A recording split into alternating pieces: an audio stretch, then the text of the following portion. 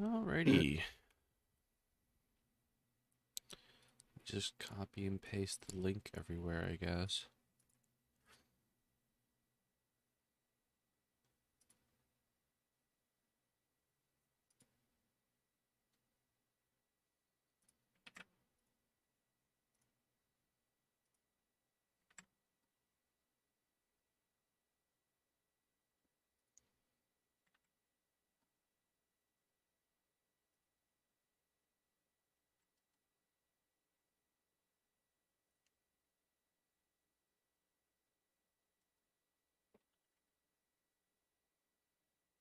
Oh, hey, Ellie, what's up?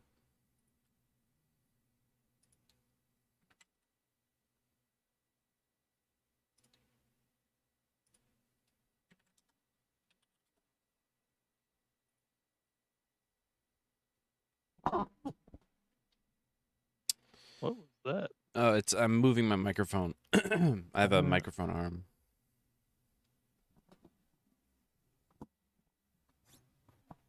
So it makes a little bit of noise. hmm. All right. I raised the bit rate from last time. I think last time I was about 6,000. I think I put it up to 10,000. So hopefully that looks a little bit better. Although last time it looked fine. Just a little bit of graininess in some of the darker areas, which this game has a lot of.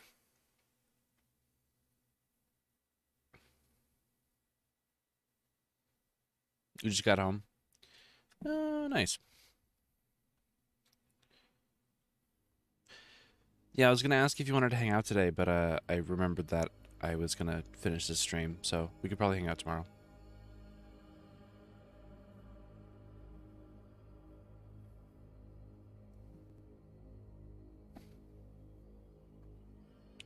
I'm sorry I couldn't visit my friends. I had to play video games. Which sounds pretty fucking whack. Uh,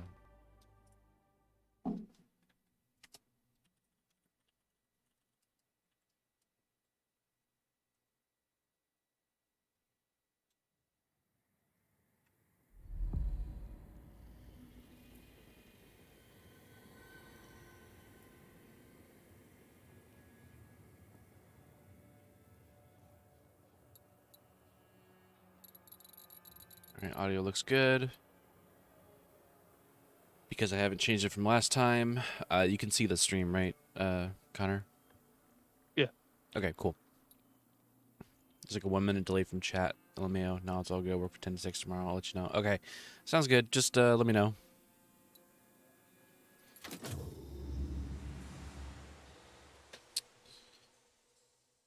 Or you let me know. Heavily pregnant. Just find that combination of words funny.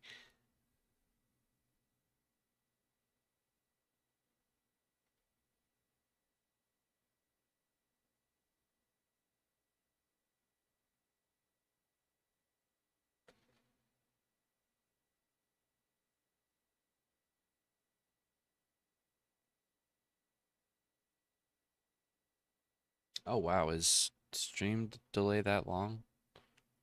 I just had a message from someone in chat, Discord. 3 minute delay? Is that right? That's weird.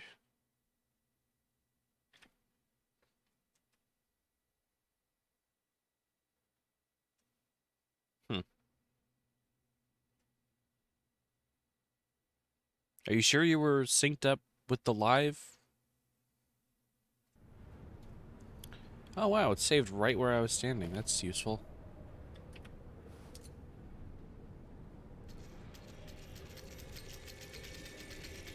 I wonder which way we have to go. Seriously, though, this is a really cool visual. This fucking tower. Oh yeah. I mean, the tower and like the moon and all that jazz, like that's really fucking cool. Test.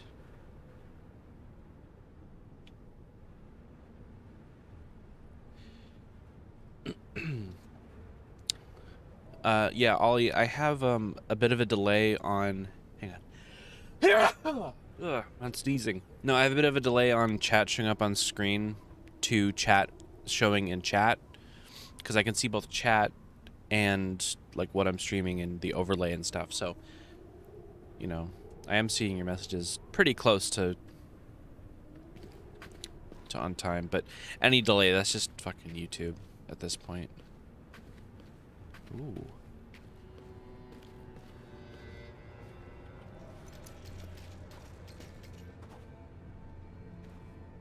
Oh yes, the magic.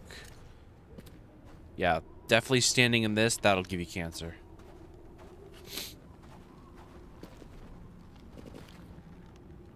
Ooh, there's a tree in there.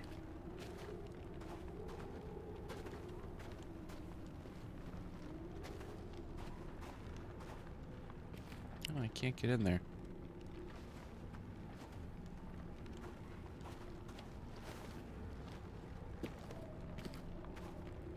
Hmm. Interesting. I don't know, I'm so fixated on that tree, but I mean, I don't know. I don't know where this will take us, but it can't be us. Oh, don't ever say that.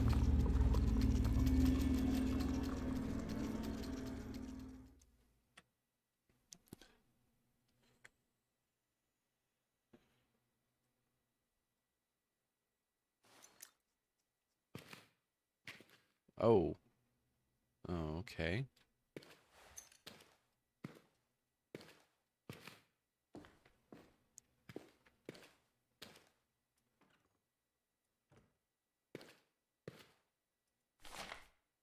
See this onset in infancy. Fever, seizures, degeneration of the nerves, slow development, such as lead to vomiting, suffer loss of hearing, muscles may atrophy. No known treatment. This will cause breathing difficulties, which within the year, invariably fatal. Hmm. Whoa. Amari. God, this reminds me so much of the end of Penumbra. Shh. It's all right, little one. Oh, yeah, monkey.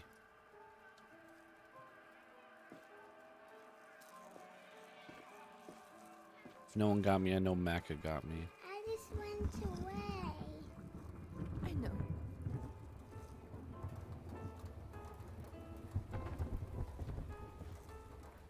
You wait there, buddy. Also, a little bit of Max Payne. I just went away. I don't want to go away. Oof. Amari. What's wrong? Mama, I don't want to go. Don't let me go.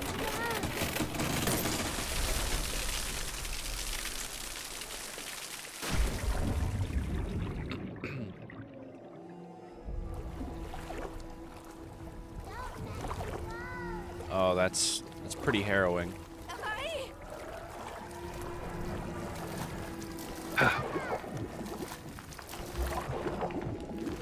Please!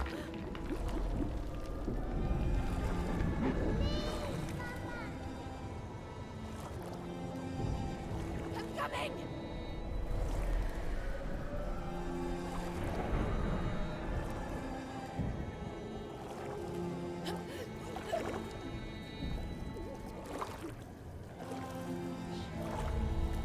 Open water. Don't like that.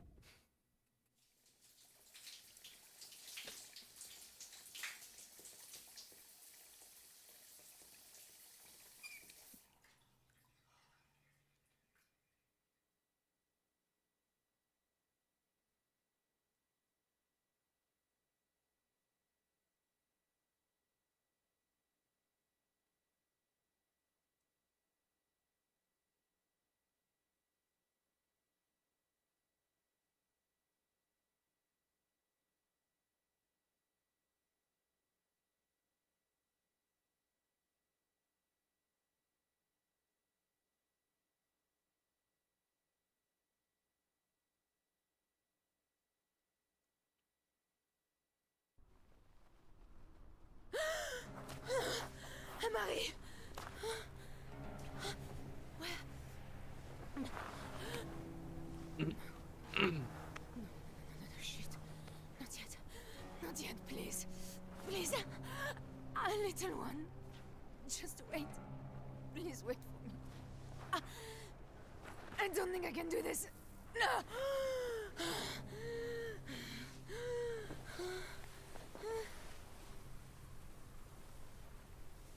Damn.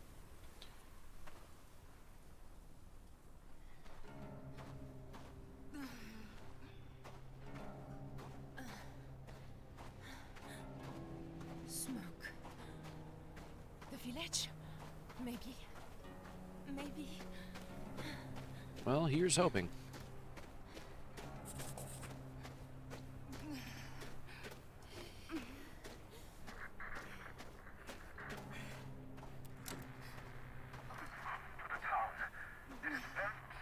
Doctor.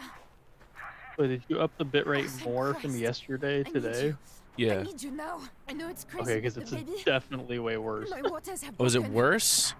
Well, I have to assume it's because it's dumping all of your resources into the YouTube video, which, I mean, that's The tower. fine. That's the I'll into the try, experience. I'll try.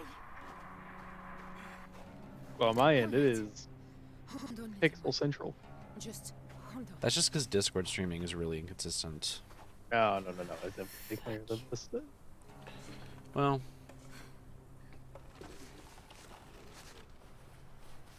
the needs of the many over the needs of the few. How does one even climb a ladder pregnant? That's gotta be not a good sign.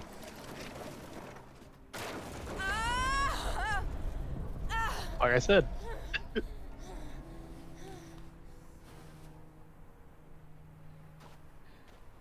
Yeah, it's probably really difficult.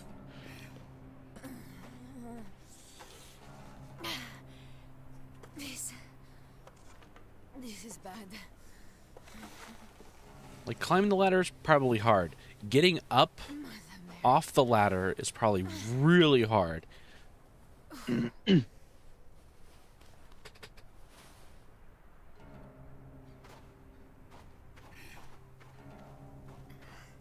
I have to say, this is the first and only game I've played as a pregnant woman.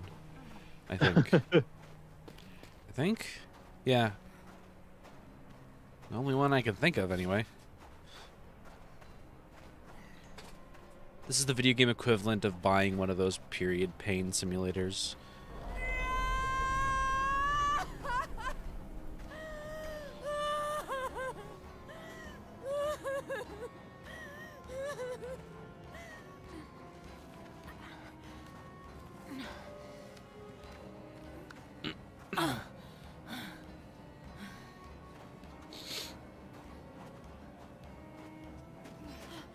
Look. Up ahead. We're gonna get there and everyone's gonna be dead. I We will be put okay. money on that. Oh yeah, this is definitely not gonna work.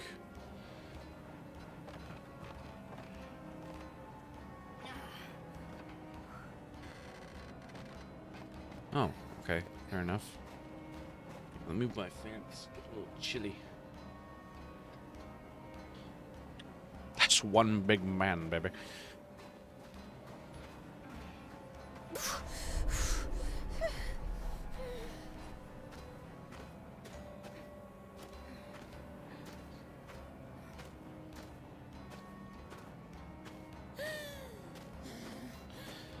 Nearly there, little one. This is the Uncharted 3 desert scene of pregnancy. Doctor! Someone help me, please! Okay, what is going on in my journal? Reminders? Oh, it's just... Yeah, okay, gotcha.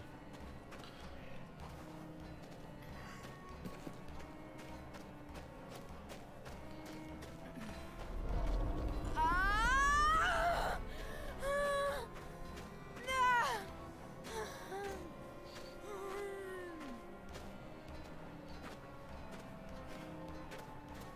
Ah! Ah! As a wise man once said, do not have sex because you will get pregnant and you will die.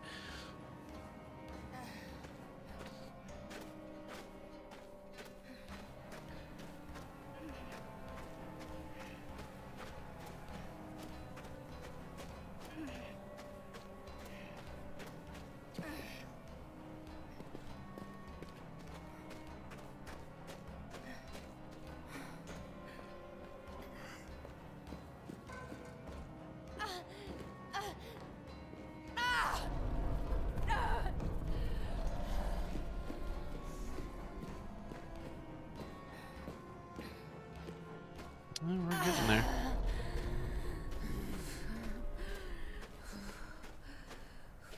All right, door. I need you to be unlocked, please. Thank you.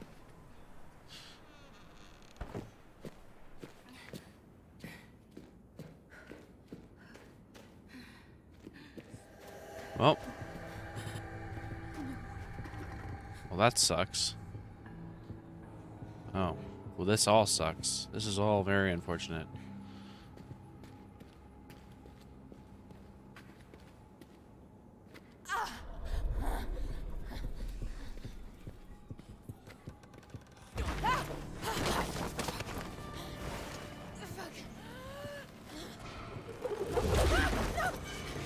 Ooh. Shit!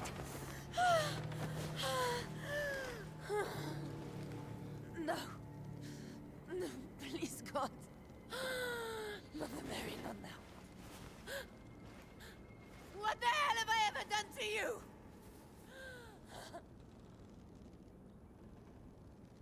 Hmm. Who's there? Who's there? Help me! Help me, please! Tassie? Yasmin? Yasmin! Please. Please get me down. My water's broke. I need the doctor.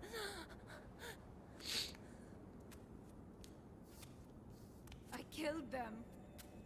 What? I killed them. All of them. They were trying to help, but they saw my face, and I could taste their fear. Fuck. No. No. Yasmin, please don't.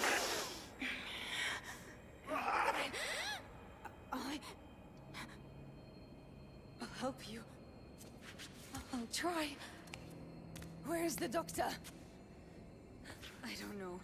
He was with me when I... What happened to you? What happened to all of us? It's all broken up. The tower.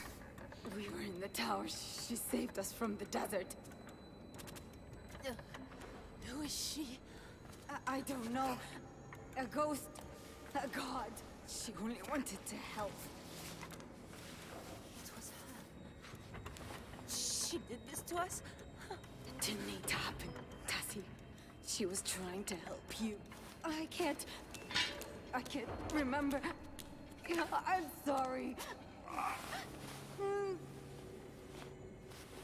It's trying to take me again. Oh, we must be quick. Quickly! It's coming. Oh, it can smell you. Run! Jessie, run now!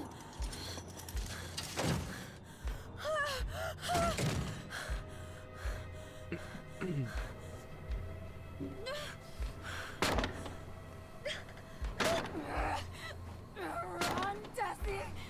I can't control it! Jessie!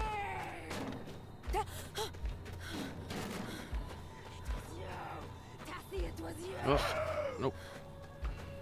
You did this!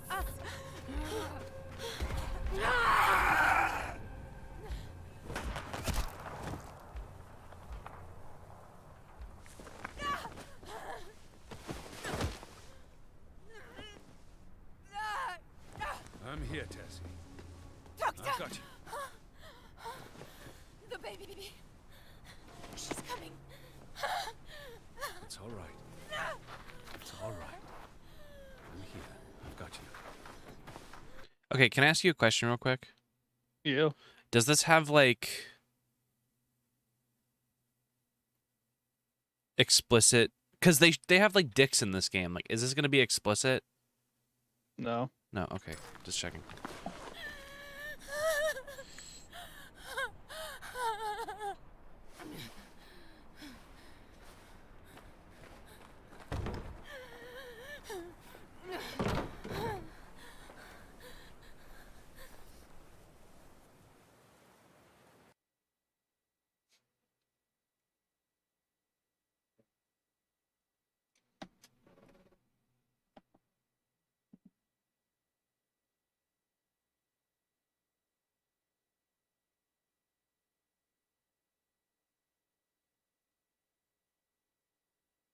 My screen is black. Did Discord crash? No, it's just loading, I think. No!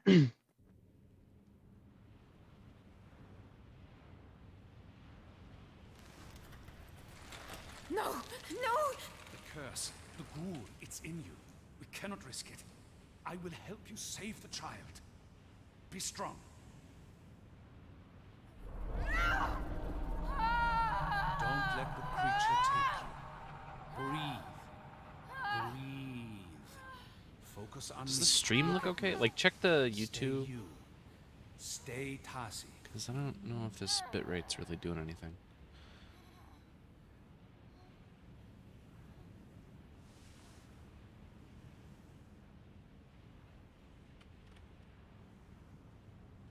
Does it want me to do something, or?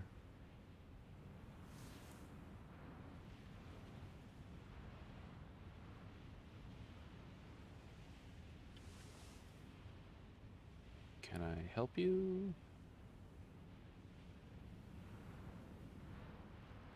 Good. Oh, okay. Now, Tasi. Push now.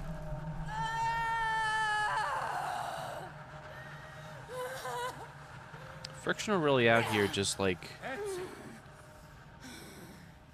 doing I just crazy want you to shit calm yourself. in the video games. Not long now. You can see the head. Another push. No! Please, no! No! You're doing well. Nearly there. Keep focused on me.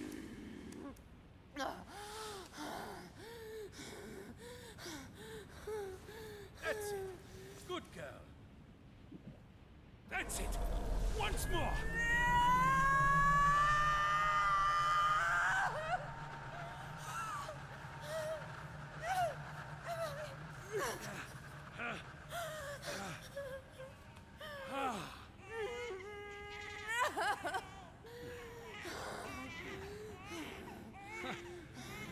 I thought she might be tainted. See? Perfect.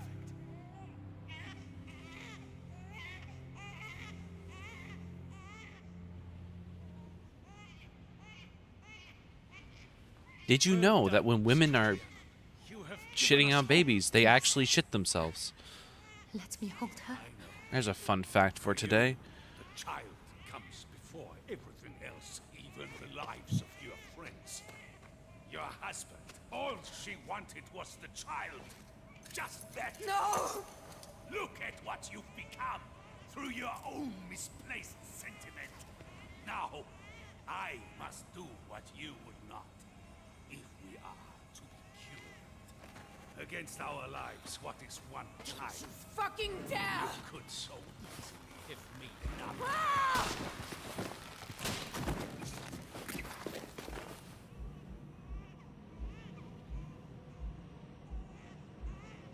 Stop! Stop, damn you! Give her back to me!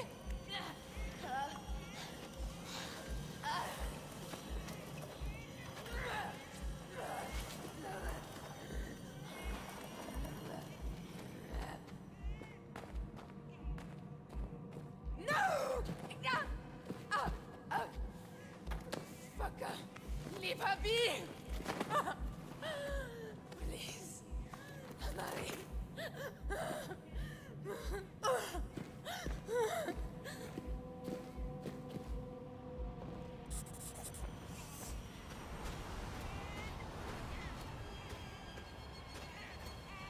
I will kill you, you bastard!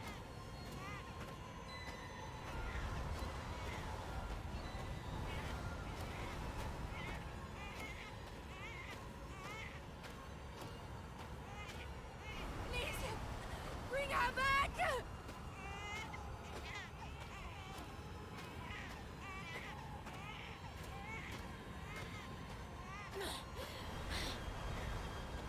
Amari!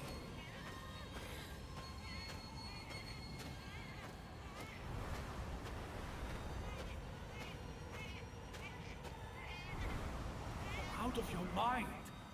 Salim will be dead by now. Accept it. Don't go, Tassie. We can get help. I can't do this anymore. I just want to be with him. I don't care what happens.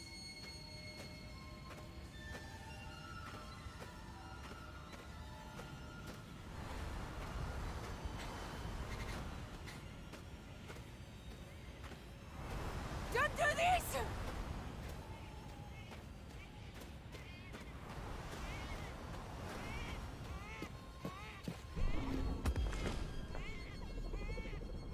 Don't hurt her! Oh, new location. Oh fuck that! God, that's so cool.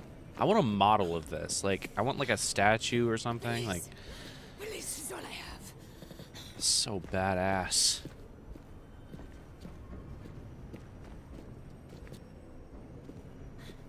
Bring her back to me.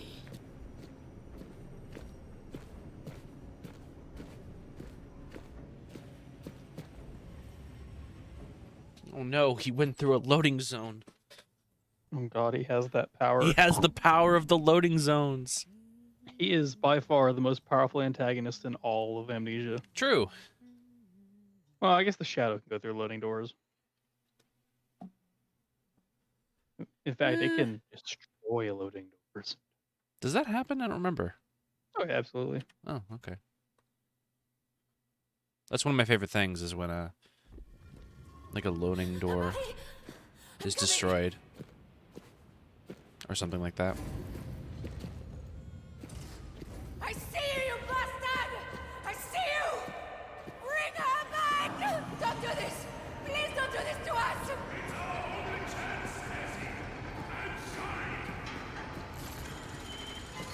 Come on!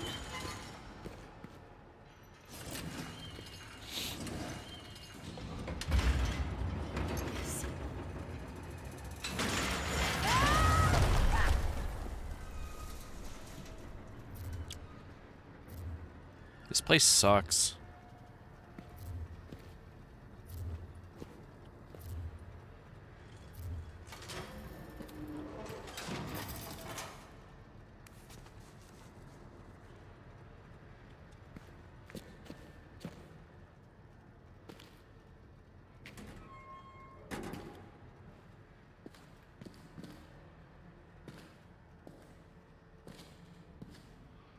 He will die. What other choice do we have? Hank, stay with me, Hank. Accept her bargain, Tassie. I know it is painful. This way, we all live. Maybe even Celine. Oh, I knew it.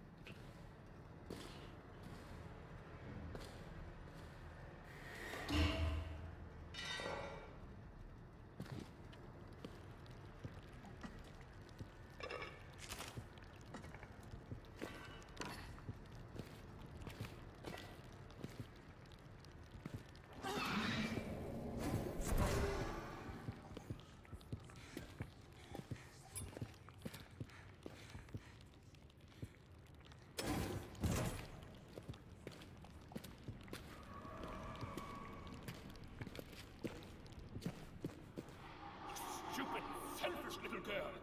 Hank will die because of you. We'll all die. Don't listen, Tassie. It's all right. Hank was a real one. Please. Goddess. Queen, whatever you are. He's dying.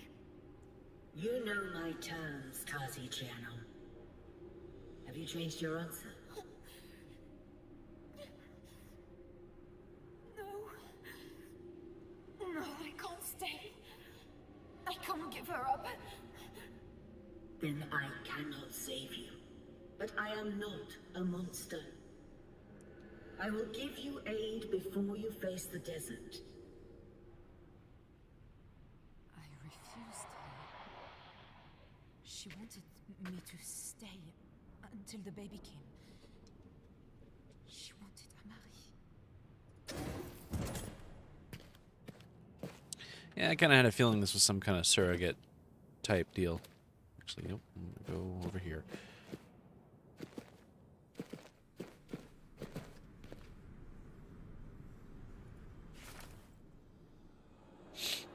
Tyna, closer than kin. Take these vials. They contain my formula. There are 4 major vitae flows into her tower. Find the maintenance ports. 1 vial should suffice for each. Seeding the flesh into a flow should choke it, cut off her supply, and wreak havoc at the factory outlets themselves. But be wary. The red flesh is volatile, and unless all the flows are stopped, the constant cycle of pain and fear will continue, and our penance will not end. I know that if you succeed, the tower will fall, and we will not meet again in this world. But perhaps, if the true ancestors deem that we have atoned for this great sin, we may yet meet again, in another place. All my hopes go with you. In all our names eternal. So, there might be a way to end all of this. But it doesn't sound like any of us would survive.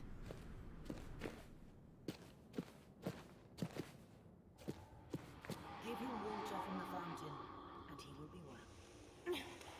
Malik, help me, please. I have him. Here.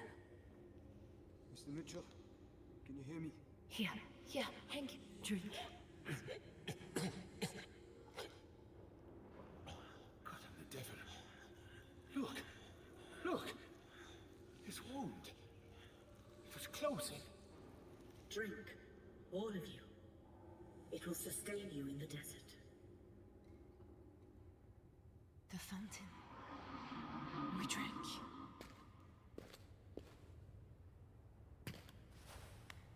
Oh, Holy Mother. Damn, you look like shit, Tazi. I suppose it could be worse. There has to be a cure. We just need to get home.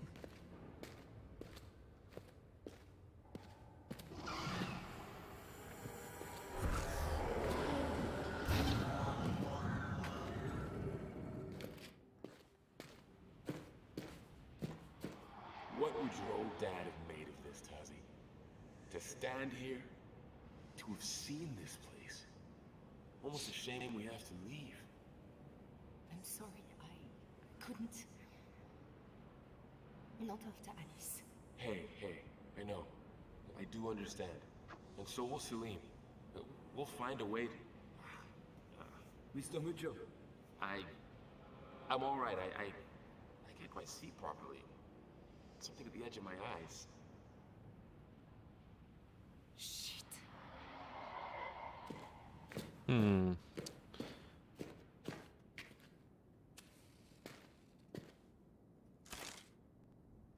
That's no good.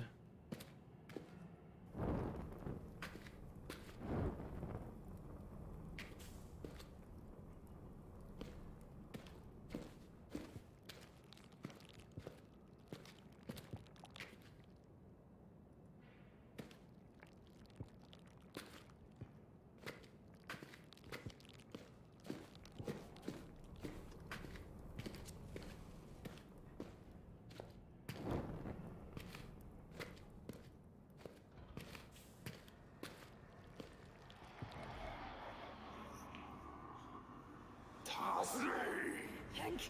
No! No, fuck, no! Mr. Mitchell, stop! I will shoot! Run from me, Darcy! Go! Quickly! Hank.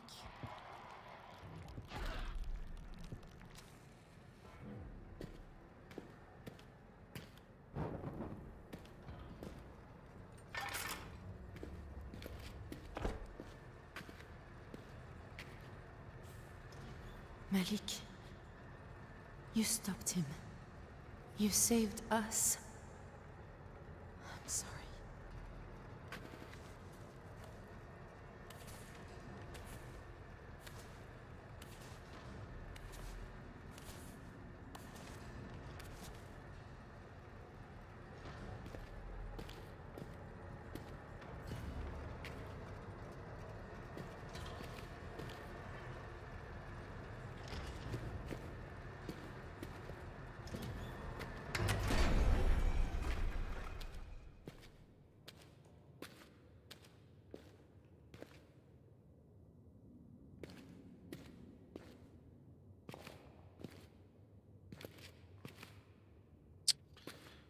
I don't know what I just did.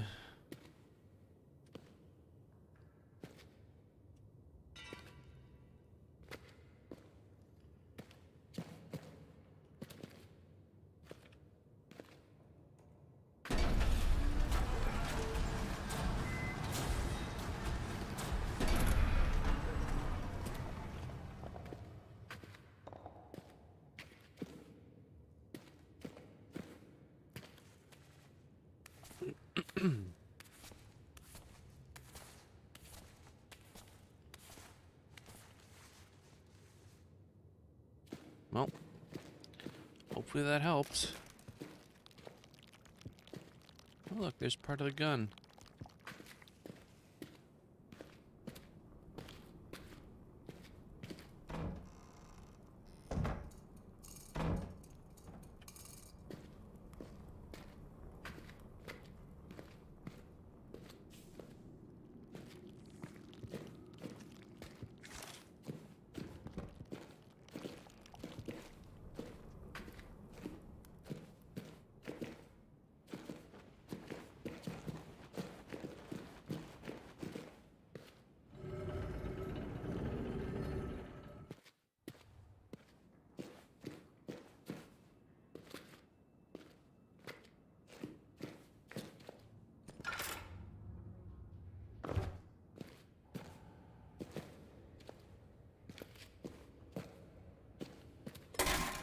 Damn it! There must be some way to fix this. Ah, okay. I get it. I think. So...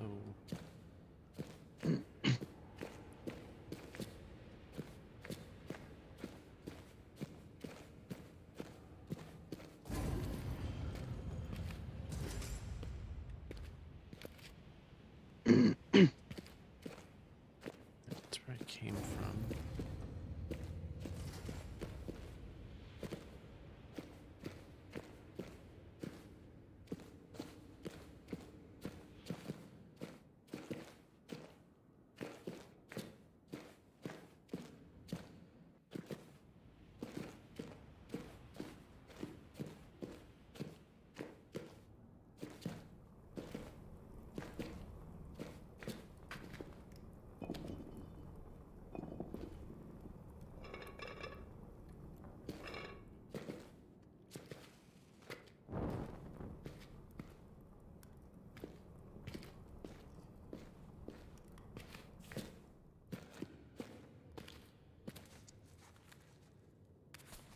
So these cables are for the lift.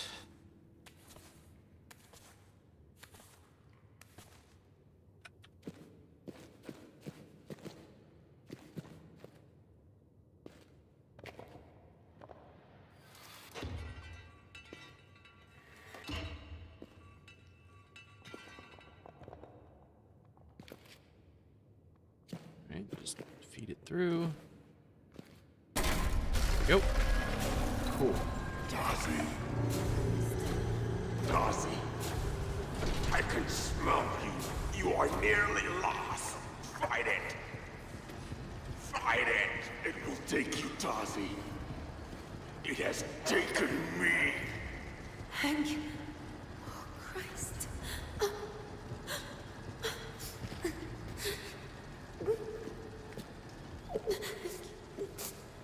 I'm so sorry. I don't know how to help you or any of us. I just need... I need to save Amari.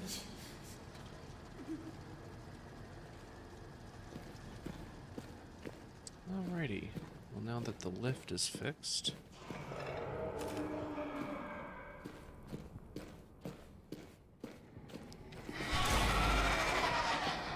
God damn it.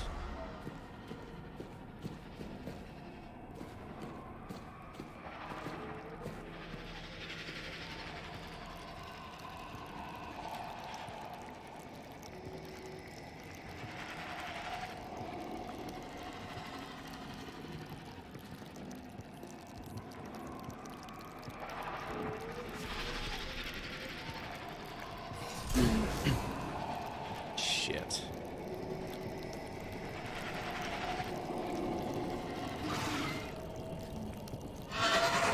Fuck you. God damn it.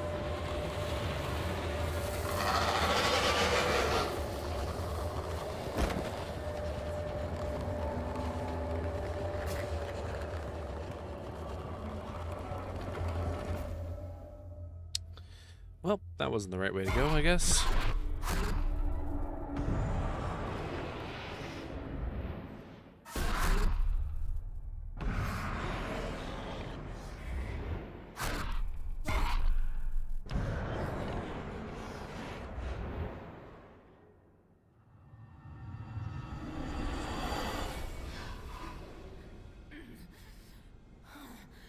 Look at me. Oh, God.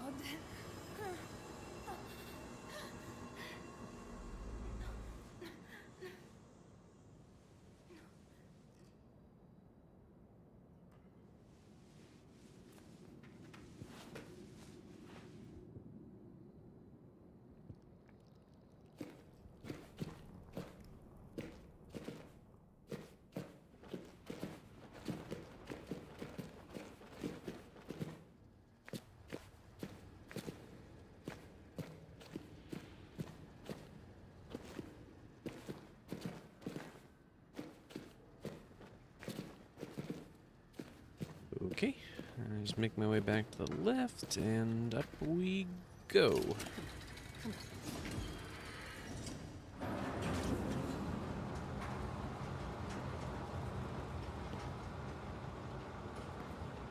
I can aid your companions, but you must stay until the child is born. One life against the rest of us. Save Selim. Tazzy, it has to be your choice. It's your life. I can't thank you. I can't. I lost Alice. I will not give up this child.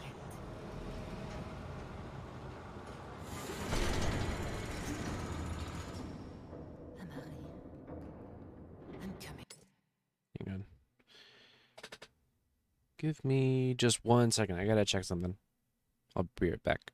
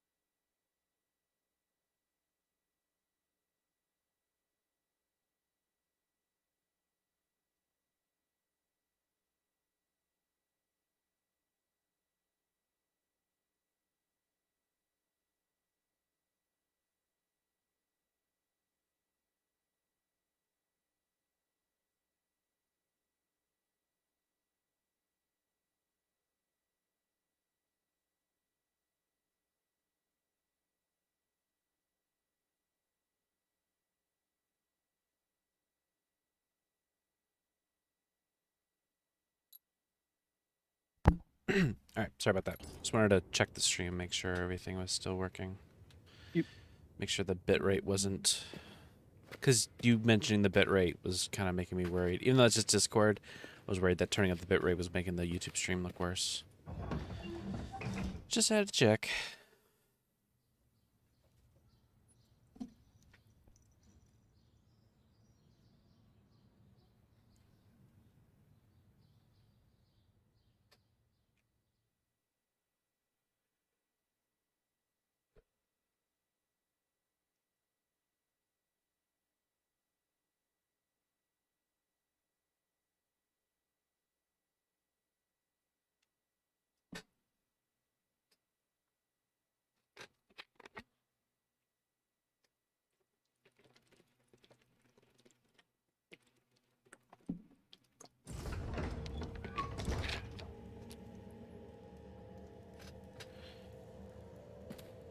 he taken her? Amari! That's a cool fucking statue.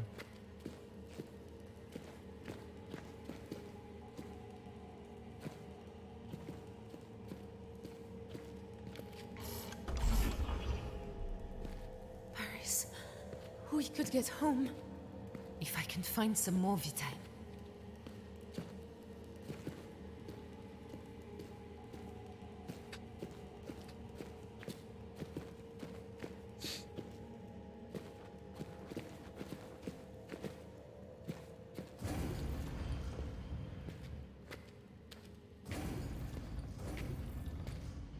Whoa.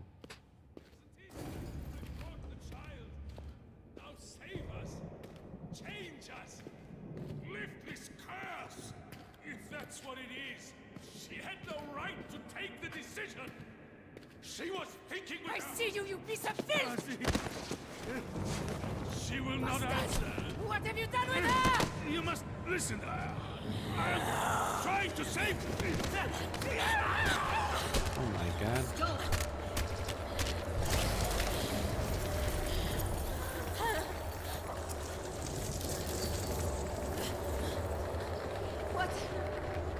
What are you?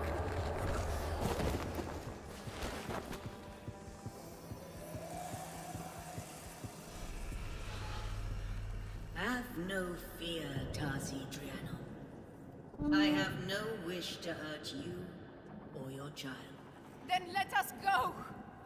With the portal I can take her home. She will die. You do not remember? The child will be born with a sickness. It will waste her to nothing. Here with me, she can live. Here, there is hope. No. I thought I cured her. In that horrible place. You showed me. A temporary respite. As with her sister, the illness is too deeply rooted. I am sorry. Vitae can halt this decay. For a time. But is no cure. She will always need it. Follow. I will take you to her.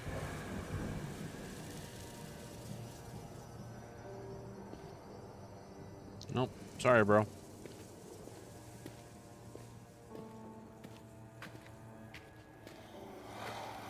I saw the child within you. Only a germ, but growing. I could not let her die. I brought you all to me so she could be saved. I told you that Vitae would give her life, but that she must stay here. You did not listen. You would not give her up. You would have died in the desert. I had no choice but to make you into something I could control. I would care for her. I could be the mother I was meant to be. Look at yourself, Tazzy. You have become a harvester.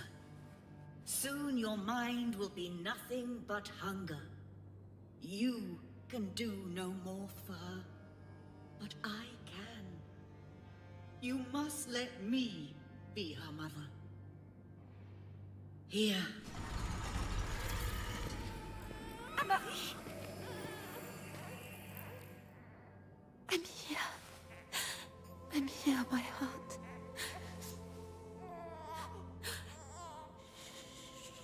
I've got you. Mama's here. Come. Okay, I might have lied. It's a little bit explicit. Feed her. Hmm? Say goodbye. I forgot. You do not have... Okay, so what happens? I mean, it's nothing you won't... It won't last long.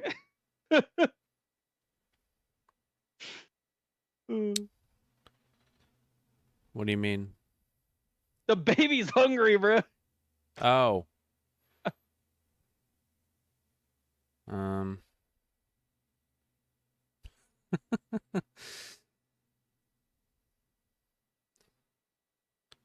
Ah, fuck it.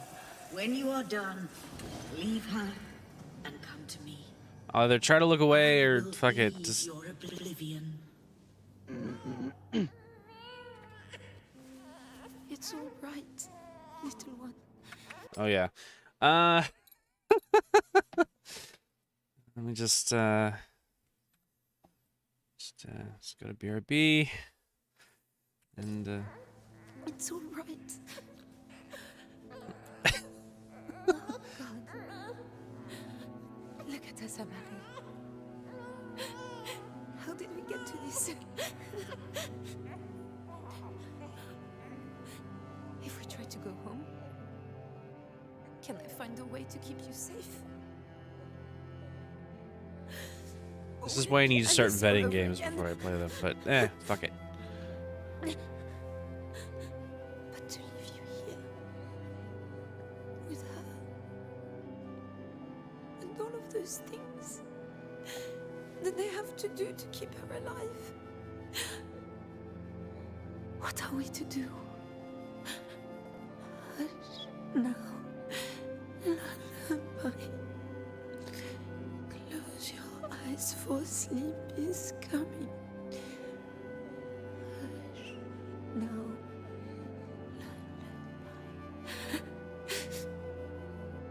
Mama's here, so don't you cry. I know. I'm sorry.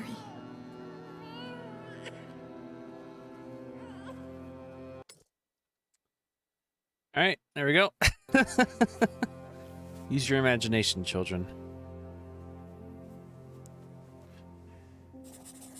It's what Blizzard doesn't want you to see. Actually, it's what Blizzard explicitly wants you to see.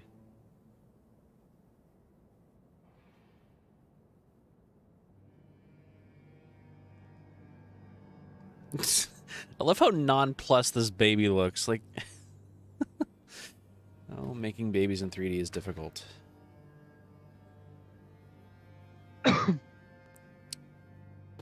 Is this best for you, Amari? To be here? Oh, fuck. They're giving me the choice, The aren't promise they? of life. Do I refuse her? And you and I step out there and see what comes to us. Ah, shit. This is difficult. Hmm.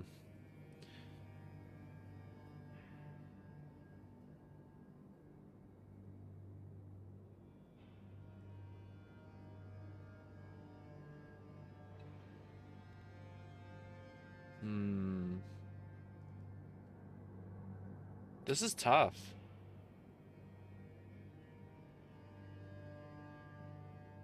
Because on one hand, she's right. You know, the same thing that happened to Alice could also happen to Emily.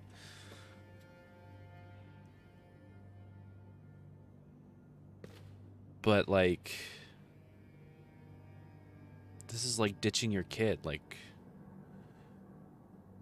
would you rather believe her and give her your kid so that the kid can live, but like away from you? Or would you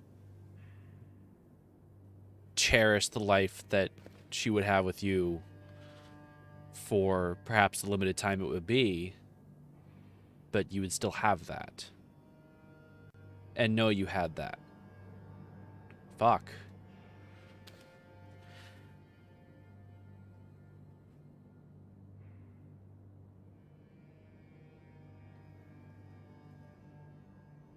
God damn it, I suck with shit like this.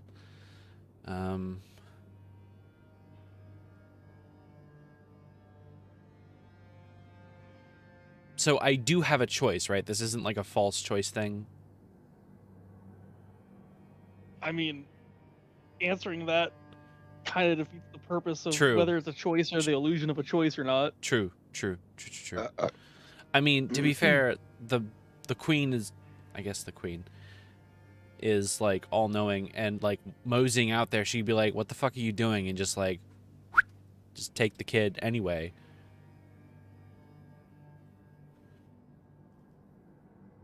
This is tough.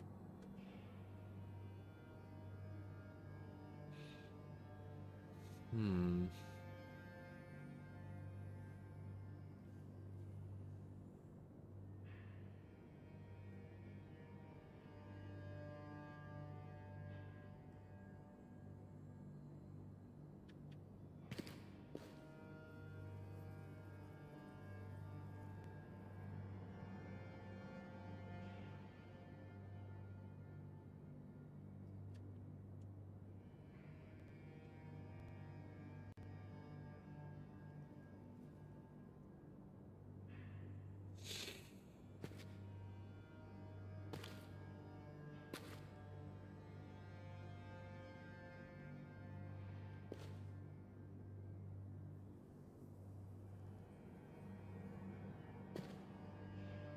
Hmm.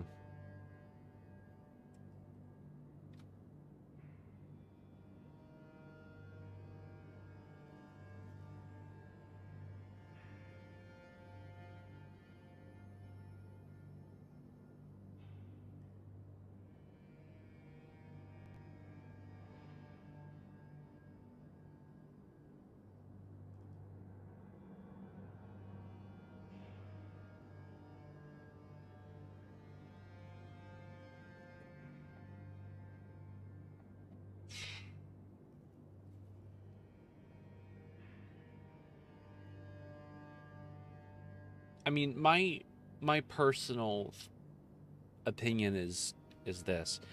If I were a parent, right, which I'm not, at least as far as I know. It's a fucked up joke. Anyway, I would want to know that my kid would have a life and be in the best hands. But this is also like an alternate dimension in which her entire existence would be feeding on the suffering of others. Like, I don't know how much of a life that would be. Like, and it's also part of it's like, can the queen even be trusted?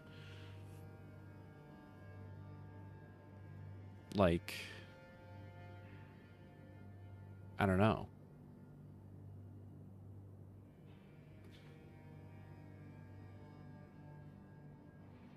But we've seen what happened with Alice and what happened. So it is possible that the same thing would happen to Amalie. Oh, man. This is a tough choice.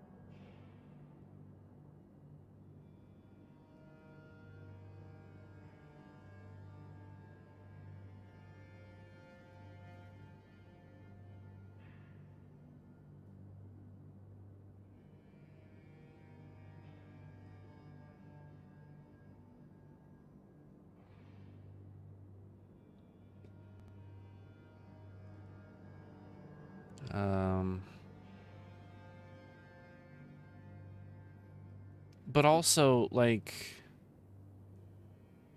Tazi is still, like, cursed. Or whatever. So, like, that wouldn't be the best care anyway.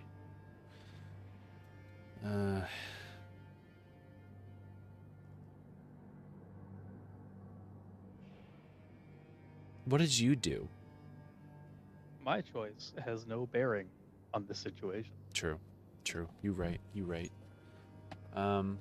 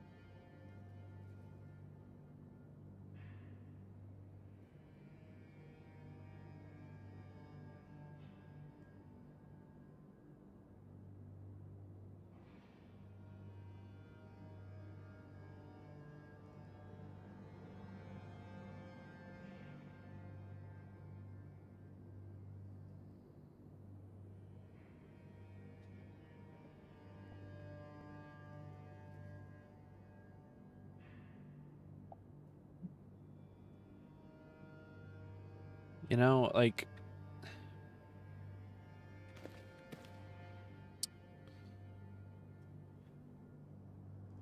if Tazi is still cursed, and if this child is gonna die anyway, if I take her back, then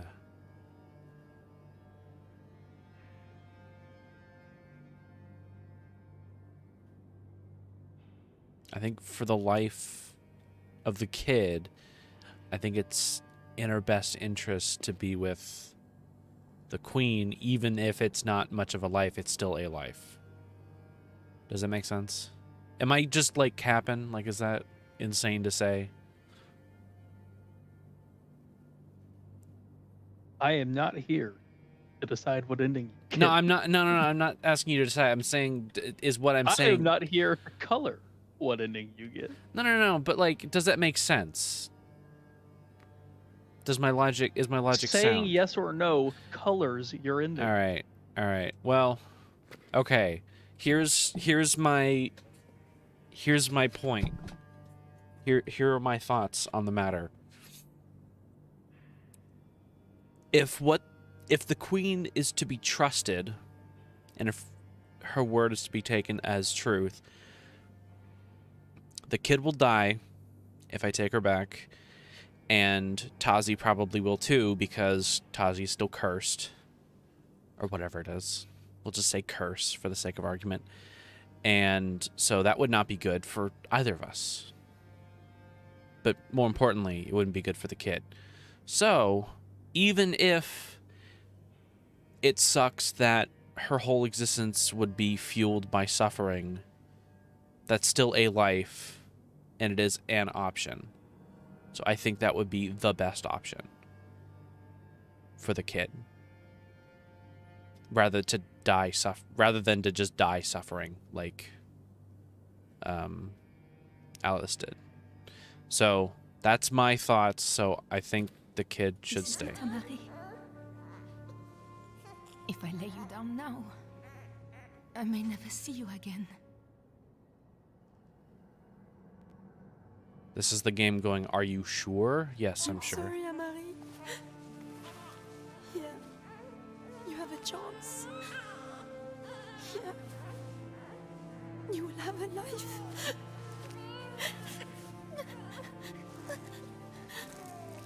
Oh, that's really depressing.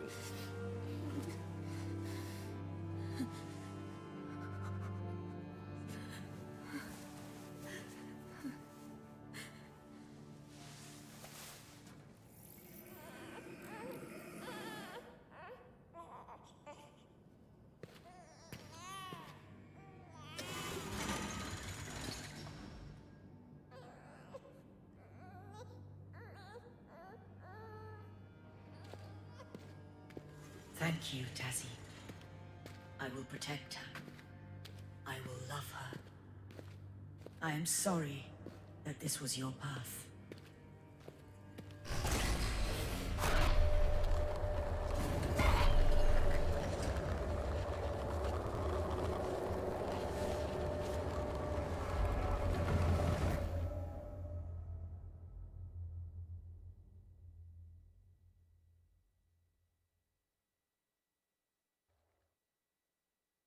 Credits? Is that... No?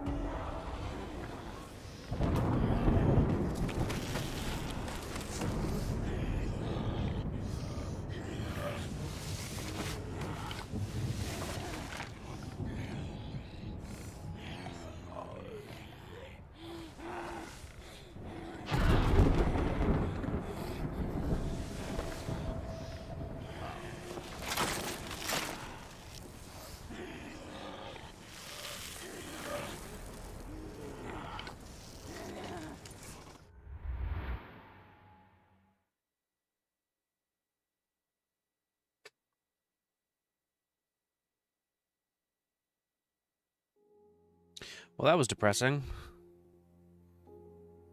I mean, it's an Amnesia game. I'm not really sure Yeah, if you were true. going in True. looking for hope. Yeah, no, I wasn't. But that's a really good story.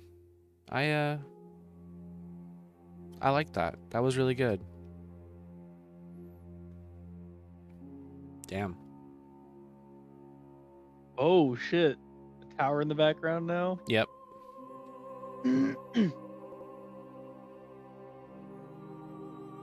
This seems like one of those games where like none of the endings are actually any good. That's rough.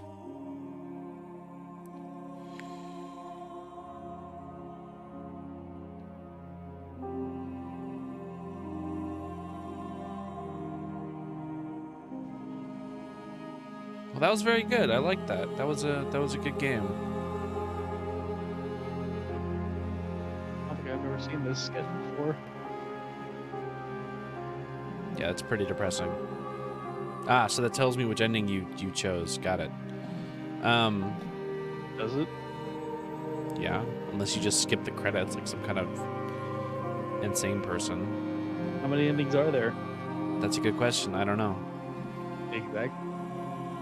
Well, let's see. So how many endings could there be if we theorize? So you could either choose not to do the thing, the Vitae thing. So that's a choice.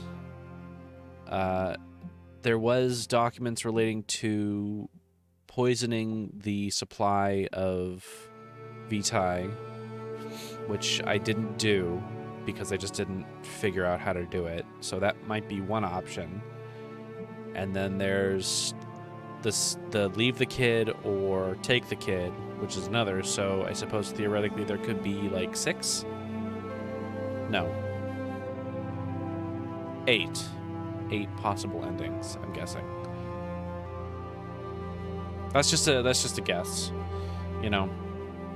It could also be a case of but thou must. You know, where say for the final choice nothing actually changes. I would guess that destroying the supply of Vitae might do something.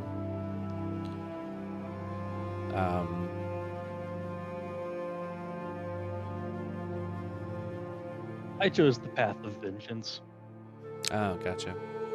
But you know what they say about revenge? It's never a good idea. Dig 2 graves. Yeah, pretty much. Well, I think I'll probably go back and get the other endings, because, I mean, this is really interesting, and I want to see how it sort of pans out.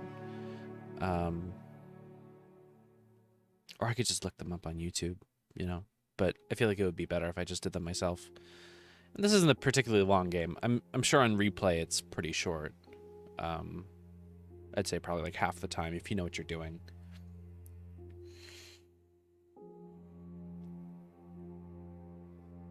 But it was I very... was actually shocked with with the bunker because, or maybe, who knows, maybe they just changed plans halfway through, because I could have sworn they first announced it that it was going to be procedurally generated.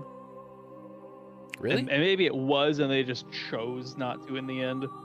Because I could have sworn I remembered reading that at some point. But no, the bunker layout is always the same. What changes is items. Yeah. Codes for lockers, that sort of thing. Which is a good way to do it, I think. It keeps things fresh. Every playthrough, you can't just go to the armory and just put in all the codes at once. No, I have everything now. I mean, I feel like that should be an option at least, like for those who want to just. I don't know if the locker codes change locations or not. That would be a good way to do it too. This game commits the cardinal sin of the credits music is really loud. Cardinal sin. The credits. You're not supposed to be fucking talking. You're supposed to be ruminating on what you just experienced. I know, but it's really loud. Just gonna turn down my audio a little bit. Production babies. That's a little. Oh, that always makes me sad.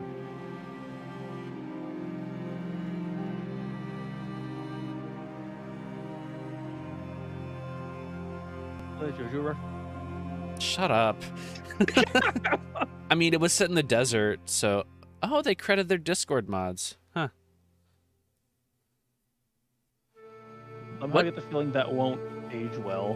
What game was it where they credited their Discord mods and people were like, why did they credit their Discord mods? That's so cringe. I don't even remember. But there was like a big shitstorm about it. Maybe it was like a Star Wars game or something. I don't know. I wasn't aware that this was a. Yeah, people were like, thing. "Oh, why are you crediting your Discord mods? They don't do anything." Blah blah blah. It's like, I mean, they technically still true in help. terms of the game's development and production. Well, yeah, but they credit marketing. Like, Sure, they didn't work on the game. Marketing typically is involved in the production. Yeah, but they credit. Marketing comes to you and says, "Okay, so you have to call your game Amnesia: The Bunker, because if you just call it The Bunker, no one's gonna fucking buy it."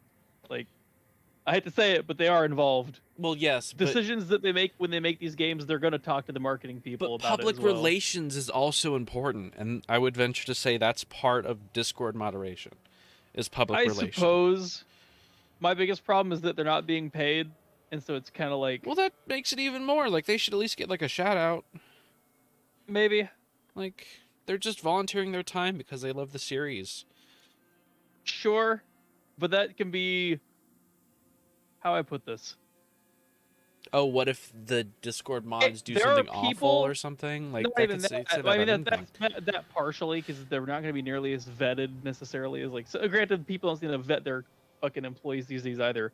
But Yeah. like, so like, let me put it this way: the Steam discussions on Halo games are just getting locked or moderated the shit out of them constantly by people that do it for free.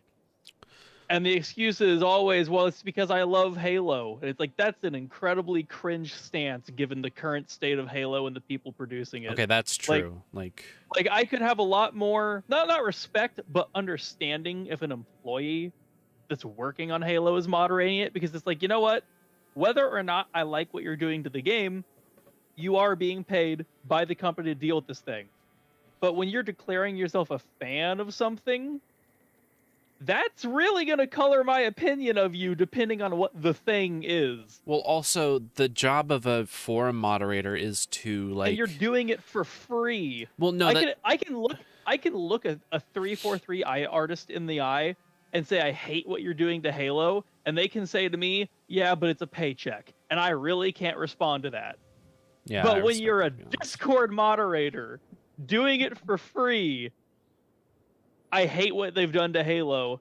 No, man, it's fun. Like, now you don't have an excuse. Now you're not even doing it just to stay alive. Well, that means that they're not doing their job properly. The job of someone who moderates a Discord or moderates a forum, like in the case of the Steam forum thing you mentioned, is like, their job is to, like, delete spam.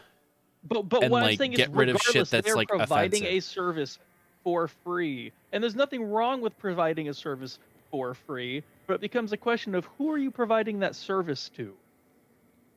If a lot of people, the overwhelming majority of people, are fucking tired of 343 and the things they've done to Halo, and you're in here deleting those comments, who are you helping, really? Well, that's because they're not doing their job. That's not necessarily... They're doing whatever they're told to do because they're fans of Halo. No, bro. in that case, they're not doing what they're told to do. They're doing what they want to do. If they're not doing what they're told to do, they'd have their status taken away. Yeah, well, they should, but they're not. Yeah, but they're not, which is a separate So, issue. let's just do some deduction here.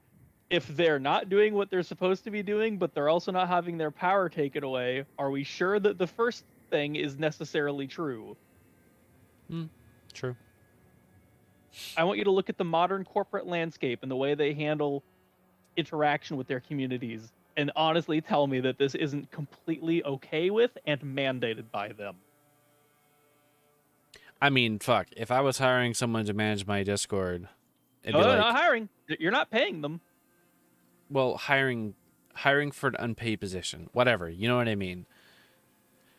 If I was This hiring is less some, than an internship.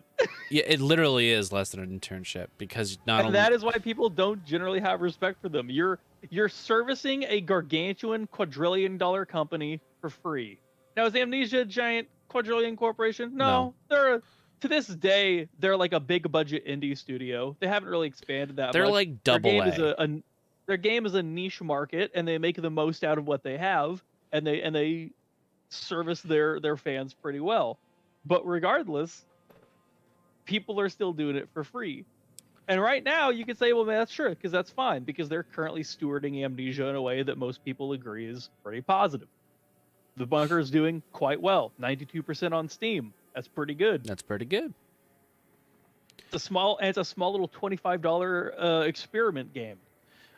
Okay, which I really appreciate. So let me say, like, if they were getting paid, that wouldn't make it any better. I disagree. Now you are doing a job. So no, if someone but says they're still not doing the job well, whether they're paid or not. Whether they're doing it well or not, that's up to the company at that point.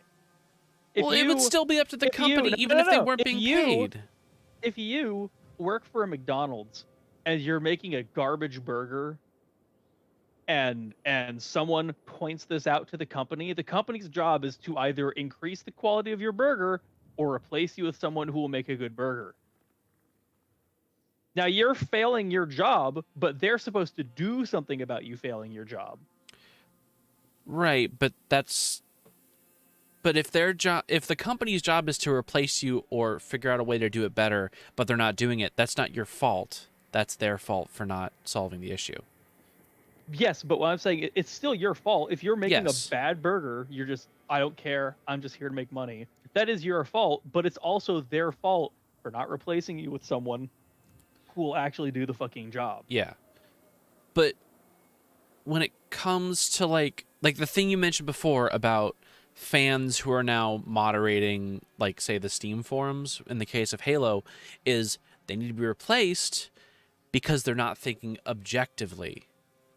But you're not asking yourself, you're espousing your opinion on what their job is. You're not looking at what 343's opinion of their job is. Well, true. I don't know what their job is, like, down you to may find the that letter. You don't like 343's idea of their job. True. A lot of people don't. But what I'm assuming, and like, you know what they say about assuming, but what I'm assuming the duties of that kind of moderator is delete the spam and lock threads that are getting out of hand, like people are being offensive or they're insulting each other or whatever. That are getting out of hand are the last thing you should be locking, because the moment that happens, something is clearly going wrong, and you're only going to make it worse by locking it. Well, no, but that's not the job of the forum is to be a place of discussion, and if no discussion is going on, it's just fighting. That's not.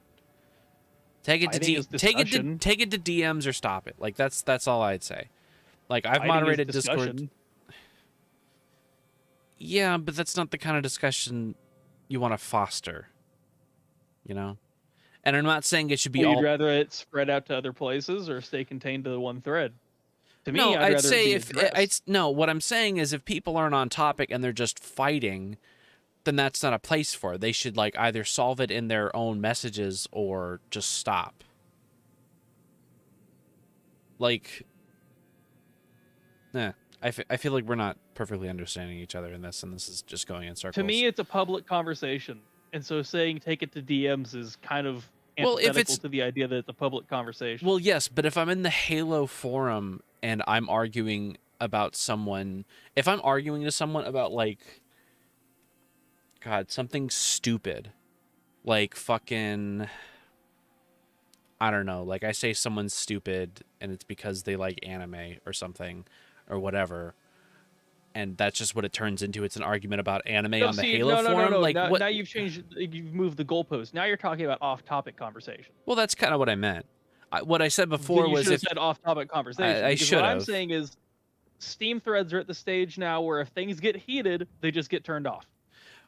And what I'm saying is, if it's not on topic, it needs to be locked. Sure. Well, no, don't lock the thread. Get rid of the people that are off topic. That's the thing that people keep fucking doing. It's the same bullshit with your teacher. Jimmy was on his phone. Everyone give me your phone.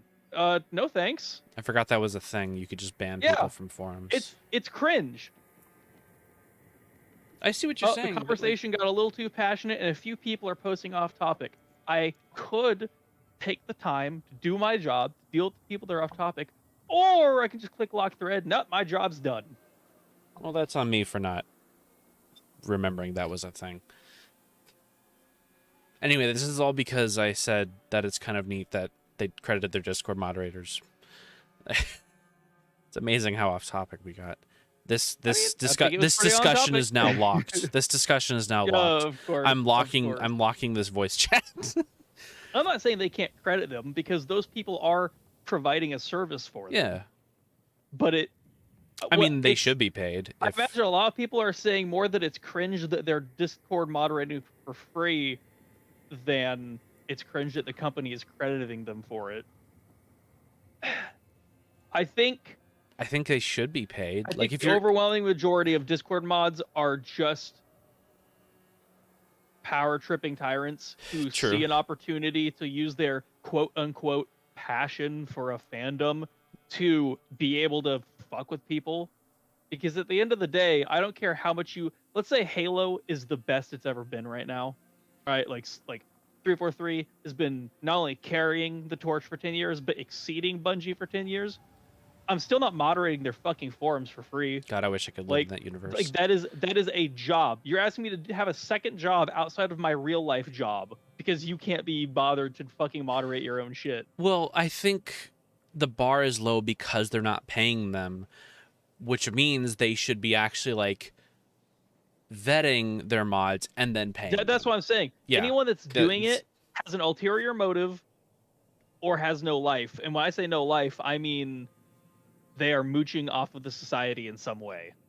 Well, I've been a Discord, a channel moderator in the Castle Super Beast Discord for like. What is that? You remember Super Best Friends Play? I know of them. I've never watched them in my life. Well, you know of them. Anyway, yeah. I was in that Discord, and then once the guys broke up, it sort of changed into like just kind of relating to like all the guys and their separate things. So basically nothing changed. Anyway, I've been a channel mod in there for like a few years at this point, and with the moderating experience, I can say that most mods are kind of just power tripping. But like I'm a mod in Cypher's Discord, and I'm pretty sure the only reason I'm a mod in there is just like old guard veterancy at this point, because I have never lifted a finger nepotism. To do a single. Yes, I've never lifted a finger to do a single ounce of moderation in my life because Cypher's a cool dude. Whatever. I'm not gonna sit there and like monitor people's fucking conversation to. If it were up to me, I'd be banning a lot of things just because I personally don't want to see them. So instead, I just don't cross that line. Yeah. Because that's not a line a person should cross. The majority of fucking Discord mods cross that fucking line. Yeah. You did or said something I don't like. I haven't personally run into that. Just being on Discord. Like, I'm in a lot of servers. Too many. But like most of the mods I've met have been like pretty chill.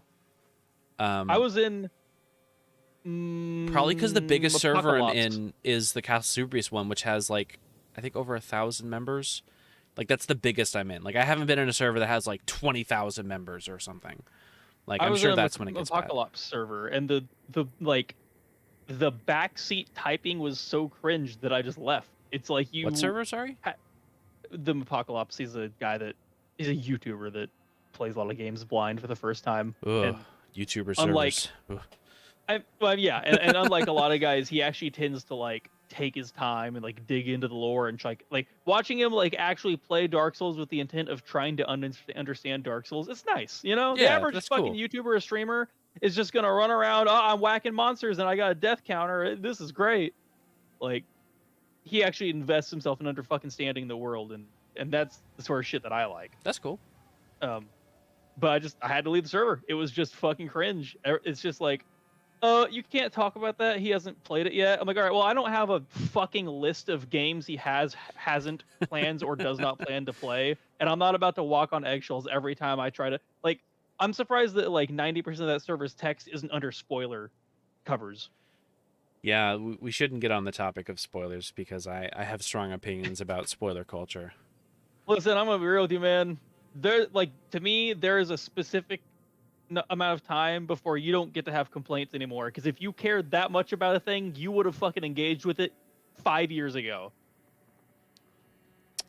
Halo 2 is almost 20 years old. You cannot look me in the eye and say you care so much about Halo 2 that you refuse to have it spoiled. Like, you just can't go there. Well, no, but if I get 20 years, Halo 2 is almost old enough to fucking drink. God, is it that old? Yeah. Where did it come out? 2004. 2004. That's right. And we're in 2023. Yeah. And so I just like, there comes a point where it's like, I shouldn't have to keep thinking to myself, do I need to be careful when I talk about this 20 years after the fact? All right. So for me, it depends. It depends on what it is. Movies, very low time investment. Most movies top out about 3 hours. If you want to watch a movie, you watch a movie. Movie spoilers are nothing. Like fucking. I'm going to who disagree cares? with you because I Okay, just hang watched on. you stream Indiana Jones for like 4 days, and you've probably played that game 10 times. I have played that game 10. No, see, I'm talking about movies. Okay, let me finish my point. With movies, spoiler culture is like, if it's a new movie, don't spoil it. If it's like freely available, it doesn't matter. You know, unless it's like a mystery where like kind of the point of the movie is that it's a mystery, you know, maybe don't talk about it. But like if it comes to like video games, for me it's almost always about length and time investment, because say Persona 4. Okay, Persona 4 story is a mystery. It's like an investigation. Don't spoil. I would say don't spoil it even now, even though the game's like 14 years old. 2008. That was 15 years old. Jesus fucking wept. I don't think you treat a game story based on its genre, because mysteries are wrapped up in everything you play. Well, yeah, but it's literally like an investigation mystery. Like, sure, it's like Ace Attorney. Like, don't spoil Ace Attorney. Someone has to walk on eggshells instead of being like, "Man, I can't believe that crazy thing happened," and you're like, "Oh, I haven't played it yet. Why'd you spoil that?" It's like, wait, how am I supposed to fucking? It's like, to me. Well, you just ask. You're just like, "Hey, have you played Persona 4?" No. I guess. Like, it's not that hard. Like, spoiler culture, people blow it out of proportion. It's just, hey, have you played this? Have you seen this? Do you care about spoilers? And if the answer is, no, I don't care about spoilers, then, yeah, there you go. Problem solved. Like with this, like with Amnesia Rebirth, this game is like 3 years old. Like, by that point, you could just be, like, openly talking about it. And it's like, well, then I may as well have not played it at that point. See, I knew nothing about this game going in, and I feel like that really helped the experience. Well, of course. That's why I try to, if it's something I'm really excited for, I try to avoid even like trailers, because fucking the trailers are made by usually different people than the ones who wrote the story or made the game. Like Nier, like if you sit on the title screen for the original Nier and watch like the I'm not sure what it technically be, a rolling demo, you know, like the trailer, yeah, the trailer that plays if you sit on the title screen, that shit has like mid to end game spoilers in it. Like, don't watch that. Like, it has fucking. They're only spoilers if you understand the context. No. It doesn't matter. Context be damned. They're still spoilers. Because you don't even have to. Because context means one thing, but if you get to a certain point in the game, you find out the context way before it ever happens.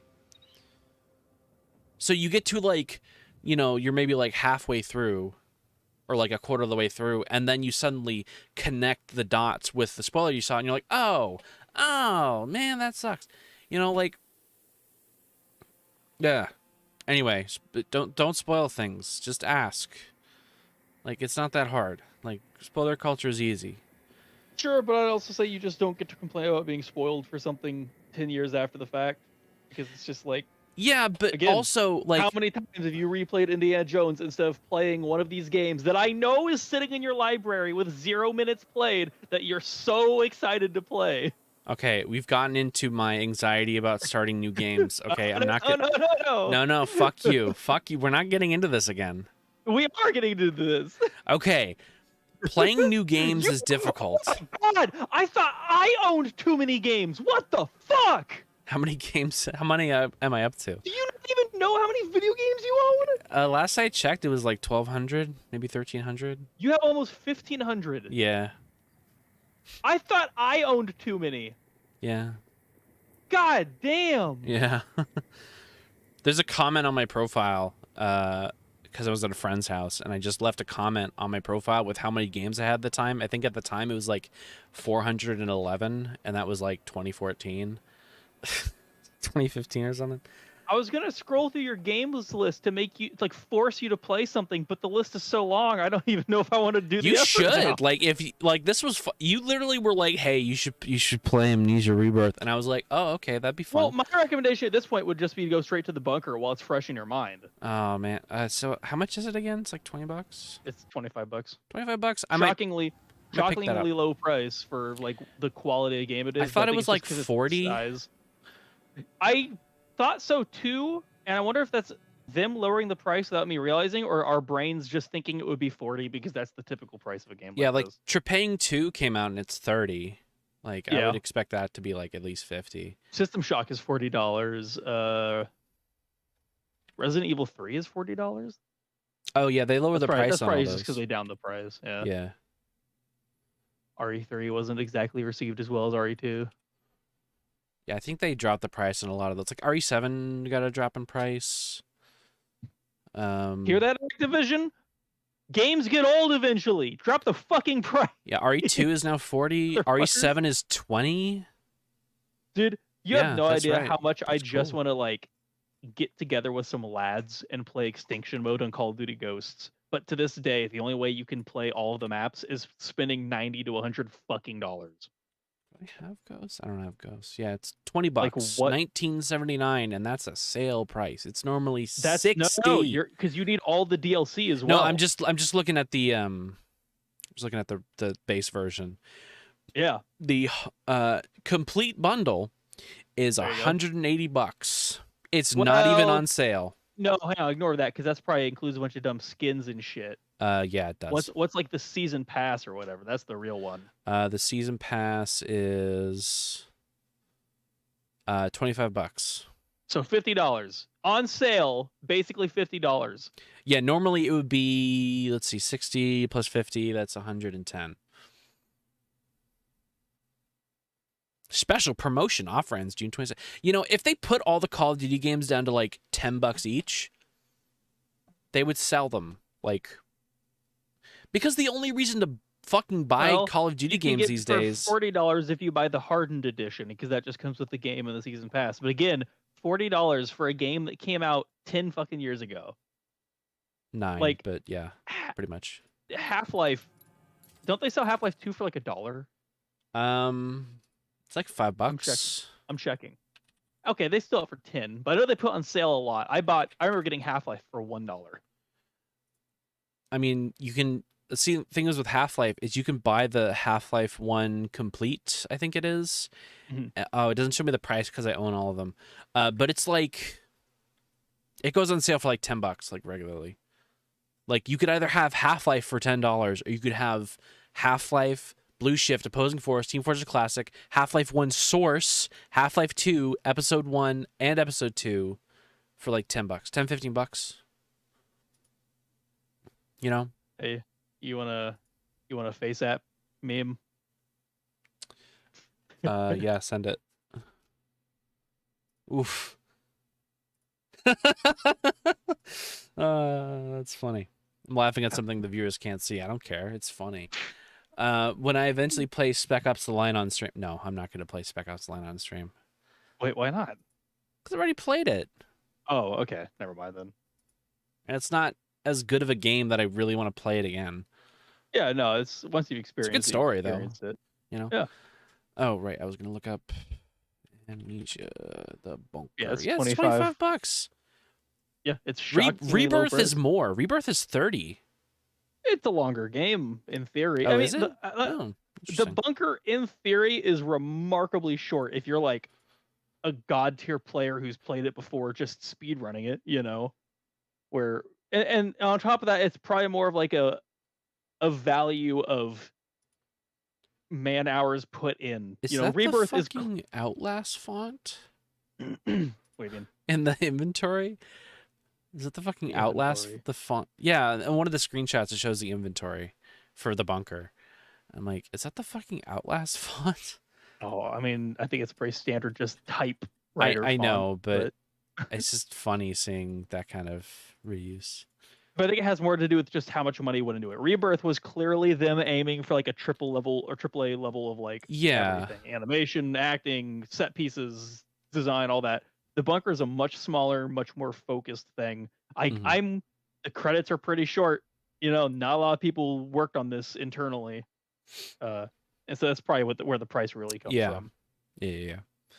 It's a very contained experience, very systems driven. Rebirth is very story and set piece driven, where this is very systems driven. They've put you in a space with an understanding of how things work, and that's where the adventure comes from. Mhm. But yeah, if it were me, I'd say just play that, because right now Rebirth is fresh in your mind, and that means you'll pick up on the finer details of things, and instead of 6 months from now not picking up on anything because you've forgotten or whatever. I mean, if you literally go through my Steam library and go play that, then I'll play it pretty much, unless it's like super fucking long. I was about to abuse that and say Sekiro. I already played it and I didn't like it. She didn't beat it. Okay, Oh, so you man. want me to suffer through it just to beat it to say I still didn't like it? It's not suffering if you get good. I didn't like it. I just didn't like it. Like, simple as. I simply don't understand. Well, it is the you're playing God Eater 2. Shut the fuck up. Yeah. You're not wrong. Yeah. But I also don't recommend it in my review. Sekiro is one of the tightest combat systems ever produced in a video game. And I simply, not to mention how fascinating the world is. And so I just don't understand how anyone could end up coming out of that and being like, I don't like it. I didn't like the Don't get it. combat. I bet it just didn't click. How far did you get? You know? You remember the last boss that you faced off with? It wasn't even a boss. It was just like one of the tough enemies. The hunter guy. The hunter guy. When you go back in time and you go through and you fight like the. Wait. You're talking about like the burning castle area? Hang on, let me look it up. Because that sounds to me like you made it a whopping 2 hours into the video game, if even probably. that. All I'm saying is, when I first played Oblivion, I hated it, and Skyrim was on the horizon, and the trailer looked amazing, and they re-released Oblivion with some like Game of the Year edition, and all my friends swear up and down, "Oh, Oblivion is great." And I fucking bought it and sat down, played it, and Oblivion's one of my favorite video games. Can't get into those because they're just a little dry and a little long. What's the guy again? Shinobi Hunter? Yeah, it was the Shinobi Hunter, I think. The mini boss, yeah. Technically, it's a mini boss. Yeah. The guy just chilling up on top of the tower. No, he's in like he's near like one of the towers. You could jump in the water and stuff, and yeah. So you. Yeah, I got like 2 hours in. Fuck it. But you barely got into it. Well, I still didn't like it. I played an amount of it. Open up. You probably didn't even have the fucking the Mikiri counter where you can literally, they stab at you. No, I had the counter. Like a thrusting attack. Yeah, okay. I had the counter. That's like the dopest thing in the world. You feel like a god every time you pull it out of your ass. No, I played it. I just didn't like it. That's simple as. That MGS4 is finally being freed of the PS3 after all these years. Yeah, I saw that. I'm really excited for that. Because I have this bad feeling it's gonna run like total dog shit. Yeah, it's the nostalgic experience. Put in the time to fucking make it work. They're gonna find some way to fuck it up. They're porting a fucking PS3 game to other consoles. They're gonna fuck it up somehow. And allegedly Switch. Though, is like they're gonna have to make changes. Like, you're not gonna get to have this is a PS3. You know, like that's this not is a gonna be able to Blu-ray be in disc. Yeah. Or the iPod. Dude, I would give them so much credit if they actually grabbed the actor. They're like, "Oh, this is a PC. We don't need to swap discs." Like, that would be phenomenal. I mean, that probably wouldn't be that difficult. You say that. Yeah, but I do say that. Fucking big publishers ever done the things that would be so simple but so good? Hang on, I'm sure I can think of one. Nope.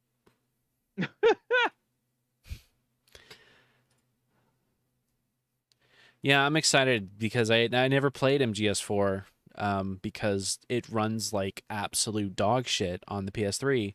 and I don't like the DualShock 3 anyway, and you can't use a PS4 controller. MGS 4 and 1 are the only ones I haven't played at this point. I haven't finished 1 because it's really hard. I guess that's technically not true. I didn't beat Metal Gear 1 and 2, but I didn't really care to since they're not exactly heavy on story, you know? I mean, like, if you have to play one of them, at least play Metal Gear 2. I was just like, I could just read a quick that's plot pretty much synopsis. It's a fucking... If you what, start an Metal Gear NES Solid 1, game? it gives you a plot synopsis of Metal Gear 1 and 2. Like, that's Exactly, literally... so, like... And also, Metal Gear Solid is basically just a remake of Metal Gear 2. It's the exact same game. That's what Metal Gear Solid was initially. It was a remake of Metal Gear 2. But yeah, I was just like, I can afford not to play the... I do technically own them on 360. They came with the triple pack, or whatever you want to call it. Yeah, the Legacy Collection. Yeah. I got the... No, the Legacy Collection was it was the HD Collection that came with 2, 3, and Peace Walker. I got the Legacy Collection, which was just on PS3, and it has literally all of them. Except for like 5 and stuff, which wasn't out at the time, but it has all of them, which is pretty cool. I never was able to get past a Gray Fox when I first played Metal Gear Solid 1, although I could probably do it now. Gray Fox, Psycho Mantis. I spent money. I bought my first ever disc plate. Oh, which one? It is the Planet Cracker Starship Ishimura. Oh, that's badass. Logo and all that. And it's just going to go right on the front of my desk at work. Nice. Now you're an engineer. Like, I wish... no, I'm not. I wish I could... I wish I had like a means I would feel confident in of cutting it out, because it's just the circle logo, you know, the patch that everyone has on their outfits with like a black all around it. Like most of the fucking plate is wasted space. So I wish I could just like cut a perfect circle out and, you know, sand and gloss the edges or whatever you got to do. But oh well, whatever. I'll be happy with this.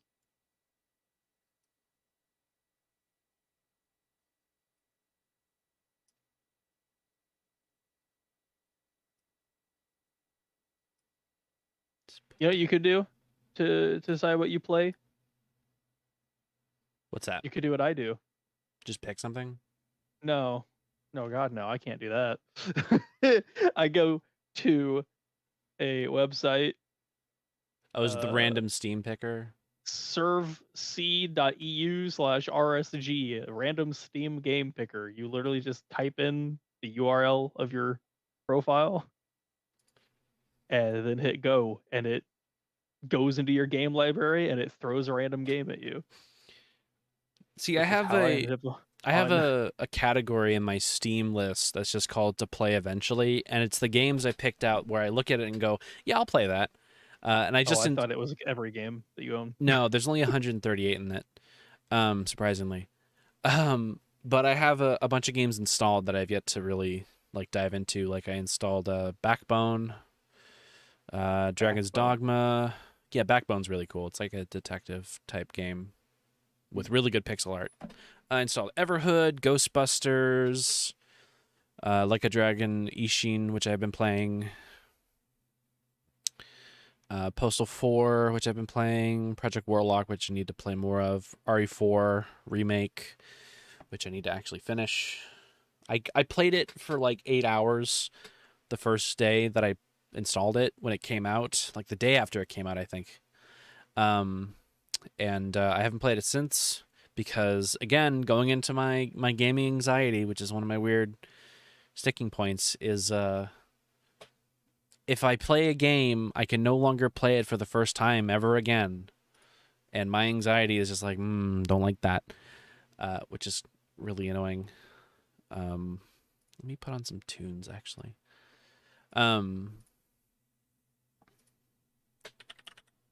It's annoying because there's so many, like, again, I keep bringing up Signalis. And Signalis is just one of those games where I look at it and go, this is for me. This is a game for me. Like, I want to play this. It. Yeah, but then I can't play it for the first time ever again. Yep. I know. Yeah. Or alternatively, you can play it never. Yeah, and that's... people have to tiptoe around you with spoilers for the rest of their fucking lives. Well, it's obscure enough that pretty much no one talks about and spoilers. You deprive yourself not only of your ability to play the game, but their ability to talk about the game. It's a lose-lose. Yeah, true. Well, the trick is to just not engage in conversations where that's a possibility. Also known as every conversation involving gaming, but I mean, you know. Yeah, you're not wrong. Yeah. I have like weird rules when it comes to playing games. Like I can't play, like in the case of like say Postal 4, it's like, well, I can't play Postal 4 until I've played Postal 1 and 2. So I did that. And even I'm not weird enough to play 3. I strongly considered playing Postal 3, but the achievements are broken, and that's pretty much the only reason I would go through that and play it, is to get all the achievements for the meme. But literally, there's like 4 or 5 achievements that just don't work. Like, and that's really funny. But I've been playing 4, and it's fun.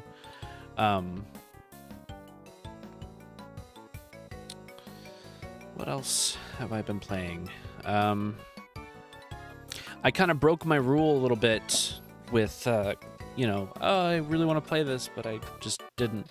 I started playing Needy Streamer Overload because that's a game that I just... It's like me bait, like it's the perfect game. It's like a fucking internet simulator, basically. Like I played Hypnospace Outlaw because Slayer's X came out and a friend gifted me a copy, and I'm like, well, I have to play Hypnospace Outlaw now. And I sort of broke that rule of mine, and I ended up feeling really good about it because it was a really good game. I fucking love Hypnospace Outlaw. It is a tremendously good game. Highly recommended. It's funny, and the writing is good, and it's got a really good story.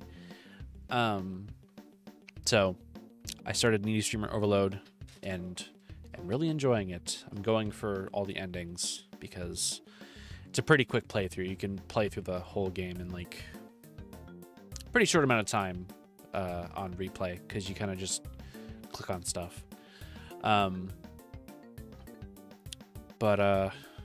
Yeah, I couldn't play Rebirth until I played Amnesia: The Dark Descent. So I played Amnesia: The Dark Descent because you told me to play it, and it sat in my to play eventually category for ages until I think you told me to play it, and then I just started it and really dug it. I just really liked it, so I played it, and then I finished it, and then I played Rebirth, and it was very good. And I think over time I'll be able to break myself of this stupid fucking mind goblin. Rebirth is definitely more of like a, I guess what you might call an amusement ride game, where it's more of like, this would be more of an experience than a game, but that's fine. Walking I never simulator. understand people complaining about that sort of game as long as they're not like as long as they're not Dear Esther. Well, no, it's like that isn't the norm. Like there's value in the game Amnesia Rebirth. Yeah, I never understand the people who are like, games have to be mechanics crowd, because it's like, why not have both? Why not have both? Don't get me wrong, there are certainly games that just waste my time trying to be movies when they should be games, or they should be using the fact that they're games to convey their story, but that's just a failure to make the game correctly at that point. But I feel like that's a control issue because the developers or the writers don't trust the player to do things right, to experience the story they wrote. And they're up their own ass enough where they're like, oh, we have to tell the story our way, and we can't let the player change things, because otherwise they won't get the most out of it. And that's really annoying. But like in the case of like Amnesia Rebirth, you're not going to be able to tell its story and atmosphere if the gameplay is Doom Eternal. You know? Like... You're meant to be a vulnerable person going through a terrible scenario that you wouldn't exactly be able to explore in real life. That's kind of the point of fantasy and fiction, is to go through something that you can't in real life. I don't know. I think gaming as a medium for storytelling is really interesting because I feel like you can get more invested when you the player, have to go forward. Like in a movie, say like in a horror movie, it's like, don't go in the creepy dark basement. That's scary. But in the game is like, you have to do it to progress. Oh yeah, it's phenomenal when you get that feeling like you have to press forward. Yeah, Silent Hill and Resident Evil do that really well. You know, like I haven't felt like dread in a game more than in a survival horror game because I'm low on ammo, low on health, and I have to press forward because I have to progress to get items or whatever. And it's not because I'm scared that I'm going to die because it's a video game and you just reload your save. I'm scared because I don't have the resources and I'm scared of losing progress, you know? So you know, it's analogous to that, I suppose. No, you're not immersed if you're scared of losing progress. You're just viewing it as mechanics at that point. I suppose. I saw this guy, he had this whole YouTube video about how Amnesia the Bunker isn't a horror game because the generator light mechanic makes you rush through the game, which makes you play the game as efficiently as you can, and blah blah blah. And I'm like, this isn't the game. This is you failing to immerse yourself in the game. This is you viewing the game purely as a series of mechanics intended to be exploited. Well, the point of the generator and the lights is that you are on a timer. Yeah. And so that increases tension, increasing the pace. It pushes you forward because you have to progress while you have light. Yes, which increases the likelihood of making mistakes or rash decisions, which just leads to further tension when those things happen. Although when I play survival horror games, I do view them purely as a mechanic to be exploited. It's just like, this game isn't for you if you can't like horror games by their very nature require the ability to get immersed in them. Otherwise, you're just playing a game where stuff, is allegedly scary. For me, like, I view most survival horror games as mechanics because that's just how my mind goblins work. It's just the way it is. I can't help you there. Yeah, no one can help me there. I'm already too far gone. Although, like The Witcher 3, I remember not walking, but riding on my horse through the entire map at just a walking pace. And like, I didn't do this all the time. More like obviously, a trotting but sometimes pace. I would. It just let the fucking sound and the visuals and everything else it's just pure comfy. Well, it depends on the game it's for just me. So good. Like with this, I was, with Amnesia, I wasn't necessarily scared about losing progress.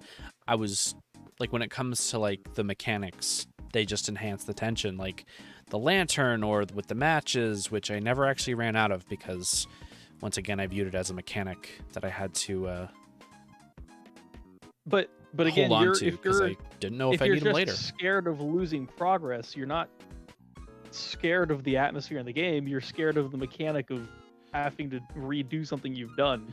I just feel like when I'm in a horror game, I'm fucking scared that they're going to catch me. I let the part of myself that knows it's a video game forget, because otherwise I can't be scared of it. I guess that's just not how my mind works, because horror games don't really get to me like that. You know? I remember the first time...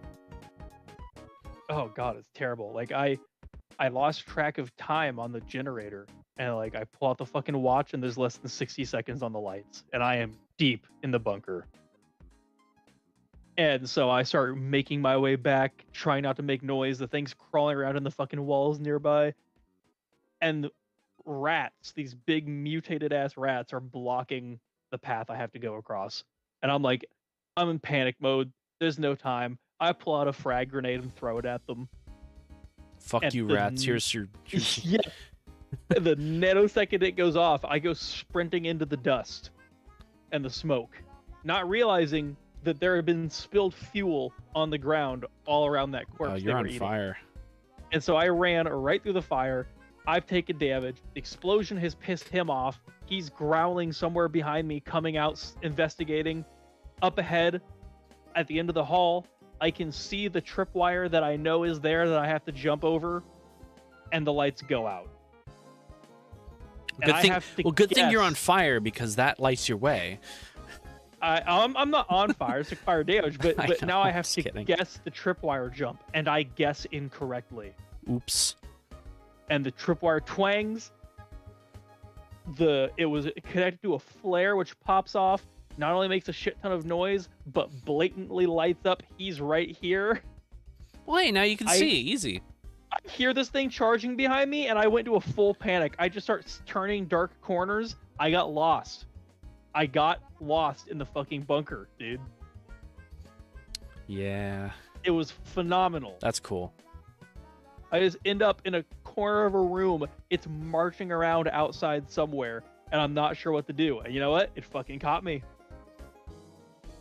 Because Yeah, but now you lost made progress. a series of rash decisions and mistakes.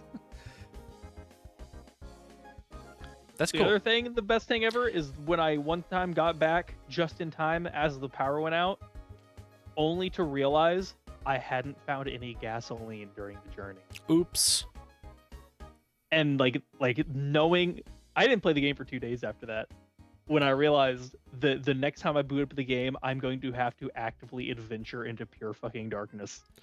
See, like, Find this is fucking fuel. This is like case fucking one of why video games as a means for storytelling, and in this case horror, are so effective. So fucking effective. So cool. I love it. It is so cool. Part of me almost wishes that the bunker was procedurally generated if you could do it well, because there is comfort in learning every corner and every room of it to the point where like you don't even worry about getting lost. But having that tension of like, oh fuck, which way was the way back to the safe room, like that, while that lasted for the first several trips out into the bunker, it was a fantastic feeling of tension on top of everything else, where you're just like, because like when the lights go out, the bunker might as well be a different place, you know? The way that your brain stores locational positions and information, you might recognize a hallway subconsciously because of something that's at the end of the hallway.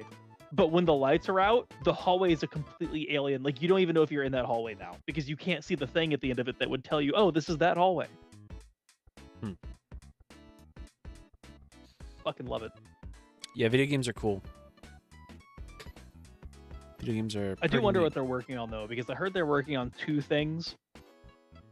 I want them to do something new. This must have been thing 1. Like, first off, I want them to bring back Penumbra, remaster them, or just port them, or make a new one. I don't care. Just make a new one. Penumbra's cool. I like Penumbra. But I like it when they do weird stuff, like just like one-offs, like Soma. Very interesting. They were hiring a narrative designer back in January, which obviously wasn't for the bunker because that A is incredibly light on story, but B has been in production for a while now. Yeah. So whatever they're working on, it's probably going to be a little more Amnesia and Soma-esque. Hey, I'm down for that. Yeah. Like, having played 2 of their games, I can safely say, yeah, Frictional's cool. Ree, I you like played their Soma, games. didn't you? No, I didn't play Soma. Wait, you didn't? I watched the Let's Play. Oh man, I couldn't run it, and I don't think I had a console at the time. Yeah, I watched the best friends play it. And the funny thing about Soma is like it is definitely it's the same as the first Amnesia, where it's just kind of like you get to the end, and the very end is when you make some sort of choice about the ending, which is kind of funny, you know. Choice. That's funny. That's actually something I appreciate about the bunker, or not the bunker, about Rebirth, is that you don't make a choice until the very end, but like it makes sense. Because a lot of times, like when a game just randomly presents a choice at the end, it feels kind of like shoved in, you know? Like, oh, you have 3 options at the end of Amnesia: The Dark Descent, and it just kind of feels out of nowhere that suddenly you have these 3 choices that you don't necessarily know what they are. Well, one of those choices you kind of have to work for.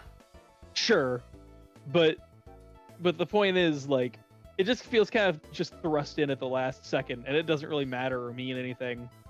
But like Rebirth, like everything is leading up to that choice, and so it feels like it matters. The entire story is leading up to that decision, and so it feels genuine. It feels earned. It feels like, oh, I do want to make this decision. Well, I mean, I don't. That's a horrible decision to have to make, but at least it's satisfying to make that decision and to know that I had everything, all the background and whatnot. Like, because like in The Dark Descent, there's 0 reason not to fuck over Alexander. Yeah. Not a single reason. It's really to call it a choice is strange, because to choose anything other than fucking over Alexander is just a bizarre decision to make. Yeah. After everything he's done, and there's no positive side to it. There's no. I mean, good it's not really a thing. choice. I mean, I suppose it is kind of a choice, but letting Alexander go is like, That's a choice. you fucked up. Doing nothing is a choice. True. And it doesn't do anything. But like with Rebirth, you are making a choice. I'm No glad matter what Alexander you did. choose, like things will happen because of those choices. There are good aspects and there are not good aspects to all those choices. That was something. It just, man, I hate that Rebirth got the rap it got. Like, it's not like it's a hated game or anything, but I think a lot of people expected the Dark Descent's novelty, but like you can't recapture that. It's called novelty for a reason. Yeah. But a lot of people look at the Dark Descent where like that was like, oh man, this kind of rebirth of the horror genre for games and blah blah blah. It's like, well, now that it's happened, I roll my eyes at that, just so you know. you say that, but that's what happened. Yeah, I Horror was know. on a pretty significant downturn. It wasn't really popular as a genre in general, but then here comes this weird little indie game. Just kind of it nailed a perfect storm of things going on at the right time, and horror takes off again. Now, of course, the bad part about that is everything just started copying Amnesia, and a lot of games didn't understand the lessons of Amnesia at all. All they saw was, if protagonists can't fight back, game's scary. That's why I don't. That's really the only thing that a lot of developers drew from that. That's the reason I don't. Well, not necessarily the reason, but I don't like just horror games. Like, I like survival horror because I can defend myself, and the fear comes from resource management, etc., etc. Whereas with Amnesia, I feel like the reason why I liked it so much was the story and the mechanics and all that, and it really drew me in, especially the atmosphere. It was very cool, and I don't typically like games like that, which makes it special that I liked it. I do find it funny though that when I think about the stories of all the Amnesia games, there's 5 technically. You know, Justine's tiny, Machine for Pigs is small, but there's 5 of them at this point. I have to wonder if they're out of ideas with the Amnesia part of it. Like, you can't make a game called Amnesia and then the character doesn't have amnesia. That's, I mean, Amnesia's just like, a brand now. Like, what the fuck? like you Yeah, said, they wanted but to just call the bunker the bunker, but they could have. they had to But no, sell a don't get game. me wrong. You have so- amnesia in the bunker, and there's a reason for you to have amnesia. Yeah, because you're French. But the payoff for I it, love the French. Don't worry. like the payoff for the amnesia and the Dark Descent is great when you find out, oh my god, this is what Daniel's been doing. No wonder he didn't want to fucking think about that. In a Rebirth, it's not really anything she did to herself. It's just something that happened to herself. But you get to tease out this mystery and find out that a decision that she made is the reason things are just going the way they are. And then, you know, whether you agree with that choice or not is up to you at that point. Mm-hmm. Do you care about Justine spoilers? I have to assume you don't. It's a No. tiny, like, 1 level. I wasn't even thinking Justine- about playing it. Like, Justine is literally sociopathic sadist, wonders if she's a sociopathic sadist genetically by default or because of her upbringing. So she puts herself into a situation with multiple torture victims and whatnot using an amnesia potion to see what she would do if she forgot who she is. That's the story.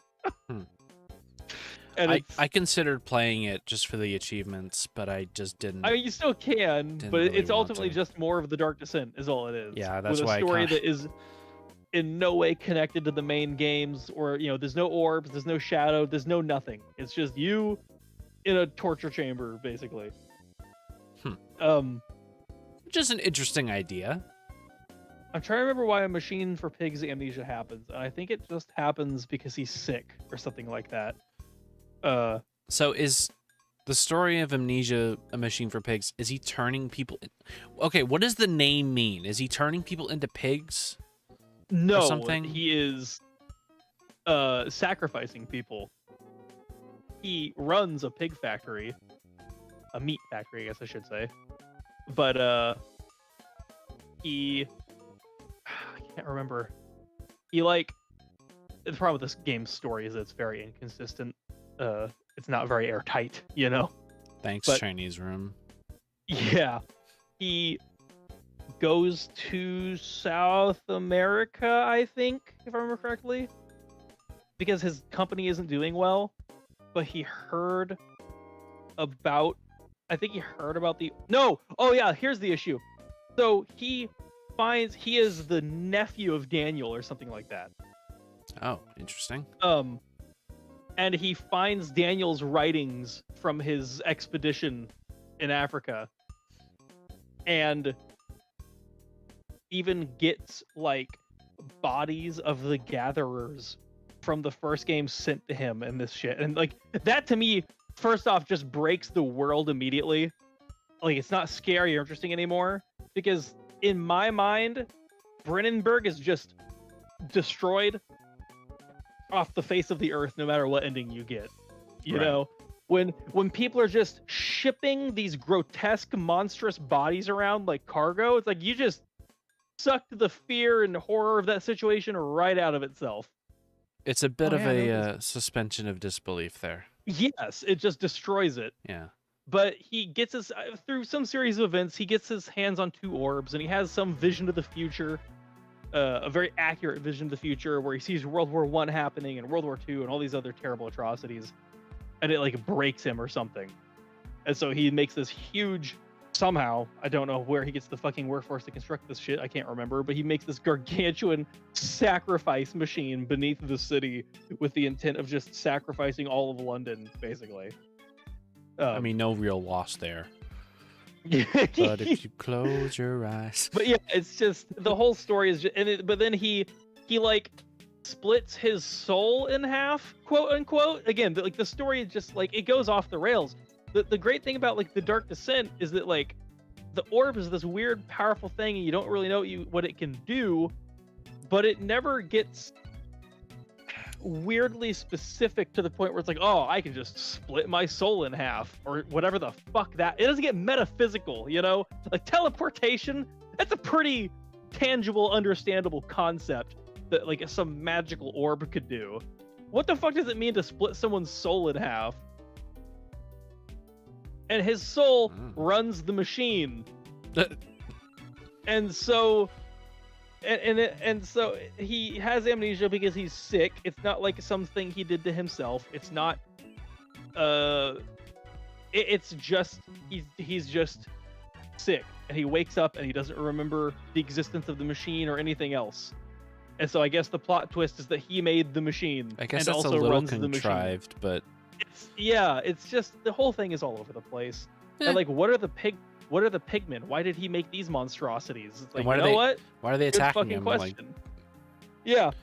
Like, why are we attacking our boss? Like, he it's an pays extra us. question of why are they attacking him, because the machine wants him to reactivate it after he sabotaged it anyways.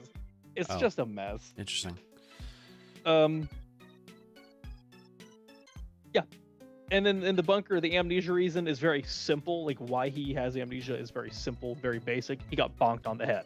I was just about to say, fine. concussions are fucked up. Yeah, and that's fine. Yeah, that's a because decent what's reason. What's interesting about what the amnesia does from a story perspective is what is revealed is a lot simpler and a lot trying to think of a way to say this without spoiling anything. No, I'll just stick with that. It's just a lot simpler. What is revealed is a lot. Honestly, I wouldn't even say things are outright revealed. Like, you need to be finding notes and that sort of thing, and Which I think connections together. I think that's a pretty good way to do it. But like, there's really only one connection to make. It's not a complicated one, and you might even see it coming a mile away. But it's fine. It's still a cool. It's still a cool. Well, thing. In the case of the bunker, I will play it pretty soon. Steam sale starts in like fucking like 5 days. So if it goes on sale, great. If not, I'll probably still pick it up because it looks interesting. I'll definitely check it out. And it definitely has more connective tissue to Rebirth than Amnesia, just because like when it takes place. I'm okay with that. it takes place right before well, not right before Rebirth, but like what, 20 years before Rebirth, I guess. Yeah. Yeah, I like that they've been centering on like this time frames like Uncharted and this stuff need to focus on like older times where we don't have magic technology that Indiana just has Jones, to be man. Indiana forgotten Jones. about. Sure. God, I hope that new Indiana Jones game is good. Please be good. Like I love how like every single Uncharted 1, there isn't even like an ancient city. It's just like, oh, here's some Aztec ruins I never knew about. Oh, but we found the statue. So that's fine. Whatever. It's like all shrouded by a jungle and shit. Mhm. Google Maps ain't gonna find it, you know? Yeah. Uncharted 2, isn't it like all under ice? I'm pretty sure it's all under ice. I haven't played Like inside a Uncharted mountain. 2 in quite a while, so I'm pretty sure like the big ancient city is literally under ice. So you know, again, sure, fine, whatever. It was something Uncharted like that. 3, however, I feel like Uncharted 3 is where they officially lose it because it's like, oh, it's a huge city shrouded by a permanent sandstorm. All right, well, a permanent sandstorm would certainly raise some eyebrows in the modern community, but B, it's clear skies in that city. There's just a wall of sand around it, so any fucking satellite would be looking right down into it. Yeah. It's the contrivances that they have to put up with because they chose to set it in modern times. It's just kind of goofy. Uncharted 4, it's like an old pirate place that just takes up this entire island, and like I guess I can forgive a lost island. I feel like those games could But- take place at any time. Like, save for like the camera yeah. and I wouldn't even have a problem with that because like how much there's of it nothing is that's really really- relying on like modern technology. yeah, like anytime a cell phone comes up, it's like they might as well be using a radio. Yeah. And And that they do wouldn't go use amiss. radios, as far as I remember. Sure, but what I say is like the times that they use cell phones. There's one time where you take a picture and send them to a friend. I'm sure you could find a reason to avoid that and do something else. You Was that know? in the fourth one? Yeah. I haven't played the fourth one in a while either. And airplanes, those have been around for a while. There's no reason that you couldn't set Uncharted like directly after World War II. Yeah. It would make sense as to why have to Nathan assume that Drake they loves didn't- killing so much. I was assuming they didn't do it because they don't want to be directly compared to Indiana Jones when they're already obviously Indiana Jones just turned Little up to late for 11. that. Little late for that. Well, sure, but what I say is like they want to at least make it less blatant, and then B, they probably wanted to appeal to modern audiences. Here's this, you know, here he is. He's a modern guy. He's not like one of those old timey guys. I don't know. I don't know where they decided on the modern time frame. I don't know if that was a immediate decision and they never even second guessed it, or if they I'm sat guessing there and they yes. asked themselves for a while when they wanted to take place. Because Who knows? it's the first realistic game they ever made. Before that, they were doing like fucking Jack and Daxter and Crash Bandicoot. Like, Yeah. they weren't really doing, you know, contemporary realistic time frames. Last and of places Us. and people. Last of Us. I suppose that could technically also take place at any time, but I feel like what makes it more relatable and understandable is the fact that 2013 is basically frozen in time.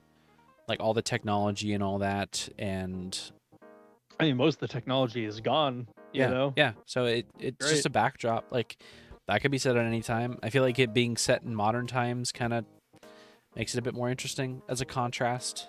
Yes, because what makes it interesting is that it relates to its audience. Yeah. An apocalypse in the 40s is more of it's a speculative thing for us. An apocalypse in the modern day, it's like, oh man, what would it be like if I just lost cell phone and everything else, you know? Now port Uncharted 1 through 3 to Steam and Last of Us Part 2 to Steam and give us the multiplayer and I'll be happy. Uncharted 4 multiplayer, please. I never played it. Never played any of the Uncharted was- multiplayers. Uncharted 4 multiplayer was an interesting take on third-person shooting, because they basically just said, what if we took auto aim and leaned into it as like a primary mechanic? And so it opens up the mobility a lot because your character is more accurate the closer you are if you're just hip firing in the enemy's general direction. And so that leads to a lot of like evasive footwork and like pushing up on people to kill them I like that. instead of That's a good idea. instead of like relying on being a god gamer who can aim really well. That matters at long range. You know, if someone's off down a street, absolutely you fucking iron sight in there and start blasting. But I like how at close range you're more encouraged to melee and to dodge roll and to hip fire at them and that sort of thing. Hmm. And what I hate is a lot of people would shit on that. Oh, it's just auto aiming. Well, it's like, yeah, like It's they're a console clearly, shooter. Like, what do you not want? even that. It's like they're clearly making that like the primary means of engaging with people in this particular scenario. I don't know. I feel like that as an idea works. That'd be It cool. certainly worked for me. Had a good time. All right. So what should I play next? Because I'm gonna wait on the bunker at least a little bit, let the story breathe, and also wait for it to go on sale. Let's see. I was thinking of playing one of the Tomb Raiders. Probably Anniversary, because I've never played Anniversary. That is the worst one in my opinion. Is it? Of the first three of the first reboot series? Yeah, it's pretty blatantly slapped together in a year because I'm pretty sure it came out 1 year after the fucking game before it. Where I think 2007, somebody in the office sounds about realized, right. oh shit, we're coming up on the 10th anniversary. We gotta crank this fucking thing out ASAP. And so it's a lot less stable and just less fun in general. Oh, you have a And on review top on of it. that, That makes sense. On top of that, it is literally just the first game, but with the mechanics of the first reboot game. Thank Christ, because I can't play the Like- first one. The first one is fucking impossible to play. But yeah, but like if you've played the first one, like there's nothing new to find there. That I shouldn't say that. Let me look something up real fast to make sure I'm not misremembering this. What is the first Tomb Raider reboot called? It was Legend? Yeah, Tomb Raider Legend. And I have played Legend. God, like years ago. So yeah, so Anniversary is basically just a random awkward pause. Like Legend and Underworld are a continuous story of Laura going on a journey. And then Anniversary is just like this awkward thing shoved in the middle, you know, that like has nothing to do with it. It's like her origin. I guess it is called Origins, right? Or Anniversary. It's called whatever. Anniversary, stupid. Yeah. But so it's just kind of like,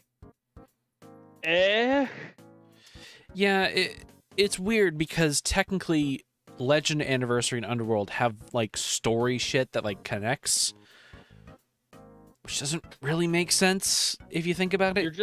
You're better off just playing Legend and then playing Underworld. Underworld, yeah, because they're just a continuous story. I should play Underworld then. Well, I have fuck, Underworld. that's actually not true when I think about it. Anniversary, now that I remember, Anniversary definitely ends up leading into Underworld later on. It's like they couldn't decide if they wanted it to just be an origin story, if they wanted it to tie into the main campaign, and so they ended up awkwardly doing both. I mean, anytime you sort of bring in like Natla and any of that shit, like, God, did you hear about the unpatched ending to Shadow of the Tomb Raider? Oh, I'm aware. Yeah, so it had a sequel hook to bring Natla into Tie it all together. the new timeline, Mhm. but they fucking patched it out, which is I hate so to say funny. it, but So but funny. yeah, I'm rewatching Anniversary's ending here, and you definitely end up having to play it for some context in Underworld. Otherwise, there's some characters even in Underworld where you're like, what the fuck? Where did they show up in the story? I mean, Because I'm they're fine not with that. there unless you play Anniversary. What, like Doppelganger and shit? No. Well, actually, yes, partially. Yeah. I don't know. I'll probably still play it because Anniversary, it's probably not all that The long. thing I found the most fascinating was just how, like, genuine of an attempt of a story the reboot Tomb Raider games made, where it's like I like them. it's like they were like, all right, well, kind of make a sexy Lara Croft game, but what if there's also stakes and you feel bad about the situation? Like, I was shocked to find an actual attempt at a story in there. I like the reboot Tomb Raider games. I kind of wish they would still make them because I think Tomb Raider's fun. I'm pretty sure I positively reviewed both games. I just didn't do it for Anniversary because it was just too jank. I'd have to go back and look. I may I'll install it and probably give it a try and make sure it runs, and then because it's not that long, is it? Tomb Raider Legend, I gave a thumbs up. Tomb Raider Anniversary, I gave a thumbs down, and then Underworld, I gave a thumbs up. Yeah. How long to beat?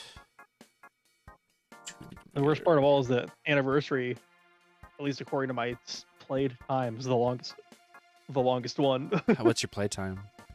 18 hours, but that could also just be me like sitting alt tabbed or something. You know? Yeah. How long to beat says 12.5 hours for just the main story.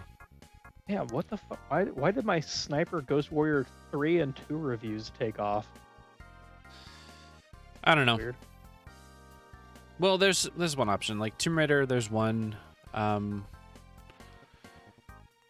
want to play something super long. I strongly... Have you played Lara Croft Go? A little bit. I played it on my phone because it was one of those free games from Neat Amazon. Game. That's Really liked it. Really neat. Yep. Didn't much care for Hitman Go. I don't know why. I thought Lara Croft Go was just more fun. Appealing style, appealing sound, nice, simple but entertaining gameplay, puzzle solving. It's a good game. It's one of those bite-sized games you can play that works well for a phone game, I think. Markiplier playing Amnesia, The Bunker, Smosh repurchasing Smosh. What year is it? 2010. Oh man. So there's one option. I mean, what? I could play BioShock. I've never played BioShock. Seriously? Actually, that's not true. I've played a bit of BioShock. I've started BioShock 1 like twice, and I played it with my sister up to almost the very end on the 360, or sorry, Xbone. Like years ago, but I've never like played it on my own and finished it.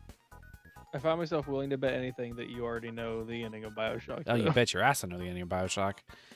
I've watched a bunch of speedruns for it. The speedruns are insane. They're really fun. Let's see, I have Control, although I should probably play Quantum Break. God damn it, fucking...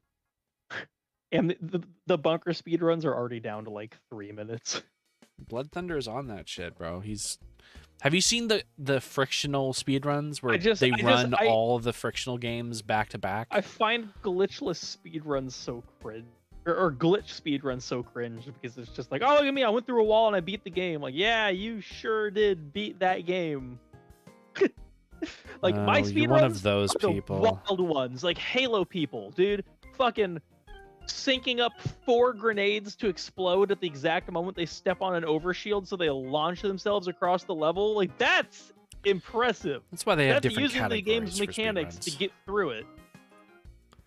So they have different categories, you know? I know. You know, it depends But, on the like- game. Sometimes I want to see... The speedruns I really like are like 100% speedruns, where they go through and like do everything and get everything. Like, Sure. those are like Fucking usually Martin my favorites. Pants playing Just Cause 3 because he can't stop himself.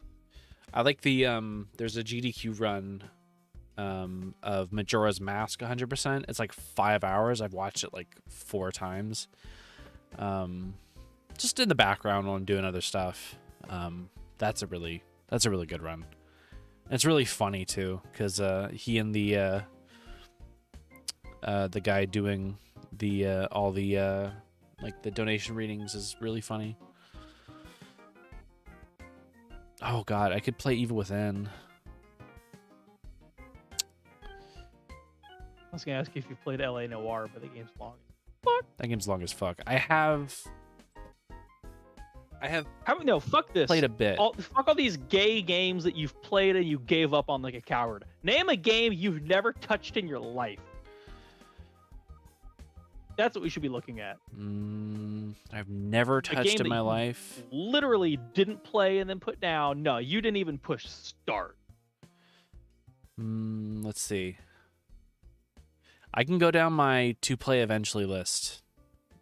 Let's see. It's gotta have 0 hours, 0 minutes. Okay, well some of these have hours because I use a card idler to get the cards and sell them. Oh my god. So some of them have hours. Look, when you get a bunch of games from Humble Monthly, like, yeah. Anyway, Bloodstained never played.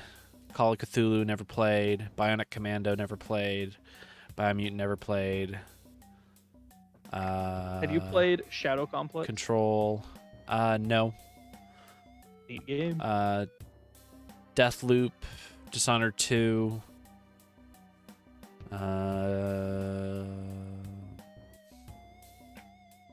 Any Far Cry after 4, I've never touched. Go. Ghostbusters. Wait, you have a PS4, do you? I do have a PS4. Go. Boot up The Last Guardian right fucking now. I don't have it.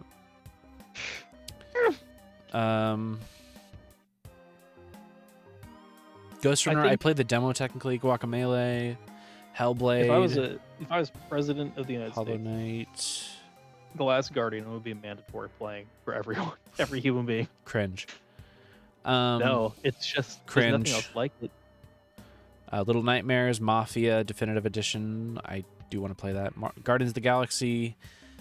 I played Mass Effect 1 for like 2 hours. But none of the other ones. Mirror's Edge Catalyst. Are you gonna tell me that you haven't played Mass Effect? I haven't played Mass Effect, no. Look, I started them fairly recently in like January, but the fucking collection is like 100 gigs, and I'm like, no, too much space. So I had to uninstall it. Necromunda. That's fine. Play the originals anyways, because the fucking Legendary Collection fucks up the graphics. I don't care. I don't give a shit. Outlast, never played. You wouldn't care for Outlast. I like the speedruns. The story Speedruns is are very fun. interesting. The story is fun.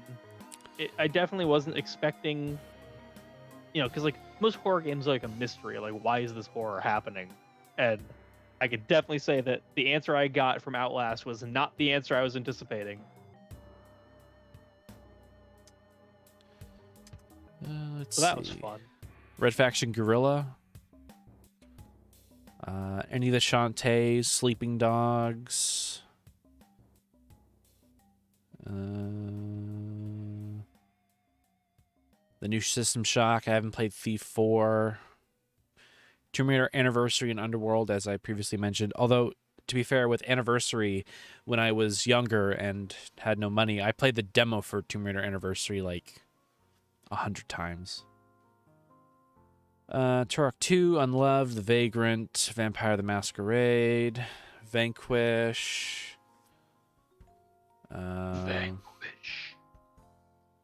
Zone of the Enders 2. I did play the demo. Same difference. Well, those are the ones in my to play eventually category. Ghostbusters. I haven't played Judgment or Lost Judgment yet.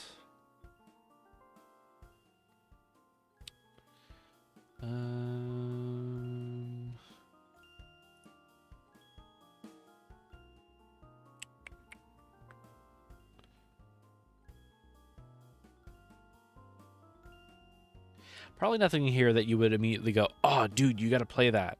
I mean, I would have said Mass Effect, but I'm not streaming all of Mass Effect. Fuck that shit. It says you have to stream it. Fucking play it. Yeah, I know. Fucking sitting I'll there play not doing anything. Fucking play it. I'll play it eventually. No, you won't. Yeah. I'm gonna say it right now. No, you fucking won't. Look, it's a long game, okay? And it's like 100 gigs. Dude, come on. What are you doing for work, Jordan? Nothing. Aha. So, got all the time in the world. I have other games that I want to play more than Mass Effect. That you're also not playing. I'm playing Ishin right now. Like, fair. Because there's Wrong, like you 2 should- fucking I Yakuza can't games stop coming out, and I have 3 that I have yet to play. Because Judgment and Lost Judgment took their sweet fucking time to get ported to PC. And I even bought Judgment on PS4. I feel like an idiot. Paid like $40 for it. Anyway, I haven't played the new Spider-Man. It's not always about the game, Spider-Man. It's about the Mets. I should now play. that I've got the power of the Let's Player. Such a funny bit. So good. Hey everyone, this is Kingpin. Welcome back to Amnesia. Now the Doctor watch said. this. How's it going, everybody? My name's Marco. You need to find that. You need to find that meme and send it to me. Oh man. I could play Signalis on stream. Wouldn't watch it. Haven't played it. It is more fun to stream when you're here, because otherwise I'm just not talking. Although, to be fair, like, streaming for me, this has been, like, at least so far, it's been like, oh, I can finally play these games I've been putting off because it's for the purpose of content. So, like, the rule goes out the window. I don't know how my brain works. I've given up on trying to understand it. So that's definitely an option. I may stream Signalis at some point. Apparently it's pretty short too. And not that difficult. All about the Mets. I love the Mets, baby. Let's go Mets. Let's go Mets. Keep the memes. Should stream Leisure Suit Larry. No. You see they're making another Talos Principle? Yeah. I didn't play the handy. first one, and I'm not even really sure what it is. I played some of the first one. It's pretty neat. Did you play Titanfall yet? The first one? No. Titanfall 2, sorry. Yeah, I the, played the only one with a campaign. Yeah, I played Titanfall 2. I played it on PS4. Good game. Good game. That is a good game. We're never getting a third fucking game. Nope. I'm okay with that, because they probably would have ruined it. I'm not okay with that at all. Now they would ruin it because they would add all their lame fucking lore they've made for Apex. I mean, at the end of Titanfall 2, what's his face throws down his Apex card on your hole. He's like, Sure, check me out sometime. But back then, Apex was just a mercenary group of like 6 people. Now it's like this big bucket. Now like, it's Smash TV. We're never gonna get to go kill that piece of shit. He got away. Bullshit. Maybe I should stream a roguelike. Those are good stream fodder. Oh, I definitely want to stream Jedi Knight one of these days. Fucking love Jedi Knight.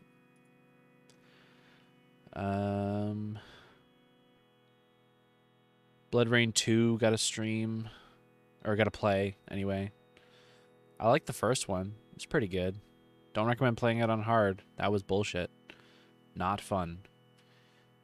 Fight You Night. played Inside, right? Yeah, I played Inside. My Good fuck. So that game was on Game Pass, I think. My sister fucking loves that game. Good game. It's a really good game. And my I niece. can't wait to see what they make next. My niece is 7. And she would watch my sister play through Inside like multiple times. She loves that game. Basically, my sister is just the person where I go, you like video games? And she'll say yes. And I'll go, play all the video games I like. So she's played she's like fully into Yakuza now. I got her to play Inside and all that, and I got her to watch Evangelion with me, which she didn't really understand, which kind of sucks. Looks like their next game is going to be a sci-fi game. Yeah, I saw they teased it a little bit.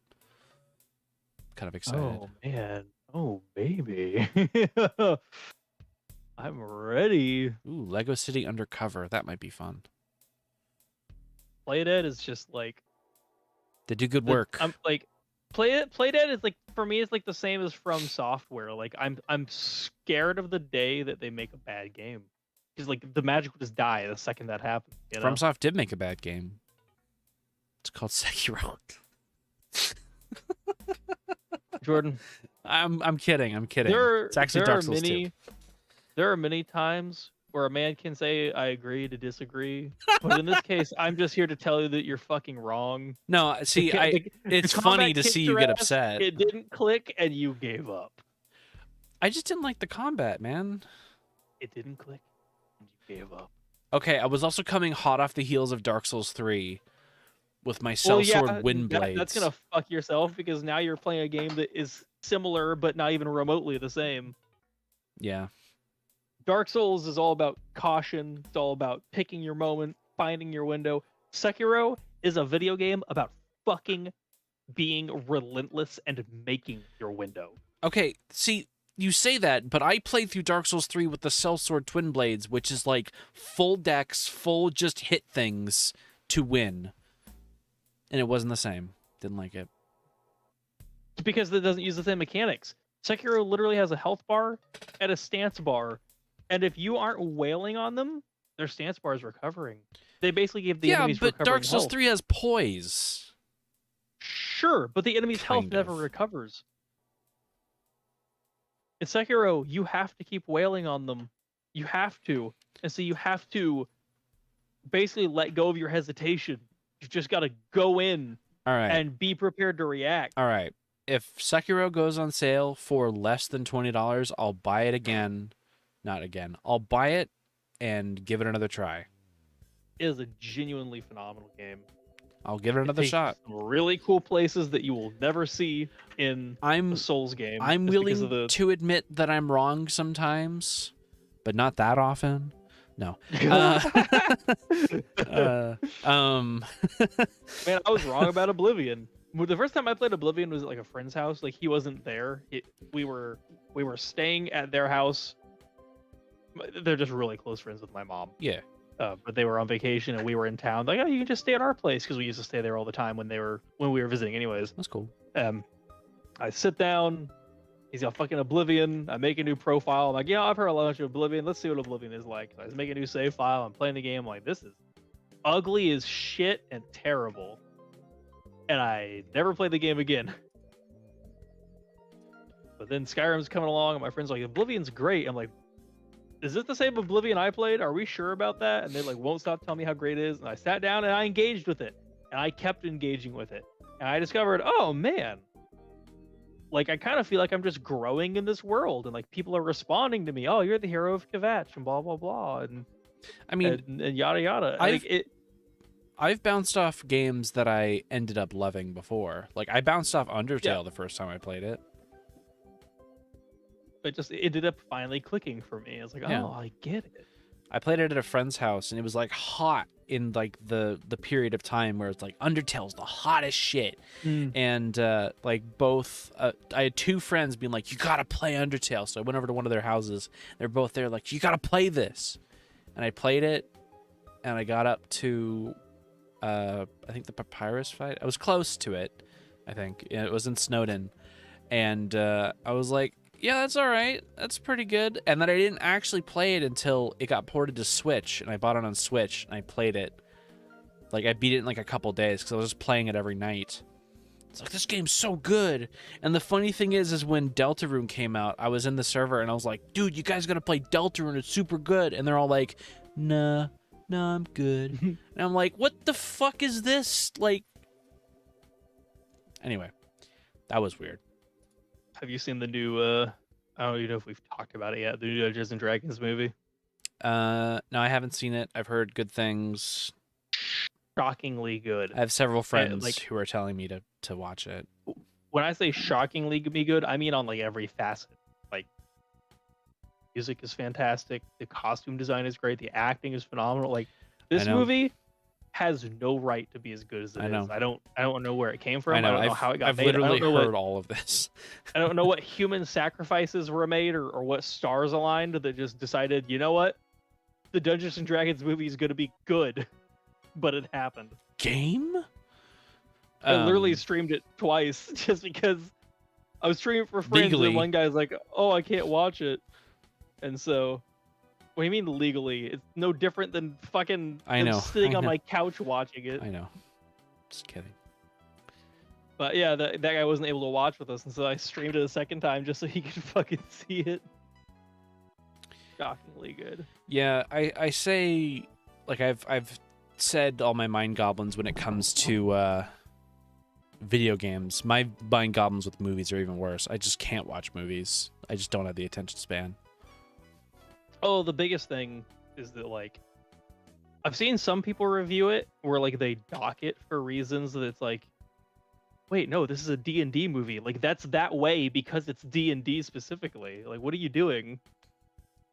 Like, some of the complaints are just goofy. We're like, oh, this character seems awfully capable for, like, being like a female barbarian fighting like 10 guards that are twice her size. I'm like, well, yeah, it's D&D. D&D. This is like the only place where that should be acceptable because that's the point of D&D. Like, Are you saying women aren't as powerful as men? in general, no. You'll find that those fights don't bear out very well. I'm just kidding. That's a joke. But like in this specific setting, it's like if someone throws that complaint out, and I'm like, do you know Dungeons and Dragons? It doesn't matter if she's male or female. The only thing that matters is that her class says barbarian. That's the only thing that matters in this fight. Her class says barbarian, and her strength stat says 20. That is the only thing that matters. Oh man. Other people complain like, oh, one character is like kind of flat and uninteresting, and it's like, yeah, but, and you know, this could just be me projecting my experiences onto it, but to me that just speaks to, like, we've all been to those D&D sessions where like one guy is just a very boring player and his character's boring and we don't like that character and how fucking basic a bitch they are. I don't know. Maybe I just forgave so much of it because so much of it applies to how one experiences Dungeons and Dragons, but it is what it is. What I've been told is that if you like Dungeons and Dragons, you'll really like it, but if you don't know anything about Dungeons and Dragons, you'll still like it. I would say yes. It's a very tight experience. Very well made. I've been talked at to death about the Dungeons and Dragons people were movie. like, "Oh, it's using the Marvel formula." I'm like, "No, it's just using the D&D session formula where you're going on an adventure, but everyone's sitting around the table making jokes about the dumb shit that's happening." Like, this is Marvel didn't patent this shit. Marvel did patent bad movies, though. Oh, shit. Shots fired. Yeah, shots fired. I was just shocked at how good the fight scenes were. Like, there's one moment where a stunt, I assume a stuntman, his character dies and he takes a fucking fall that just keeps going for like 3 seconds. I'm like, God damn, kudos to that motherfucker. Jesus. I hope he was okay after doing that. Oh yeah, he's professional. You say that. There have been many times where these things go wrong. Oh yeah, we're not getting a Crow 2 situation here. Shit's nuts. You know what I'm talking about, right? Crow 2? The Crow 2? I don't think I'm familiar. Basically, Stunt Pistol killed someone because they fucked up the ammo or something. Crow 2? Yeah. The Crow? Guess not familiar with the situation. Yeah. The stuff I had in mind was like, I know there's like, there have been multiple, this happens probably too often actually, like motorcycles tend to be a pretty bad thing for movies. During the fucking filming of one of the Resident Evil movies, like a stunt woman was like, an actress died. No, I don't think she died. She was horribly mutilated. Yeah, she like lost a limb and like never got due recompense. Like, fuck. Yep. What was his name? And I've heard of multiple stories of motorcycles ending very poorly on set. What is this? Not a good time.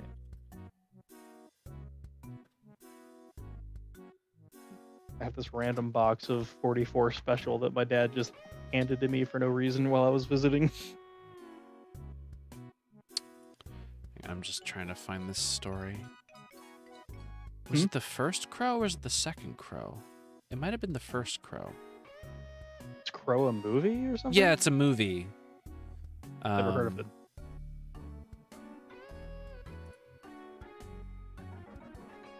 Brandon Lee, that's what it was. It was... Yeah, so it was actually for the first one. They were filming a scene in which his character was supposed to be shot and killed. And it was loaded with improperly made, like, dummy rounds. Because they just took live cartridges and they just removed the powder and put it back. Because they wanted the bullets to still look like bullets.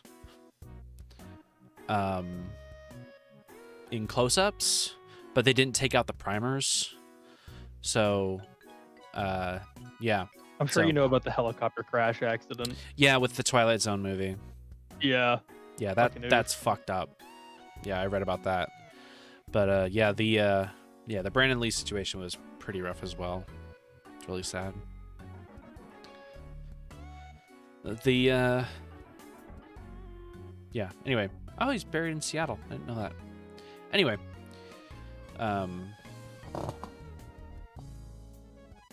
Anyway, we're getting off topic. But I guess that's kind of the point. We're just kind of chilling. Yeah, I don't know what I'm going to stream next. It'll either be Tomb Raider. I would like you to come around and hang out, even if it's not something you're particularly interested in. Yeah, I will force you to have fun. That's a pretty tall fucking order. Yeah, It's I not know. something I'm interested in. I'd rather do something I'm fucking interested Well, then you pick something. I did. And what was it? Didn't like it. I'm not playing Mass Effect. Technically, I picked two things, but one you didn't like, and the other is currently got a price tag on it, which is understandable. Oh, I'll play the bunker is just an eventuality. I'll get to it eventually. It just needs to go on sale.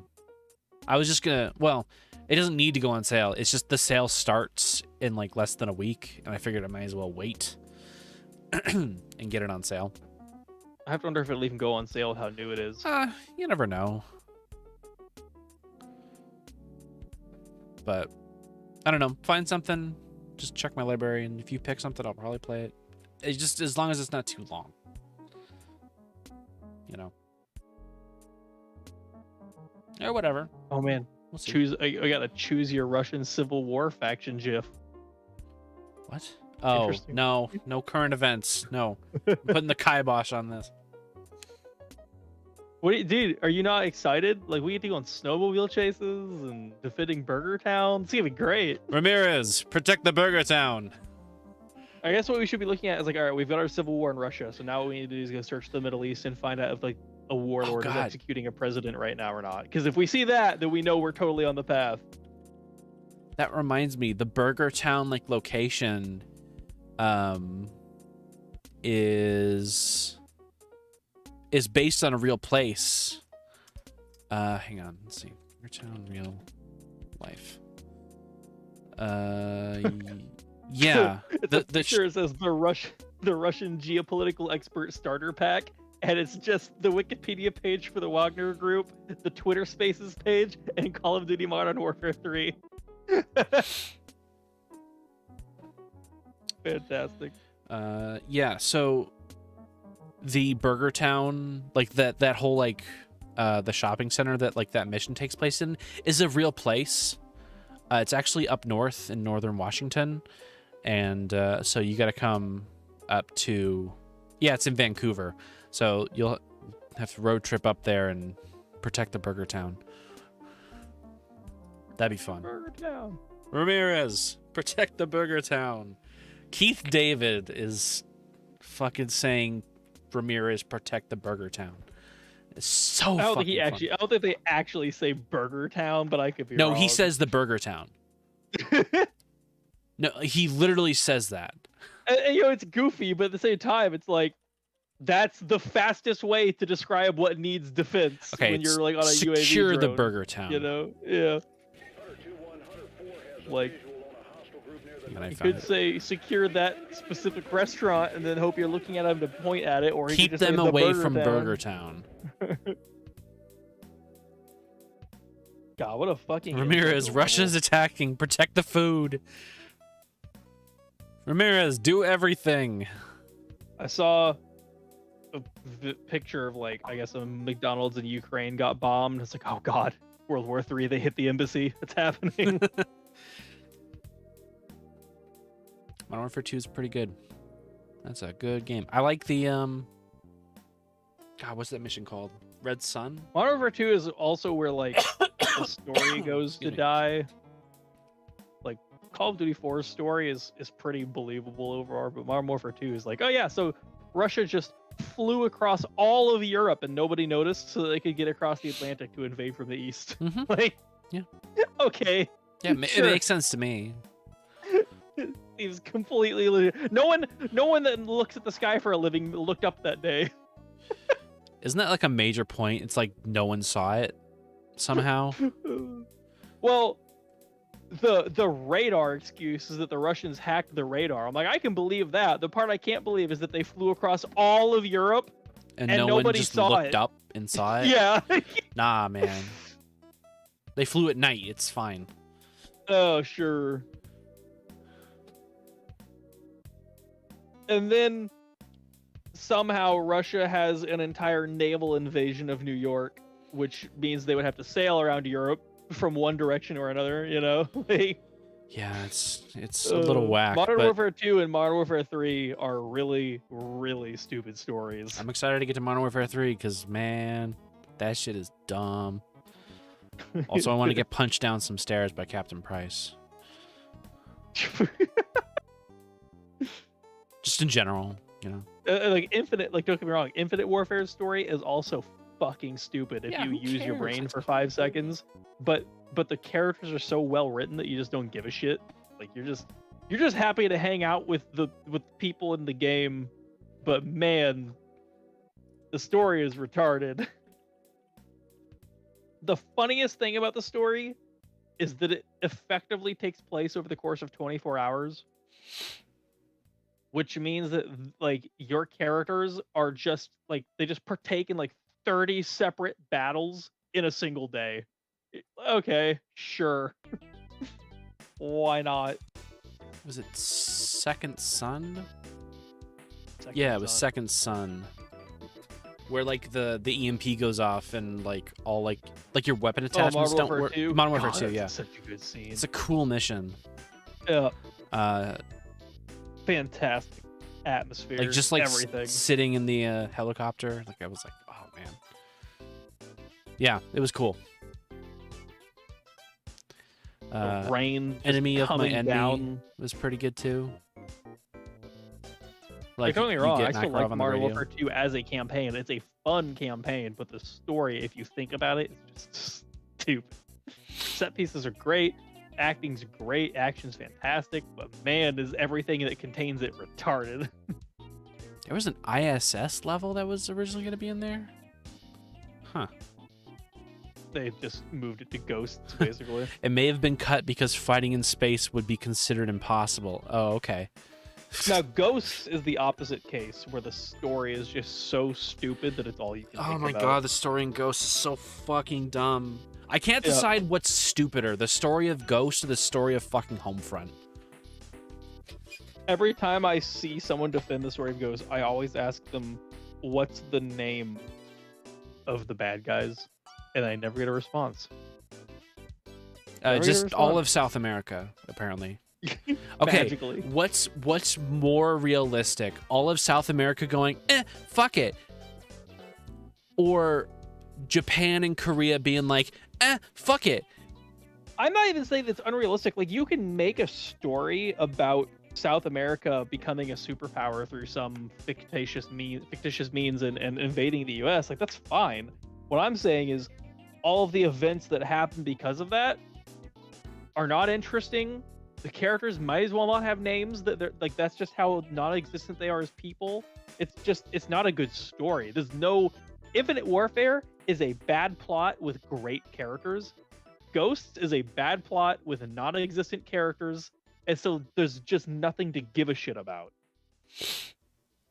Yeah, pretty dumb. I gave more of a shit about the two characters in the intro mission on the fucking Odin station trying to stop the bombing happening because there were stakes And what little time I had with the characters made it very clear that these are heroic sacrifice types. They had names, Mosley, and I'm not gonna lie, I forgot their guy's name off the top of my head. But the point is, like, I was more invested in their brief one-chapter story of trying to stop these fucking rods from firing than I was the entire rest of Ghost's plot. Yeah. It's pretty fucking stupid. I don't know. I love Call of Duty's, like... Call of Duty is one of the better, like, action movie military shooters.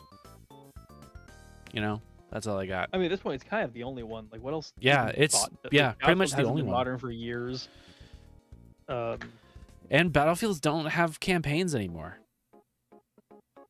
One had a campaign. One had a campaign, and so did 5, but 2142 didn't. Did it? Correct. Yeah. But okay. no, it didn't. But that's not that abnormal because, like, Call of Duty skipped a year of campaigns, I think, as well, if I remember correctly. They did it with Black Ops 4, and it didn't go down very well. I like the campainns. I watched. But 2042 has much bigger problems than not having a campaign. and that's not that abnormal. Battlefields didn't even have campaigns for the first, like, 5 games. Yeah, they had, like, scenarios space, until 3. Them entering the campaign space. Or no, until Bad Company 2. Yeah, exactly. So them entering the campaign space, that was the weird thing. Them not having a campaign is less weird. Well, yeah. Because if you think about it, all you had was Bad Company 1 and 2, Battlefield 3 and 4, and then Battlefield 1 and 5, and I don't think anyone finds those stories particularly interesting. Bad Company 1 and 2 people enjoyed because of the goofy crew that you get to hang out with. But that's all you really need. Nobody's talking about Wrecker or Blackburn like they're the best characters ever, and the Battlefield 3 and 4 stories are so engrossing and interesting, because they're not. I still have yet to understand the story of Battlefield 3, because Battlefield 3 opens in, like, a subway or something. It's just a flash forward in the story is all it is. Yeah, like, I never... Battlefield 3 is literally just a pointless flash forward, and then a flashback to you being interrogated, which leads to more flashbacks, which then brings us back around to the subway thing happening. And it's not interesting. It's not well written. It doesn't have any real characters. I like the new campaign for Modern Warfare 2. I think it's pretty good. I haven't played it, but I have watched it. It's a good action movie. The worst thing... Wait, the new Modern Warfare 2? Yeah. No, fuck that shit. That's just kid gloves all around, dude. Nah, I think it's cool. Kid gloves all around. Nah, play cool. the OG Modern Warfare 2. I did. Yeah, go play it again. No. The new one's pure fucking kid gloves. I don't care. I thought it was cool. But I'm not saying it's masterpiece theater. I'm saying it suffices as an action film. Like, I suppose. But which is all I really expect from Call of Duty. You and I already had this conversation about the 2019 Modern Warfare and the bitch-made interrogation scene. Oh, yeah. And how pathetic that is. I suppose. Games are just, like, scared to, like, be uncomfortable now. Like, oh, I gotta have more mass market appeal, blah, blah, blah. It is Call of Duty, and, like, they're going for, like, mass. But they used to be brave. Modern Warfare 2 was one of the most hotly anticipated video games of all time. And they included a level where you shoot up a fucking airport. Yeah, but they had also phones back then, man. They weren't fucking afraid. Yeah, but they're also like, hey, do you want to skip this? It's the same case. Sure, but they gave you the option to skip it. They didn't railroad you into making sure nothing bad happens no matter what. Yeah, but you have the option to skip it in Modern Warfare 2. Modern Warfare as well. God. No. Are you talking about the 2019? Yes. No matter what happens in 2019, there is no gruesome outcome of any kind. Oh, well. We talked about this. Yeah, we probably did. It was a little while ago. If you pull the trigger on the guy, oh, the gun was unloaded. We start handing you bullets. If you pull the trigger on the guy, oh, mission failed, restart.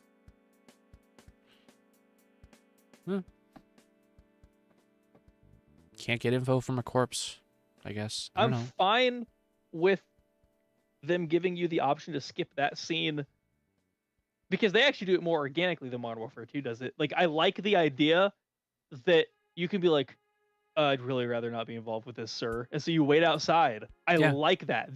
That if you choose that, like let's just say you're someone who doesn't know what happens during that scene, that just makes your brain start ticking like, what are they doing in there? You know? Yeah. It reminds me of the when you don't- interrogation from Modern Warfare 2, which you also don't have a part in what is it? When you're in Brazil, Argentina? I mean, that's just side fluff. That's just you Yeah. continuing the mission while True. the objective of, oh, don't worry, they'll get information out of this guy is Yeah. happening. This is much more like direct. But because it's not juxtaposed against, oh shit, actually things happen if you go partake in the fucking interrogation, none of it matters. It just deflates it completely. Hmm. Modern Warfare 2 had the balls to have an airport massacre scene, and the marketing guys came along and said, hey, can you at least warn them about this in the main menu? And then give them the option to skip it if they say, yes, please warn me again? Like, fine, whatever. The majority of players booted up the campaign, got that warning before they started playing, and said, no, I'm going to play this fucking thing. I don't care what you show me. And then they had fucking no Russian happen, and their jaws dropped. I'm sure it would have been more impactful if the internet hadn't completely ruined the spectacle of no Russian before I played it. Okay, thing how many years did you wait to play it? Yeah. I didn't have an Xbox or PS3 at the time, and my computer couldn't run it. I can't help you with that. Yeah, I know. Sorry, I can't. Yeah. Listen, I hate to tell you this. Skill but issue. The majority of human beings growing up today probably don't get to find out that Darth Vader is Luke's fucking father by watching the movies. I don't know if I Because did they were either. born 30 or 40 years after the fucking movies. Actually, what, 60 at this point? Let's see, 1980. No, it's older than that. It's much older than No, that. Star Wars, the original was 77. Oh, you're talking about, yeah, you're right, episode 5, sorry. Yeah. Which would have been 80, 81, I think. Was it 80? It wasn't 84. It was 1980. It was 80. Okay. It's already 43 years old. 84 was Return of the Jedi, I think. 84, 85. 83? I don't know. I think the real thing we missed out on with Modern Warfare 2 was Roadkill. It was a cut mission where you get to ride a motorcycle. I'm just memeing. I'll live. Yeah. They although it's pretty blatant that they brought that concept back. Or wait, no, they probably just didn't do it because they already had the snowmobile level. Yeah, maybe. And then Black Ops had a motorcycle level, and it was very awkward. It was very. Did It it? didn't control great. Yeah, not only does it have a motorcycle, but you're fucking spin cocking a fucking shotgun. You're the goddamn Wow. Terminator, basically. I don't remember that at all. That's shocking because I had that happen. I was like, am I the fucking Terminator? I don't remember that. I played Black Ops. Like, why do I not remember that? Stepan Reznov! Freedom! Oh, that one. Oh, For you, Mason! Not for me! I like Black Ops. That was a cool game. Really fucking good game. It's a good game. Fantastic game. Yeah, I like it. Black 2 gets a little retarded with the real world references being incredibly cringe, but overall the story is pretty fucking good. The choices, I really appreciate them because they're actual choices. It's not like a dialogue box, you know.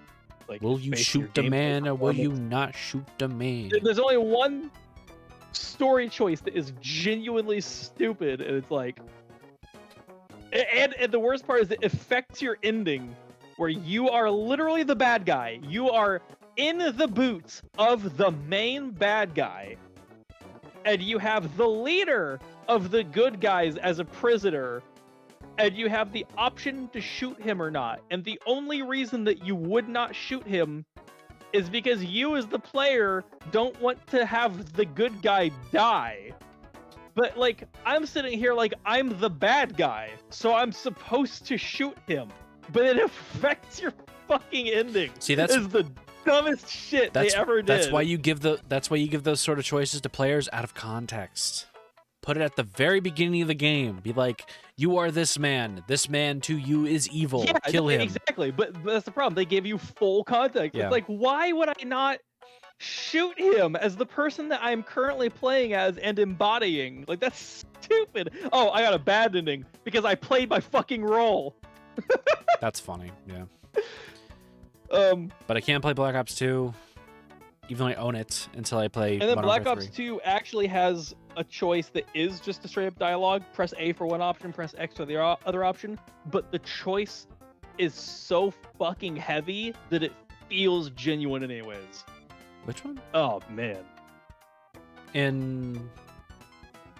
Sorry, do you mean Black Ops 2 or Modern Warfare 2? Black Ops 2. Okay, you said Modern Warfare 2. Oh, my bad. Yeah. Yeah, no, there's a genuine press one button or the other choice in Black Ops 2, and oh man, it's shit. And the worst part is you feel rushed to make a decision because of like the scenario and the context. Yeah. It's just, no matter which one you choose, it doesn't feel good. But no, Black Ops 2 is fine. Black Ops 3 is a rabbit hole. I'm not sure I ever left. I think part of me is still down there, man. Somewhere. See, that makes me excited. Trying to figure out what is real and what isn't real in Black Ops 3. Call of Duty franchise collection, $434.12. What the? Don't worry, it's on sale. It's normally $929.63. I played, and granted, a bunch of this was zombies as well, but I played 177 goddamn hours of Black Ops 3. I would go over to my friend's most of house and we play Black Ops Zombies, or we play Black Ops like a TDM, and just him versus me, and we would have our own teams, or it'd just be us against everyone. That was fun. You know, we didn't really play online, I don't think, because he didn't have XBLA, but or not XBLA, Xbox Live. But yeah, good times. Yeah, most of it ended up being the campaign, just because I was replaying it again and again. A, for some achievements, but B, I was just trying to understand what was going on. I read basically the entire game's internal Wikipedia. In Black Ops 3? Yeah. Oh, that sounds interesting. It has an actual Wikipedia with hyperlinks and everything. Oh, Some pages are fictitious. That's Some of them are fucking nonfiction. Cool. I like that. That's cool. You know, I think Black Ops 3 I know the least about. It is only very loosely connected to the Black Ops series in general. It basically exists long after Black Ops 2, and the only real connection it has is that because of what happened in Black Ops 2, it became law that like all major residential, industrial, and government locations had to be defended by heavy-duty anti-drone lasers, basically. That's really the only connective tissue there. Other than that, it's basically just its own fucking game. Yeah, I would like to continue playing these games, but they're just so hard to get a hold of, because either you're paying shitloads on Steam to get them legit. I mean, that doesn't seem to bother you, Mr. 1400 Games. What the fuck? Oh, it scares me. Yeah, well. And even then, like, I tried pirating Modern Warfare 3, and it's just not out there. It's just not there. Like, yeah, there are some. They just. It's like no one wants these games, not even for free. It makes me wish I hated myself enough to play them on console, but I don't, so I won't. Modern Warfare 3 isn't. Again, just library share with you. You have like all of them, right? The story is just retarded, but it's like. Yeah, but that's what I'm in whatever. for. It's dumb spectacle. Oh well. And the sound design is just ooh. Final mission, man. Ooh. Oh, the sound design is so crunchy. Oh. So good. My name I'm in a video is Victor Reznov. That's a good scene. That's a really good scene. The reveal in that game is so good. It is so fucking good. I love it. There was no defector. Having all the flashbacks to things you did, and Reznov just wasn't there the entire time. Mm-hmm. I was fairly clean on that, I think. So, like, the reveal actually got me. What do the numbers mean, though? What do they mean? That final shot of him in the parade is just so fucking crazy. Oh, yeah, dude. Most phenomenal main menu of any game ever made, too. Although the menu music to Black Ops 2 will always stick with me. It's really good. Yeah. I actually downloaded. I listen to it at work sometimes. It's so good. It's just the main theme. Yeah. It's contemplative. It is a solid menu theme. Infinite Warfare's got a good main menu theme as well. Assuming I get Although to I it, I heard guess she- I'll see it. I heard she left, or I don't know if she worked for them, but I guess she's been working. I guess they kind of fell apart on Modern Warfare 2. So Oh, unfortunate. that sucks. God, 2011. Her work is pretty good for I Infinite remember when Warfare. Modern Warfare 3 came out. It was right after I was at a friend's house that I played Black Ops with and all that. And his brother had downloaded a copy of Modern Warfare 3, just pirated it, and he just gave it to me. He's like, "Here you go, play this." I kind of wish I still had it, because then I would actually get to fucking play it. I played a bunch of the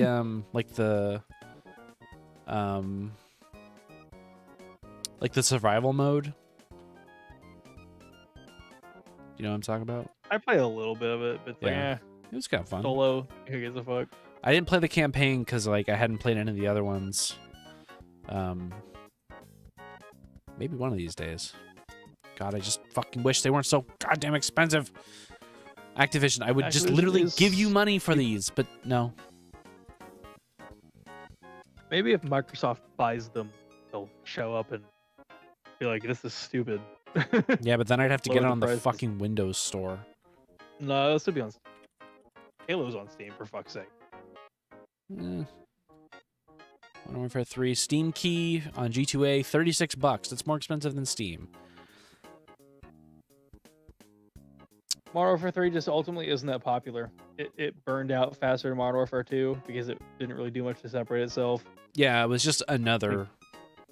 Yeah, like Modern Warfare 2 was pretty much the peak. I mean, it was after this, after Modern Warfare 3, that they started doing like different shit, like with Black Ops 2 and Ghosts and. Black Ops 2 is actually still played heavily to this day. Yeah, I have like the version, I forget what it's called, but the one you could still play online on some like fan servers. Let's go to Steam charts.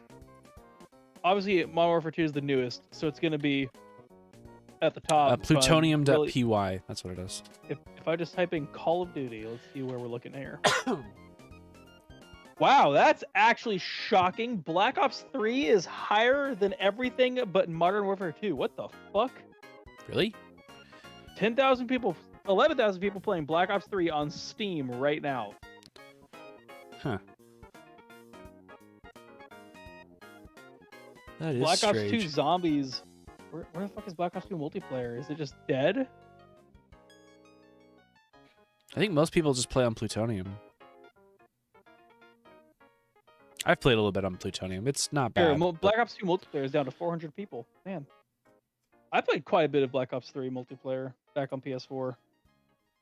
I never played it. It was fine. Simplest way to describe it. It was fine. A cool camera mode. Like a dolly setup you could do in the multiplayer. Although I think yeah, that you exists showed me in that. Black Ops at least. Yeah. But still, just the fact that you can direct the camera like that's pretty neat. Like that was leagues ahead of anything Halo had. Who was it that was it? I think it was iNotorious, I think. I don't know who it was, but like a lot of like there was a YouTuber I was watching a little bit, and he got his start by posting. No, maybe it was I'm Suda. Anyway, just like posting like Call of Duty clips to the Call of Duty YouTube channel.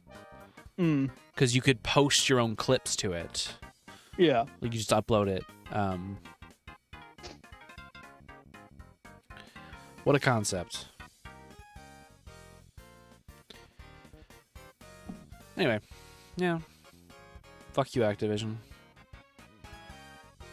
Killing I'm off shocked Vicarious Black Ops 3 Vision. is so high. Where's Black Ops 4? Is it just actually? I don't think Black Ops 4. Black ever Ops came to 4 is Steam, only on did it? BattleNet. Yeah. It's the one they didn't bring over for some Just reason. seeing it higher than Cold War is shocking because that's newer. I guess it's probably the most played one because it's the only it's the newest game that is like that style of gameplay, if you know what I mean. Like the old engine Call of Duty No, games? there's the eras of Call of Duty. Where you got like Call of Duty 1 through I guess 3. And you've got 4 up through. I mean, 4 is just a whatever reskin whatever of came 2. out before Advanced Warfare. So I guess Ghosts, 4 up through Ghosts. And then you've got Advanced Warfare up through 3 or Infinite Warfare, whichever came first. And then it get kind of wishy-washy. People allegedly weren't digging the fucking boost packs because they're fucking simpletons who can't understand verticality in their video games. And so they got rid of it. They went back to Black Ops 4, which wasn't that popular anyways, as far as I understand. No, you but then forgot about Call of Duty World War II. But then Modern Warfare 1 reboot, whatever came out, and like that was a whole new engine, whole new everything. Yeah. And they've just kind of been reusing that since They stopped then. using the fucking Quake 3 engine. And no, it's still the id engine to my knowledge. Yeah, pretty much. All right, I'm going to go through the list of all the Call of Duty games, and you could just give me your summary on your opinion. How about that? Oh, God.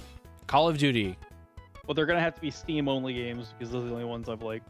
Yeah, I'm just looking at the played... main series list. Okay. Call of Duty 1. Call of Duty 1? I remember liking it. Good, interesting... When was the last time you played it? I can ask Steam. Call of Duty. January 30th, 2019. Oh, that's actually fairly recent. Mm-hmm. I played Call of Duty 1. It was 6 hours from beginning to end. It was okay. I see why they went to regenerating health, because holy shit. It has shockingly good reload animations for its time. It does, especially even like compared to like Medal of Honor at the time. Even just compared to some games that came out years after it. Yeah. If there's one thing that kind of depressed me about Halo, it's like Halo 1 had like some shockingly detailed reload animations, and then 2 and 3 just kind of like dropped the ball. Reach came back though. All right. Call of Duty 2. Didn't like it. I don't even know why. I can't remember looking back on it now. I'd have to read my review, but overall, I just didn't have a good time. That's interesting. Yeah, I know. It's kind of against the grain there, but I just didn't come out of it enjoying it. Did you play Call of Duty 3? That's not on Steam. I played it a very long time ago on the original Xbox. What I remember most about Call of Duty 3 is there's a guy named Guzo. And I remember a part where you drive one of those old school German Volkswagen thingamajigs through like a base or something. Yeah, that's Call of Duty 3. And also quick time event melee fights. Oh god, they were so bad. And crawling through a drainage tunnel during a fight where some Shermans are fighting at like a church or something. It's sounding remarkably similar to World at War, but anyway, let's see. Call of Duty 4. Good game, fantastic video game. I played Call of Duty 4 almost directly after rubber baby buggy bumpers. I played Call of Duty 4 almost directly after Call of Duty 2. And Call of Duty 4 is a direct Call of Duty 2's DAA direct reskin of Call of Duty 2. It is fucking insane. But it goes it completely ups the presentation of just everything from the story to the fucking status and everything else. It plays exactly the same as Call of Duty 2. Yeah. Oh, agreed. Which but very close. Exactly the same. It's a little more refined, but exactly the is same. Close. Yeah. No, it's exactly the same. But no, great, good, like decent and tight story. With a lot of fun globetrotting and swap between characters. I mean, the nuke scene, like that's just gonna live with you for the rest of your life. Yeah, it's a good scene. Fun, great ending, crazy scenario, nukes launching, blah blah blah. Good gameplay. I don't know if you played the remaster, but they did a pretty damn good job with it. Nope, because it was more expensive. Call of Duty World at War. I don't know if you know this. Did you ever like dig around on the training course in Call of Duty 4 at the first level? What do you mean by dig around? Dig around. There's an entire training course, like, you know, climb, like bouncing on logs and crawling under barbed wire and all that shit. But it's just there. It was left behind. From what I understand, it was intended to be part of the campaign. But Oh they yeah, but you just do the kill scrapped house. it. Yeah, they just scrapped it. But it's still there on the map. You can still go run the whole thing yourself voluntarily if you just feel like it. Oh. And so for the remaster, they actually brought it back where there's actually like a guy in scripting and everything where you can walk up to it and like engage with it and like do grenade training and all that shit. And he's like, why are you over here? I mean, I guess I could let you run the course. Or you could just follow the objective and just go meet Price and do the kill house. How a muppet like this join this outfit? Yep. What What kind was of the name next is one? so? World at War. Fine game.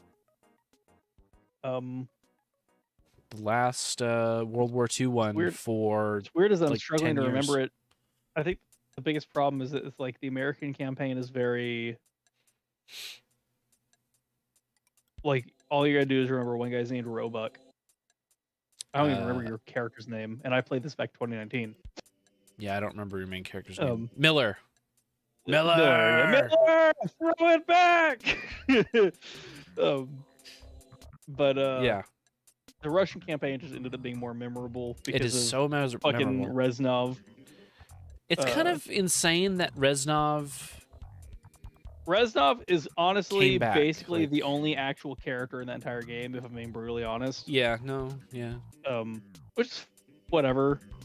It doesn't have the spectacle of Call of Duty 4. It definitely has objectively worse gameplay. But it's definitely the last of the old style Call of Duties. No, Modern Warfare 2 is still old style. Modern Warfare 3 is still old style. No, what I mean is like the Call of Duty 1, Call of Duty 2, Call of Duty 3 way where it's you have the American campaign and then the British campaign and then the Russian campaign, etc. And it just kind of goes through in that sort of structure. And in Modern Warfare 2, you jump back and forth a whole lot, you know? In World at War, you do that a little bit, but not nearly as You much. jump back and forth in all of them. You always have been swapping boots. Not in the earlier ones. It plays pretty. Yeah, in pretty 2 good. you're playing, and 1 you're playing as a British guy at one point, and then another time you're an American. I'm pretty sure there's the Russian levels. Like 1, you swap boots constantly. 2, it starts with a Russian level, and then you're a British soldier named Davis, and then you're like an American soldier invading fucking France or whatever. Like. And then there's a whole section. Isn't there a section? It's either in the first one or the second one where you're Canadian? Am I remembering that correctly? That's 3, I think. Is that 3? I think that's 3. I distinctly remember that because I remember having a rifle in my hands and it being Canadian. Yeah. No, swapping soldiers has always been the Call of Duty thing. In fact, Maybe I'm it's just not weirder remembering this with like Black Ops 3 where you're just one guy the entire time. Or Advanced Warfare, where you're just one guy the entire time. Okay, I'm probably just misremembering them. But no, so like World at War, it's the funny thing about World at War is like it's kind of just an objectively worse game than 4 on a lot of levels, but it's weirdly engrossing with the way that it presents World War II. Like Black Cats, what a level! Oh man, what a fucking level! And it's just a turret section. Black Cats is the best turret section I've ever played in a video game. Because of the atmosphere and the tone and the music and everything around yes, the where you're a gunner. God, what a fucking it's great. That's right. The funny thing about World at War is like it's really just not special, but it still is fondly remembered because it manages to do enough things right. Yeah, that was a good one. All right, Modern Warfare 2. Great game. Not a lot to say about it. Don't Yeah, think about the story too hard, but you'll love the set pieces. You'll love the action. Like, it's a fun game. Just don't think about it. Yeah. I feel like it has really cool set pieces. You can really feel the budget just absolutely careening upward. I mean, you're never gonna forget fucking No Russian. That's not leaving your No brain Russian, Second Son. Oh, Second Son. Second Son's my favorite level in that whole game. Captain Price, the silo doors are open. Good. What? No. Price, dude. He does a little trolling. Yeah, no, good game. Oh good no! game. Oh, the other level that's really memorable from that I'm game. not talking about multiplayer here, by the way. Just because, Neither am I, like, because I haven't played any of yeah. it. Oh god, what was I mean, the I've played level? pretty much all of them. But Modern Warfare 2, the mission. Hang on. which one? What are you doing I'm it? just double checking. What are you doing it? I'll probably know.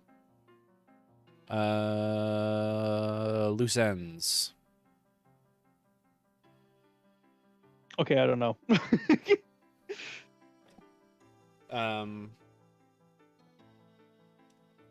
Hang on, let me find a line from it for you. Do you have the DSM? Oh, loose ends, of course. Yeah. Holy fuck, loose ends. Oh my god. Good. That's one less loose end. It's literally Dude, the that line. fucking- Like, come on. Man. Roach. I think that's just a repressed memory. Do Yeah. not trust Shepard. I repeat, do not. It's like he's screaming out on the radio. You're already in the fucking fire. You're pit. already dead, pretty much. Yeah. God damn. Such a good fucking like. That game manages to dredge up so much emotion out of what is genuinely a retarded We're under fucking attack by story. Shepard's men at the boneyard. Like, the Russians flew across all of Europe and the Atlantic and secretly invaded America somehow. That's retarded. But man, the emotion, the music, and the visuals of thousands of paratroopers dropping over America does to me just doesn't matter anyway. It still fucking kicks me. Jesus. Yeah, it's You got kind of hard to people do freaking out, the. I've got fighter jets over I-95. It's like, this is not a scenario that I want to hear about happening in real life. Oh yeah, God, that's scary. So it hits, even though it's retarded, it hits anyways. Yeah, just change that to your local interstate. Yeah. Like, ooh. How the fuck did they get through? That's that like him screaming, how the hell did they get through? Is to be a moment where like Kronk pulls down a fucking whiteboard that shows like Russia magically flying across Europe and visibly be like, I mean, I'll be honest with you, it really doesn't make any sense. Kronk, how did we get through? R.I.P. Roach, a real one. And not to mention the fun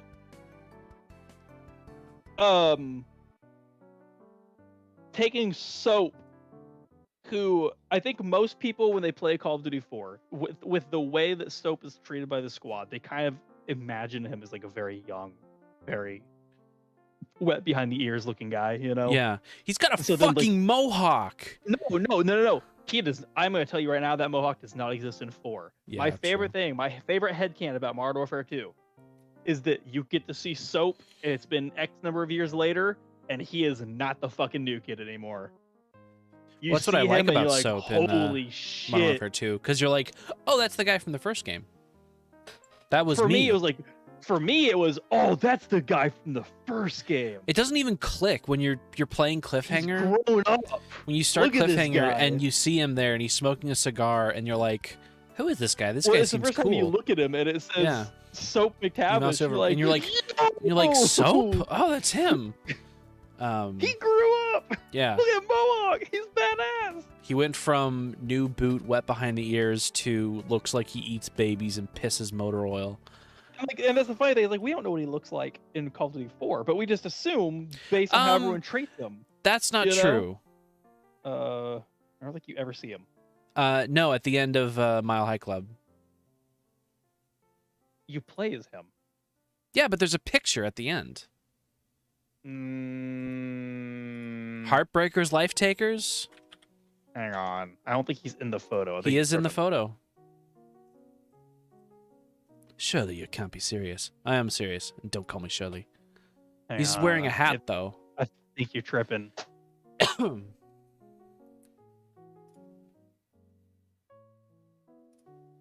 No, it's Iceman, fucking Gaz, Price. Oh, that's Gaz. And, Whoops. And then, yeah, no, he's not in it. Why is he not And in the then picture? fucking- That's fucked up. It's not Iceman. What's his name? Starts with the V. He's like the American commander. Characters 1-1 operative. Romeo He's got a 1-1. voice. He's just like, Charlie hang 1. on, you know, at the fucking end when the helicopter's going down. Hang on, let me look at the transcript.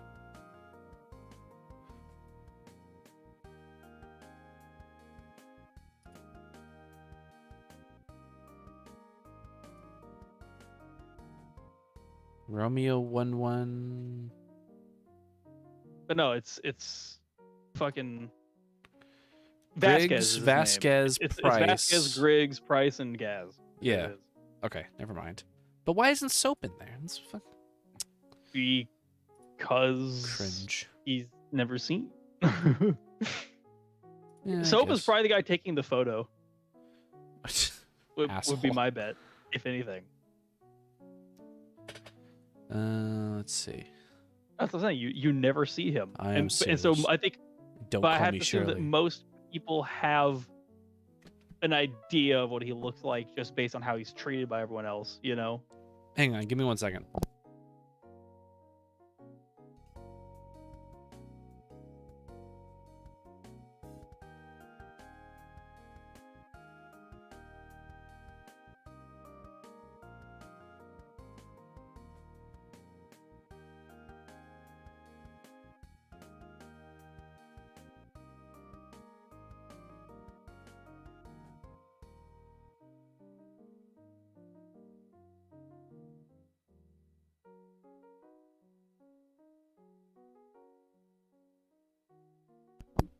Alrighty.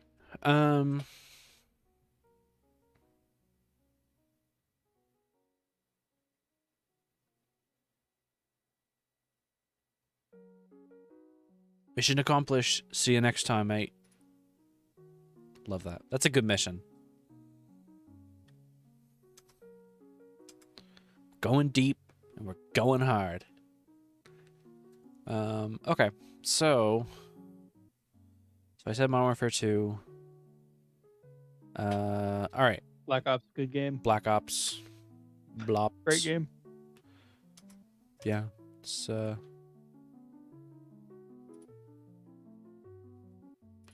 on. Does he show up in? Sorry, I'm just looking for a picture of Soap. No. And what, Call of Duty 4? Yeah, I was just seeing if there was one. Anytime Soap There is in the isn't game, one. you are playing as him. Yeah, I know. I just didn't know if there was like concept art or anything. Even if there was, it doesn't count. Concept Yeah, art. yeah. No, it counts. Shut up. Nope. Doesn't count. It's concept art. It's concept, not final art. Otherwise, I got news for you on how Salter looks in an Infinite Warfare. Yeah, but And concept art is the closest to final you'll get without actually seeing final. So it's as No, far as you because go. then that just sets up a false narrative in your brain. You're a false narrative. in Because my you brain. don't know when that concept was drawn, where maybe they completely rewrote their decision on what the character is even like. It's close enough. Anyway, Blops. Great game. Yeah, great. That's As good. much as he said about it, it's just a phenomenal video game. Yeah. Modern Warfare 3.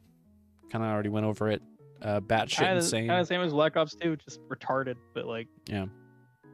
it's definitely missing some of the magic that Modern Warfare 2 has, where like they try to no Russian you. Oh, the little kid gets blown up by a van. This is like, oh well, whatever. Like you've already shocked us once. This doesn't really work.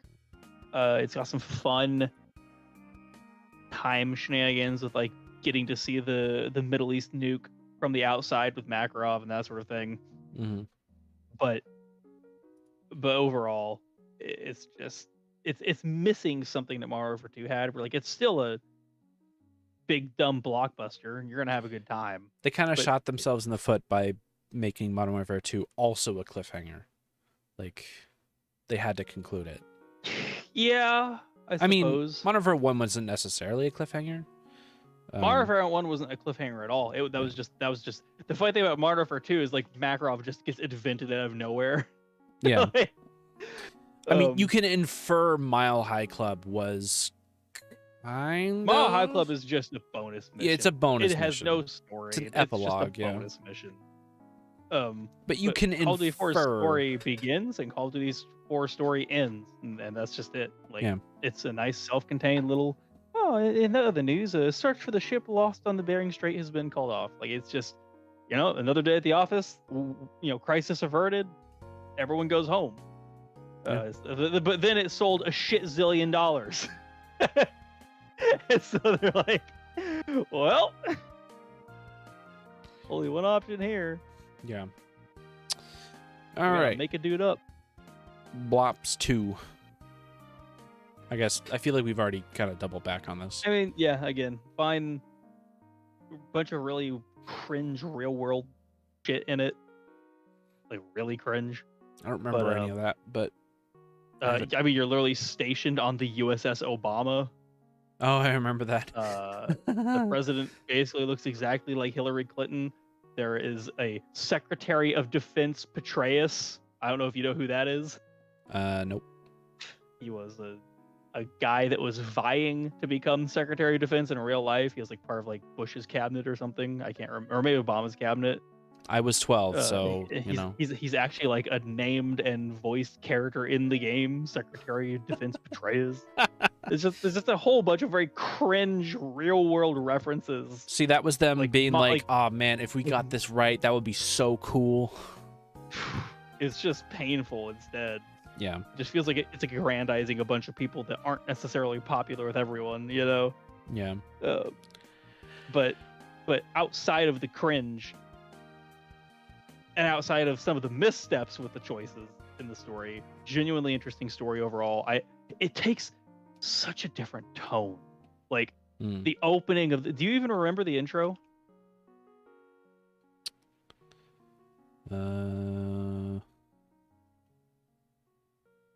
No, I don't.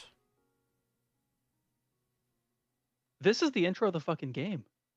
This is not what a Call of Duty game does. It doesn't be quiet and be like contemplative and shit.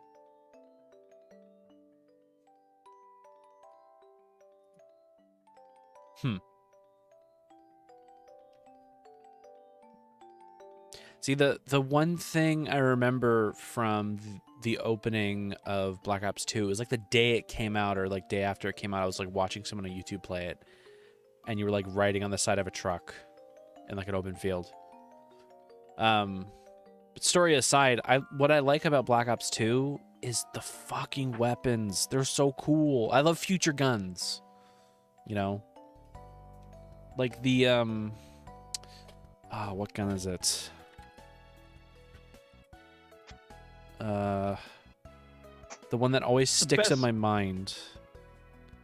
The best part about this intro the Cap is just 40. how it sets up. What's a real gun? Well, unfortunately, it never got released, but that was going to be a real gun. What? I want one. Yeah, it's Chris Card. It's the Chris Card, but it never came out. It's from the same guys that made the Vector. All right, I want one. God, that's luck with fucking cool. Oh They my were trying to God, that's get their cool. recoil system into a handgun. That and then they that's entered development hell. That's fucking cool. I'm sure you could probably get one 3D printed somewhere. Kidding. That's No, I like how it joke. sets up the villain. Like, no Call of Duty games ever like set up the villain as like, look at the shit this guy's been through in his childhood that like put him on the path to become who he became. I don't know, man. It's nuts. Wait, the what? Whoa, the Chris Card was also in Ghost Recon. Yes. And the Division 2. Huh, cool. And Iron Sight. I don't know what this game is, but Sounds like a free-to-play multiplayer yeah. game. Huh, cool. I'm FDB, my beloved. But also it had Avenged Sevenfold in it, I think. Was it Avenged Sevenfold? Treyarch does a lot of collaborative shit with them, especially in the zombie modes. I like Avenged Sevenfold, so The entire ending of Black Ops 2 is literally just a fucking Avenged Sevenfold concert where all the characters are dancing together. I fucking love that. It's so stupid. I love it. I love it so much. Oh. All right, Ghosts. Fucking terrible. Yeah. Just abysmal. not even like interesting set pieces most of the time either. I don't know how they went so wrong. Well, I do know how they went so wrong. Everyone fucking left the company. But You know, I have the Prestige edition of Call of Duty Ghosts for PS3. Ghost didn't come after Black Ops, did it? Yeah. Or Black Ops 2? Yeah, 2013. What's after Ghost? Black Ops 3? What's after Ghosts is Advanced Warfare. Yeah, you're right. Okay. Oh, because Advanced Warfare was when Sledgehammer enters the game. And Ghost was one of the first where they were like, "Hey, buy the game Ghost now was the and first get it PS4 cheaper on one. PS4." No, Ghost was on PS4. Yeah, I'd say it's the first They- PS4 one. They ported it First up. next gen after. There's a coupon After in my 360. copy where it's like, "Hey, do you want the PS4 version for $10 less?" Offer code expires 5 minutes after purchase or something. Naturally. Yeah. No, just not a good game. Not a good fucking game. The fucking like side modes are insane though. They had tried to put in And like the alien hold on. one. If It was we're by just talking about the campaign, Neversoft. yeah. If we're just talking about the campaign, terrible fucking game. Extinction mode, I had a genuine good time soloing it. It was by But Neversoft. it's not soloable. It needs teammates. You can't beat it alone. It like the final mission is just too absurd. And I just wish that the game didn't cost an arm and a leg to play so I could get my friends to buy it. If I and get play it, I'll Extinction play me. it with you. I don't know if 2 people would be enough. Like, it might be. Maybe that tips the odds in our favor. I'm sure But Cypher I think has it. 4 people. I'm sure Cypher has it. I think we've talked about this before. And I don't think he does, but I could be wrong. Someone on that server probably does. Advanced Warfare. Disappointing. I adore the multiplayer. To me, it's the best movement system that's ever been put into a video game. It's a little bit of shank in it that they could have gotten rid of, but I want to touch it. I want to try it. It sounds it was interesting. just perfect. I want to see what everyone was because complaining about.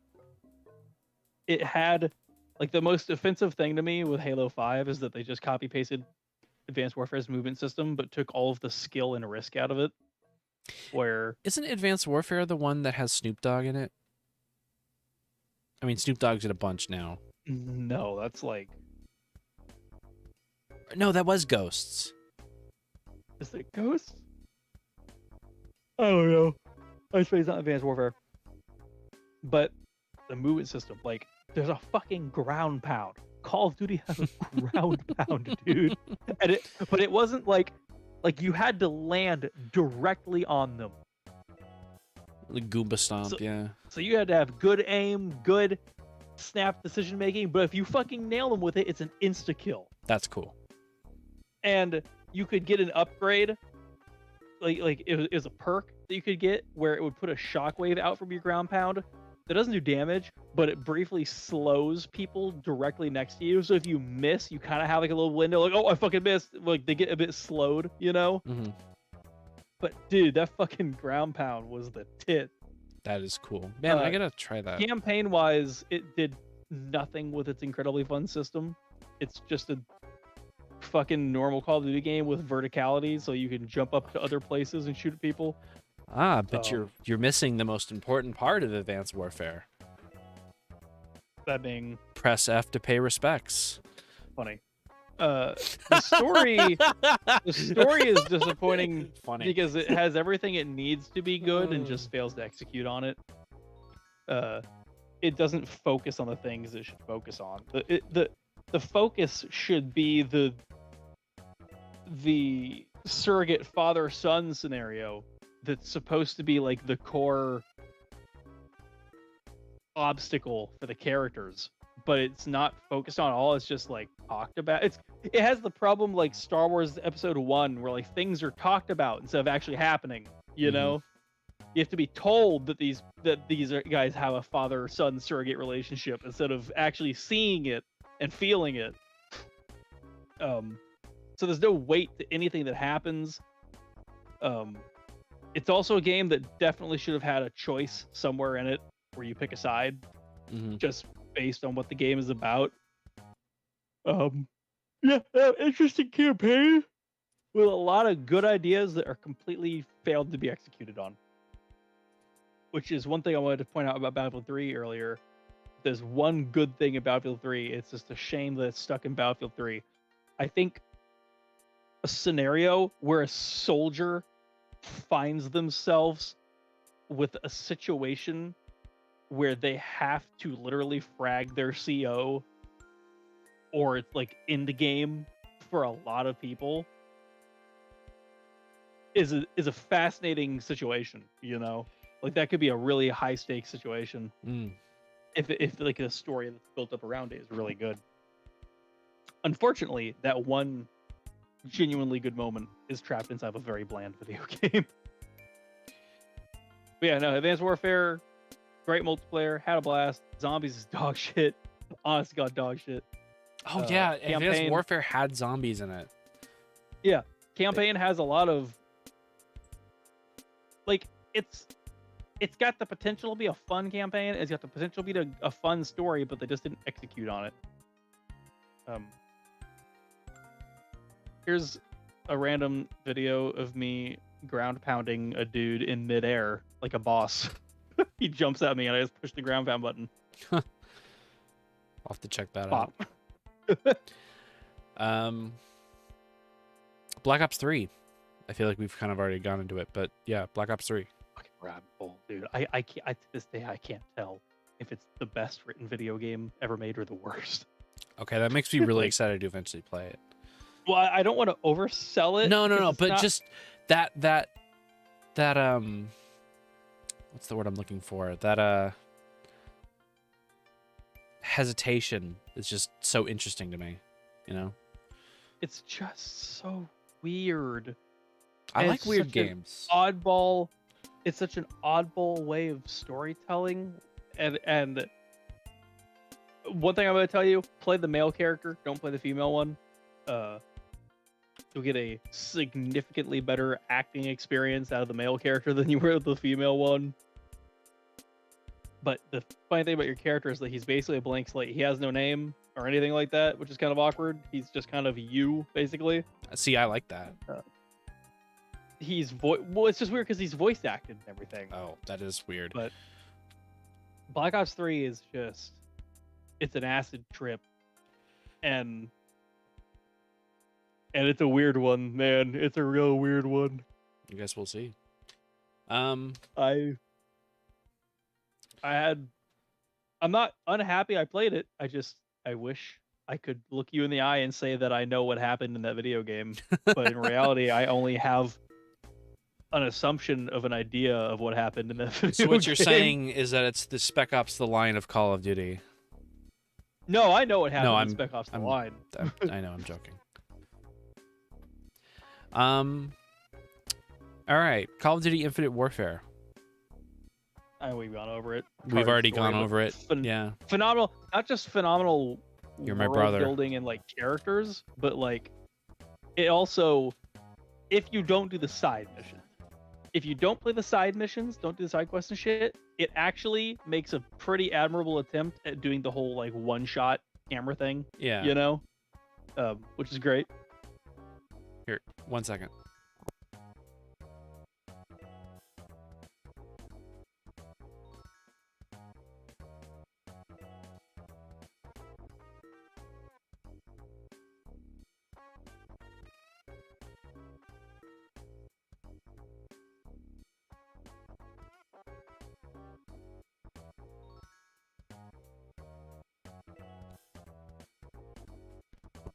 All right, sorry. So after Infinite Warfare, Call of Duty World War II, which is the one I think no one talks about. I stopped playing at Infinite Warfare. What's that? I stopped playing at Infinite Warfare. Really? You haven't played anything after Infinite Warfare? Nope. I do own World War II, I think. Do Yeah, I? I own it. I got it. It was in a Humble Monthly. Yes, I own it, but I have not played it. I also have Wait, not I played have 5 achievements. What the fuck? I must have booted it up at some point and don't remember a thing about it, but I didn't. I have 5 achievements. Well, give me your thoughts on it anyway. My thoughts are I literally don't even remember playing it, and that doesn't bode well at all. No, it doesn't. No, because I'm not a person that drinks or does drugs, so that memory loss isn't, artificial. That's literally me just being so disinterested in whatever it was that I don't even remember it. That's so funny. Oh. All right, and you haven't played anything after that, but I still want to get your thoughts. So, Blops 4, no campaign. No just campaign. online. They want her to be PUBG. That's all I No, remember. they had to restart development Oh, really? halfway through. Oh. Activision walks in and says, "Oh yeah, you're a battle royale now." Do you think they They're had a like- campaign and they just had to like- get rid of it? Oh, my understanding is they were making an open world game.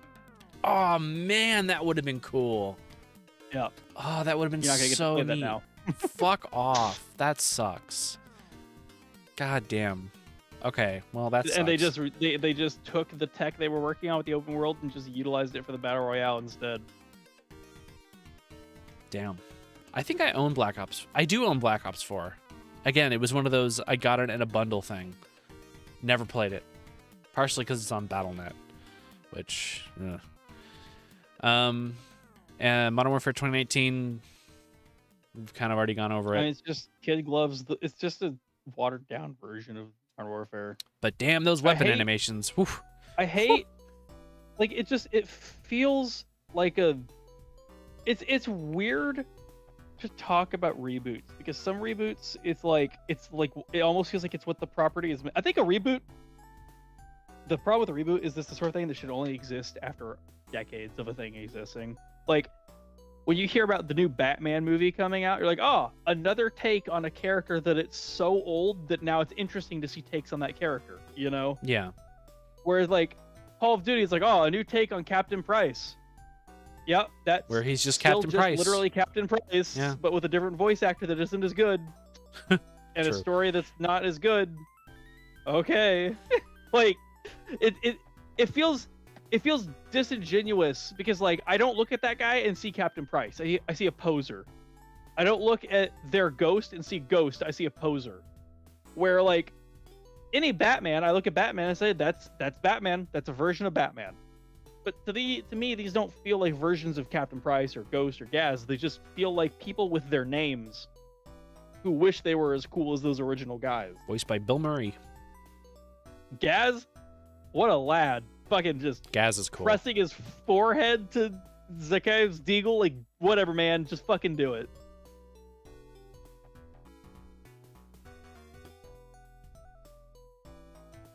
Yeah, Again, that's old Call of Duty games weren't afraid. Everyone dies except Price and Soap by the end of that fucking game, dude. You get to know all these people and they all fucking die because that's how warfare works. Call of Duty, the new Modern Warfare games refuse to kill anyone. Well, yeah, because they're a character with a face, and they need to use them for marketing. I hate everything. Yeah, I know.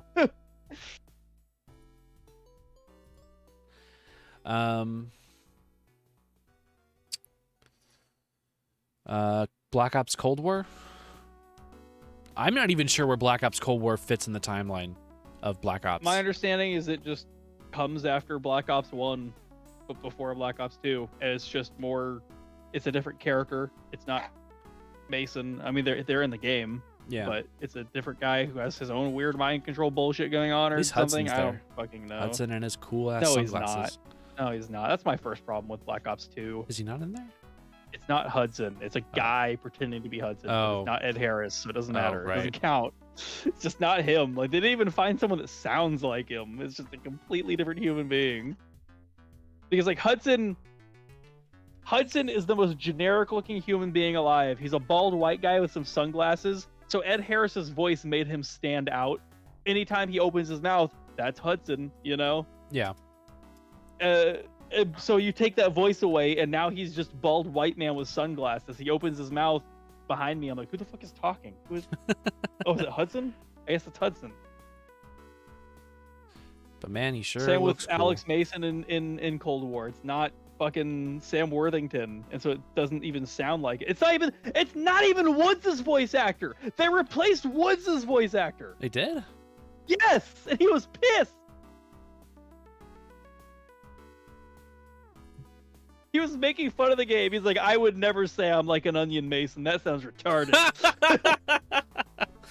Did they replace him? Who was he voiced by? So I'm looking up his voice actor, James C. Burns. Yeah, he's a different... I'm a goddamn onion mason. I love I like how This- people meme that line so much they had to patch it out. I love the stupid What does it poke mean? that they make at him surviving Black Ops 1, even though we blatantly saw him get blown the fuck up in the first game. He's in the second game, and so the trailer, the first thing you see is Woods on screen. He says, "Besides the fact that I'm still alive, none of this surprises me." It's like, wait a minute, what the fuck? Yeah, how are you still alive? Most Did he blatant retcon of all time, just because a character was so beloved. Okay, and you say that, and that's why they're so hesitant to kill off characters in the modern ones, because Sure, they killed Ghost but- in Modern Warfare but 2. the most confusing part about it, it's just silly. Like, there's no reason to bring him back,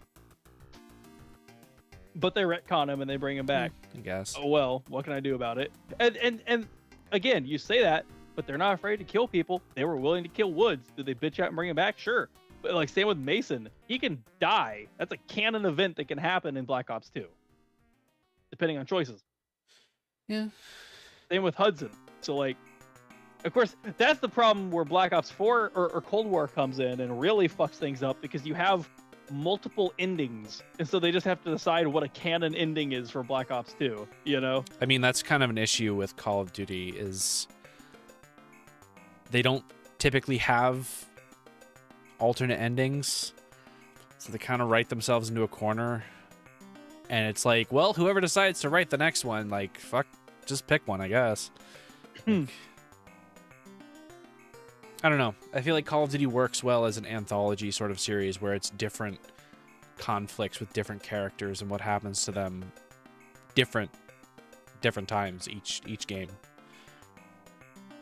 So, yeah, goddamn onion, Mason. Call of Duty Vanguard. I've seen enough to know that I'm not touching that one.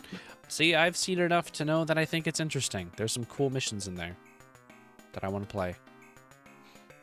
Like the sniper ones. Those are cool. That's about all I got to say about Vanguard. Thank you, Sledgehammer. And Modern Warfare 2, we already know this. I think the missions are cool as an action I feel movie. bad for Sledgehammer, like, Yeah, or like people yeah. that work there, because it's like, you have this up and coming company. They get to work in Call of Duty. You have these two veteran game directors, and they both left the company. Yep. Whoops. Whoops. Yep. And now one of them has gone on to make, I don't even know what the fuck, and the other made a really, really, really bad horror game. I don't even know. What the fuck is Michael Condrey doing? Really curious now.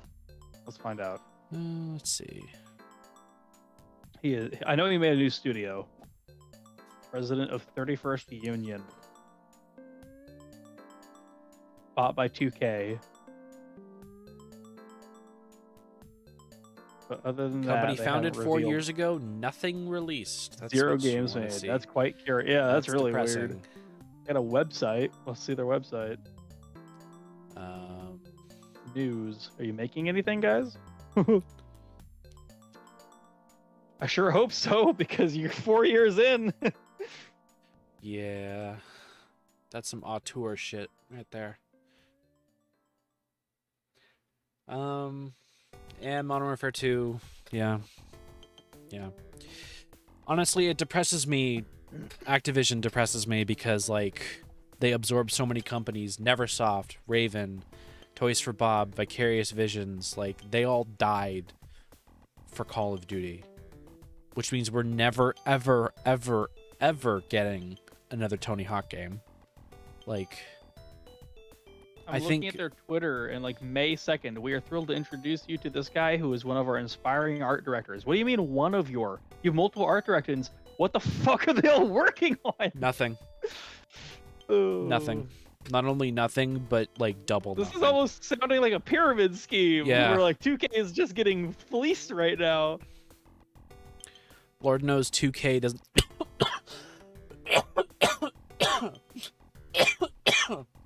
Lord knows 2K doesn't need any more money given how well GTA Online's doing.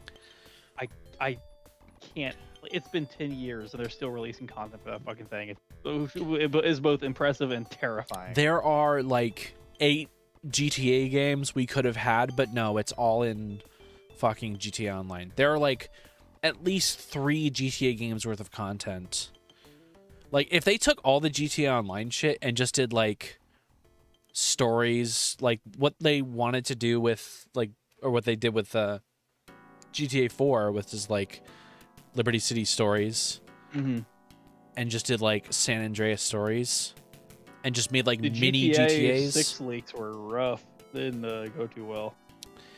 I watched a little bit. It looked kind of interesting. I still have no idea what that game's gonna really be. Apparently, it's gonna be in Vice City. It's gonna be another GTA game. It'll be another GTA game. Basically means an incredibly highly detailed open world with incredibly basic gameplay, and I mean, let's be honest, GTA games have never been incredible games as far as gameplay goes. They're just huge and insanely detailed, and so they're fun to exist in and run around in and do shit. But, yeah. Like, they're very basic third-person shooters with driving kind of the long and short of it on the gameplay side. Which makes it impressive that they fucked up the driving in GTA 4. Well, they were doing an entirely new physics engine at that point, so I'm not too surprised. I mentioned it in my Indiana Jones stream, but that Euphoria physics engine was like... Its main vehicle was going to be Indiana Jones and the Staff of Kings, but it ended up being although I guess it... No, that's not true. I think Force Unleashed ended up being the vehicle for it, but then like Euphoria ended up being Rockstar's thing, and it's... I'm still pissed we never got the Indiana Jones game. It looked really cool.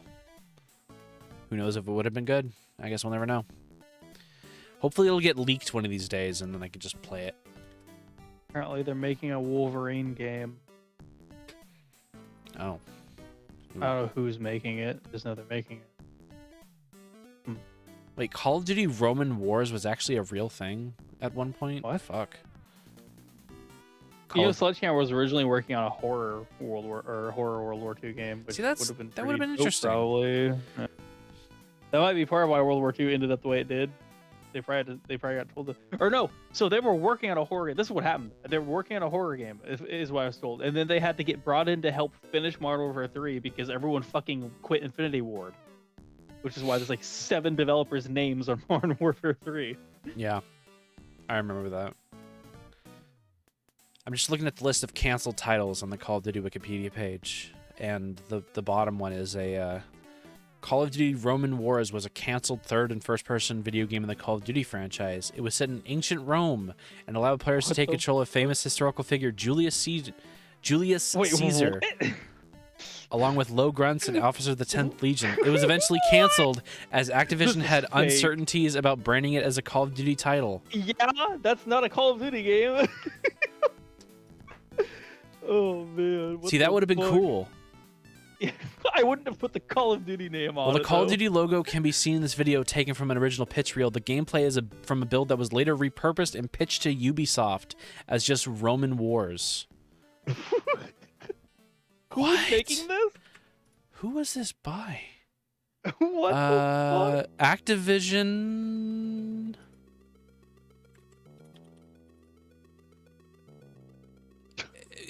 Oh, it just says Activision. You know what's not coming out, by the way? Beyond Good and Evil 2. Yeah, that's a fever dream. But you know what is coming out?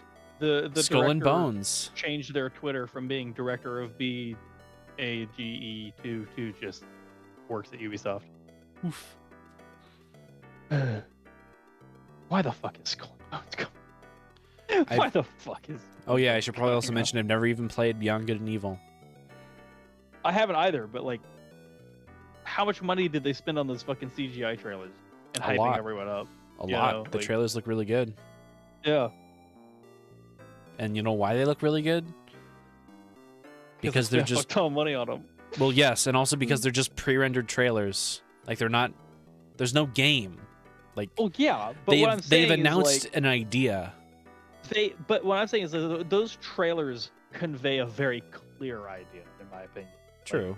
It's going to be open those world, I guess. Those are characters in a place. There's obviously been a lot of thought put into all of it, and then the game just does this. Okay. I remember seeing some pre-dev shit of like the monkey flying around the jetpack in like the India area. That's about it. That's all we got. So. And let's see, Call of Duty Vietnam. It was in development for at least 6 to 8 months at Sledgehammer. It was stopped because Infinity Ward needed help finishing Modern Warfare 3. There you go. There's the game. There it is. They're probably going for more of a horror take, though. I remember reading about that. I mean, Vietnam as a war was just a horror game. Sure, but I must like that is a rich setting to put like a man gets separated from his squad type scenario if you're making a horror. Call of Duty, game. The Bunker. Yep, got it. Oh. You just shoot the fuck out of the monster. Oh, man. Imagine Amnesia the Bunker, but when you shoot the monster, you just get the Call of Duty hit marker. That's gotta be a mod. That needs to be a mod. That needs to be a workshop mod. Yeah. Call of Duty Devil's Brigade was a canceled first-person shooter for the 360 developed by Underground. The game was set in World War II, mainly focusing on the Italian campaign. Ooh. Say the line, Bart. That could have been interesting. That's what I always find hilarious about motherfuckers who are like you have the sci-fi Call of Duty. All these people like, this isn't Call of Duty. It's supposed to be Modern Warfare. I'm like, actually, it was a got fucking news for you. World War II. Yeah. It just so happened that Modern Warfare became really popular after. Well, it's not that. It's that World War II had been done to fucking death. Well, yes, that too. But then, when they started going sci-fi, the reason they were doing that is because Modern Warfare had been done to fucking death. I feel like Call of Duty World War II was basically Activision going, okay, one more time, we'll just see if there's anything there. And it came out, and they went, there's nothing there. And then they released Call of Duty Vanguard. Because apparently they didn't learn. The funny thing is, both of those are by fucking Sledgehammer. Someone at Sledgehammer really likes World War II. The funny thing is, there's absolutely room for World War II games because no one's making them anymore. But you have to make them compelling. We have all played a fuck trillion World War II games. So unless your game is going to do something new and something interesting, our memories aren't that short. We're gonna play it or be like, this isn't new. I've done this before. Battlefield 5. This might shock you to learn, but I have, in fact, planted a timed explosive on a Flak 88 before. What? I no know. way. Shocking that I've done something that specific, but yeah, and let's talk about what you've done in video games too. Press X on an objective. Yeah. Follow this marker. Like, well, sure, but then context can change everything. You know. True. When it comes to Call of Duty, I feel like if they're going to continue on the path they're on, I think they need to do open world. Because there's a little bit of that in Modern Warfare 2. Modern Warfare 2, the maps are terrible, but the shooting and the gameplay is pretty tight overall. Those animations, the balancing issues, like the fact that I can jump, grab a ledge, and then aim my pistol up over the ledge and blast a dude standing on top of it. Phenomenal. Fantastic. Yeah. Those mechanics and shit, cool. Swimming and shooting has never felt better in a video game in my life, where I actually actively swim around a map because it gives me like a kind of a line of sight advantage, you know? Wasn't swimming also in Ghosts? Yes, but I didn't play multiplayer, and I don't think it was in the multiplayer. Oh, but man, you missed out on the amazing fish AI. I remember when people that was getting announced, people were just posting screenshots from Super Mario 64. The fish AI. That was a fun time to be on the internet. Oh yeah, that was so much fun. What were they thinking when they wrote that? They weren't. Advanced Warfare. I'm just gonna post this. You're just gonna have to turn on your ears, dude. The fucking sound design. Yeah, I've watched this video 8 times. I'm pretty sure I've they watched have a bunch of your videos, multiple I'm times. pretty sure they straight up. I think Don Vecca still works for Activision to this day, but I don't know what capacity. He's the Dead Space sound guy. Yeah. God damn. It's good sound design. Good stuff.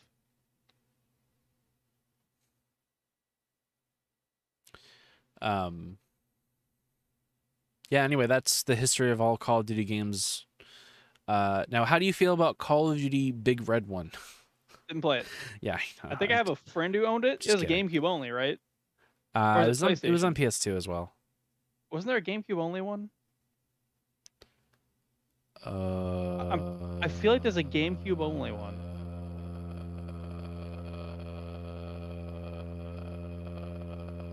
Finest Hour. Was it Finest Hour? Yeah. No, it was on PS2 and Xbox. Oh, you're right. There isn't a GameCube only one. They were all these are pretty much on GameCube, PlayStation 2, and Xbox. Yeah.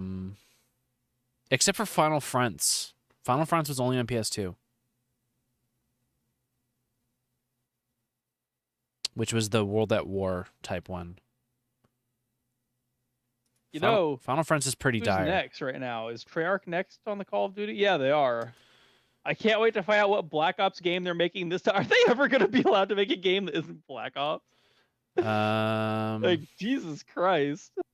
Call of Duty Black Ops Cold War, that is a Japanese video game title. That is 3 phrases shoved into one title.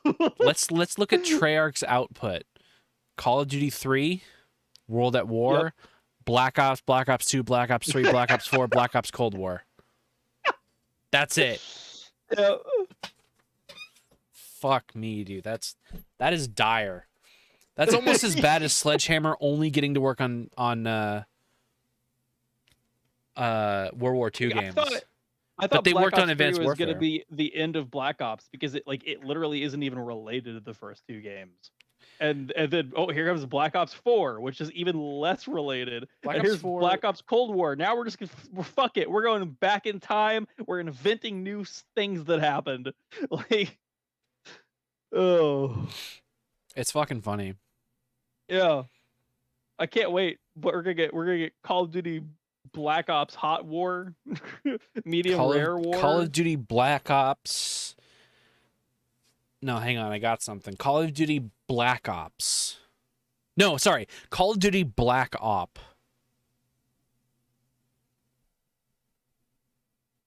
That's it. Call of Duty Black Op. The only thing I liked about the Black Ops Cold War game is that one of the trailers used Blue Monday. I think the cover art's pretty cool. Oh, and the onion line. That's funny. That's, yeah. I mean, we're due for a new Call of Duty.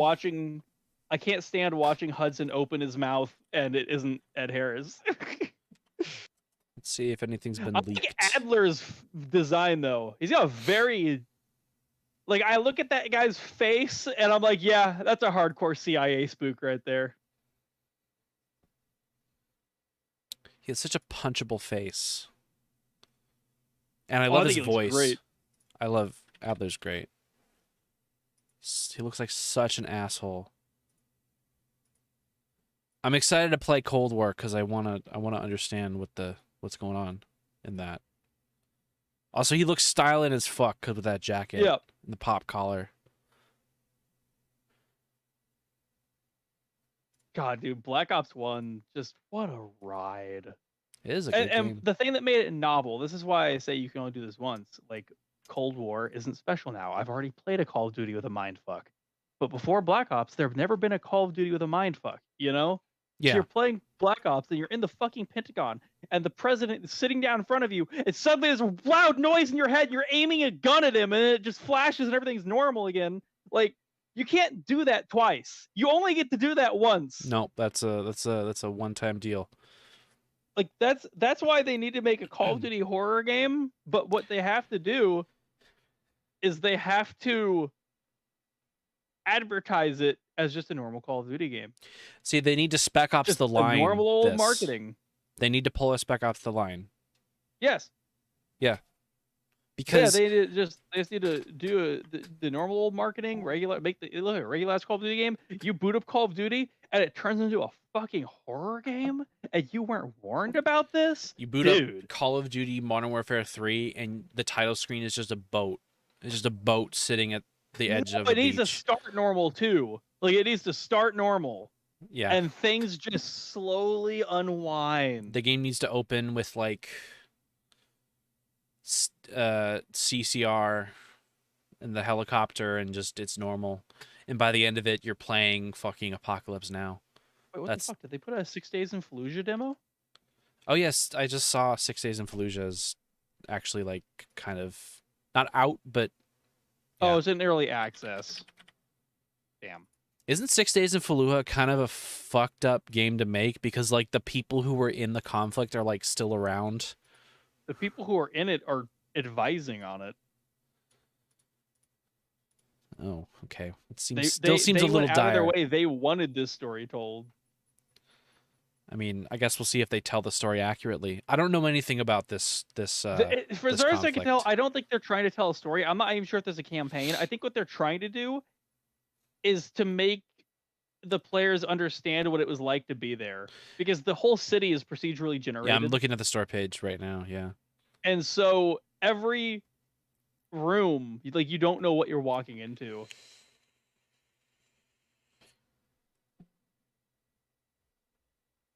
Yeah, I'm not familiar with the story of. Plus, I mean, you've got Marty O'Donnell in the score, so I mean, I have to play it. Oh wow! I'm just looking at the reviews. I was a veteran of Operation Phantom Fury, where this game takes place.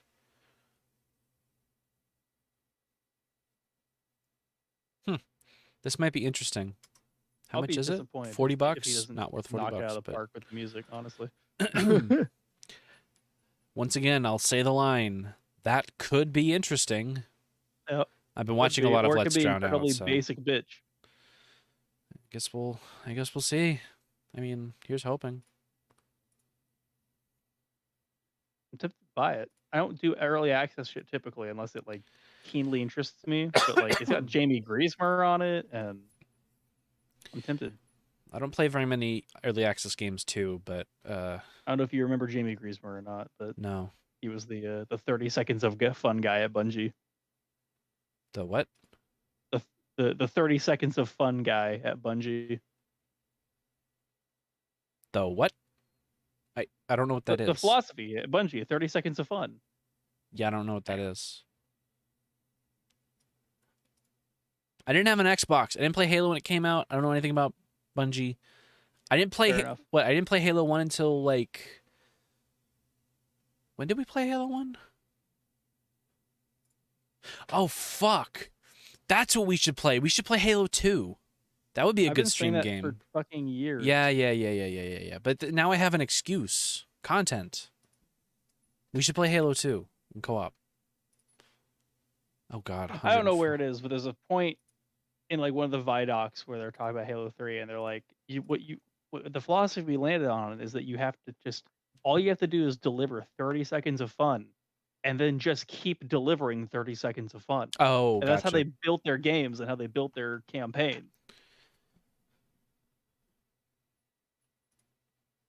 Jamie Griesmer is one of the big gameplay designers on the Halo games. You got Marty O'Donnell on the fucking music. And like, 6 Days Fallujah could be pretty good. I guess we'll see. Or it could be really basic. I don't know. But yeah, okay. Well, I guess that kind of solves my content problem of what we should do next, and I think it's going to be Halo 2. Guess I'm installing 100 gigs of Halo games. I don't even own all the Halo games. I'm missing Halo 3 and ODST and 4. I have Reach, because it comes with it, Combat Evolved, and Halo 2. So we'll play 2. Did we play Halo 1? Yeah, we played Halo 1. I remember because I came home and we finished it the day after I stopped working at Best Buy. Or no, it was the night that I stopped working at Best Buy. Or was it on my 21st birthday? I don't remember. Something significant to me and no one else. Well, that kind of narrows that down. How do I have 33 hours in Halo? What? Why do I have so many hours? Huh. Maybe I just played a bunch of multiplayer with Hanoi. I don't know. Anyway, that solves that. We've talked about all the Call of Duties, and yeah, we've been going for about 4.5 hours, and it's what, like 12 o'clock for you now? It's pretty late. Hold the fuck up. Did he leave Highwire? I didn't realize. We're about to watch a man turn on a video game live. No, but it's just like, wait a minute.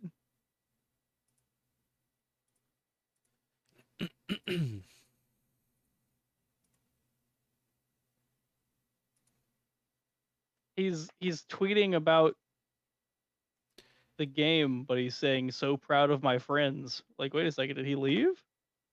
I'd say saying you're proud of your friends is applicable whether you still work there or not. But it's not what someone usually says. Usually it's like, we're so proud of what we've been working on, not proud of, you know what I mean? Yeah, no, I see what you're A saying. little weird. Excuse me, I'm so sorry.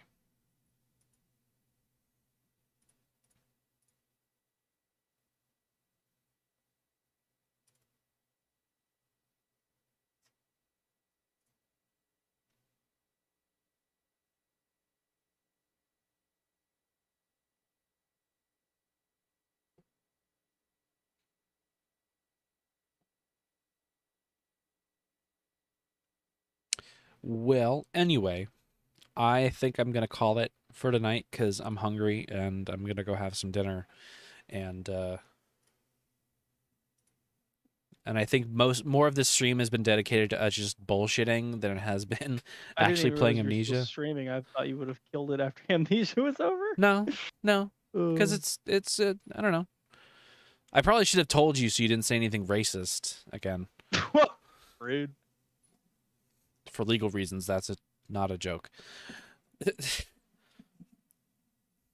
Yeah, I just made a just chatting layout for the stream, and it's just a picture of Ice Cube holding a Quake rocket launcher, and it's been like that for like 3 hours. But anyway, I'm hungry. Is anyone actually watching this No. right now? No. I was gonna say. No. Ollie was here earlier, like right when we started, and he said he's gonna go make food and clean some stuff, and then he'd be right back, and that was hours ago.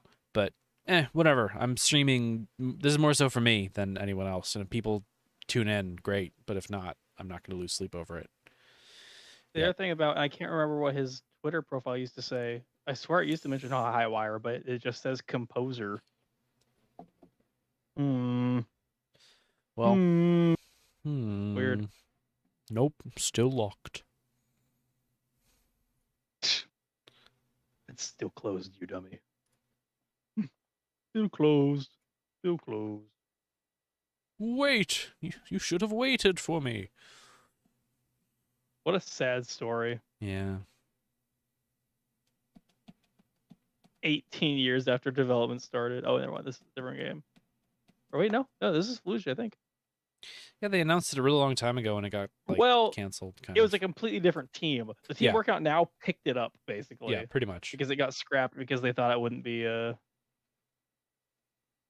very popular. Yeah, a little too soon on that. Reasons like you mentioned. Yeah. Oh, yeah, it was pretty. But what's funny is, like, you say too soon, but if I understand, it was the same back then too.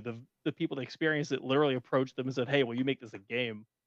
Oh, but I guess the marketing side of it just kind of pussied out. And from what I've heard, that's not. There's like two sides to it. There's like people who are like, "Yeah, make this a game," and there are also people who are in the conflict that are like, "What the fuck are you guys doing?" That could also be true.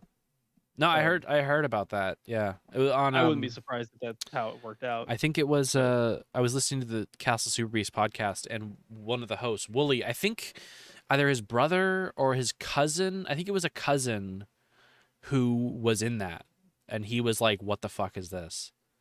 So anyway, I don't know. I wasn't there. I can't speak on it, but the game may or may not be interesting. I guess we'll see. I'm just gonna buy it. I don't care. I'm curious to see if it actually plans to have a campaign or if it's just gonna be more of like a let me scenario know. Thing. I'm interested because all right. Well, anyway, I'm gonna call it for now. It is 11:30, and I'm trying to decide what I'm gonna do because I I mean, I woke up on time. I woke up at like 7:30 this morning, but I didn't crawl out of bed till like 11. No, I got up at like 4 Damn, son. because I guess stayed I'm up trying to decide, super do I late. try to go to bed right now or not? Because if I do, I need to make sure. Here, what time is it? If I try to wake up at 6:30 right now, I will get 7 hours of sleep. Okay, fuck it. I'm gonna try to go to bed. I'll talk to you later. All right, I'll catch you later. Bye. All right, and if anyone's still here or if anyone's watching this VOD, thanks for making it at the end. You're a real one. Anyway, I'm going to call it for tonight. Thanks for hanging out, and I'll see you guys in the next one where we play something else that I haven't quite decided. I don't know if we'll jump right into Halo 2 or not. I might just play something else just to cleanse the palate. But anyway, thanks for watching, and I'll see you in the next one. Oh, bye-bye.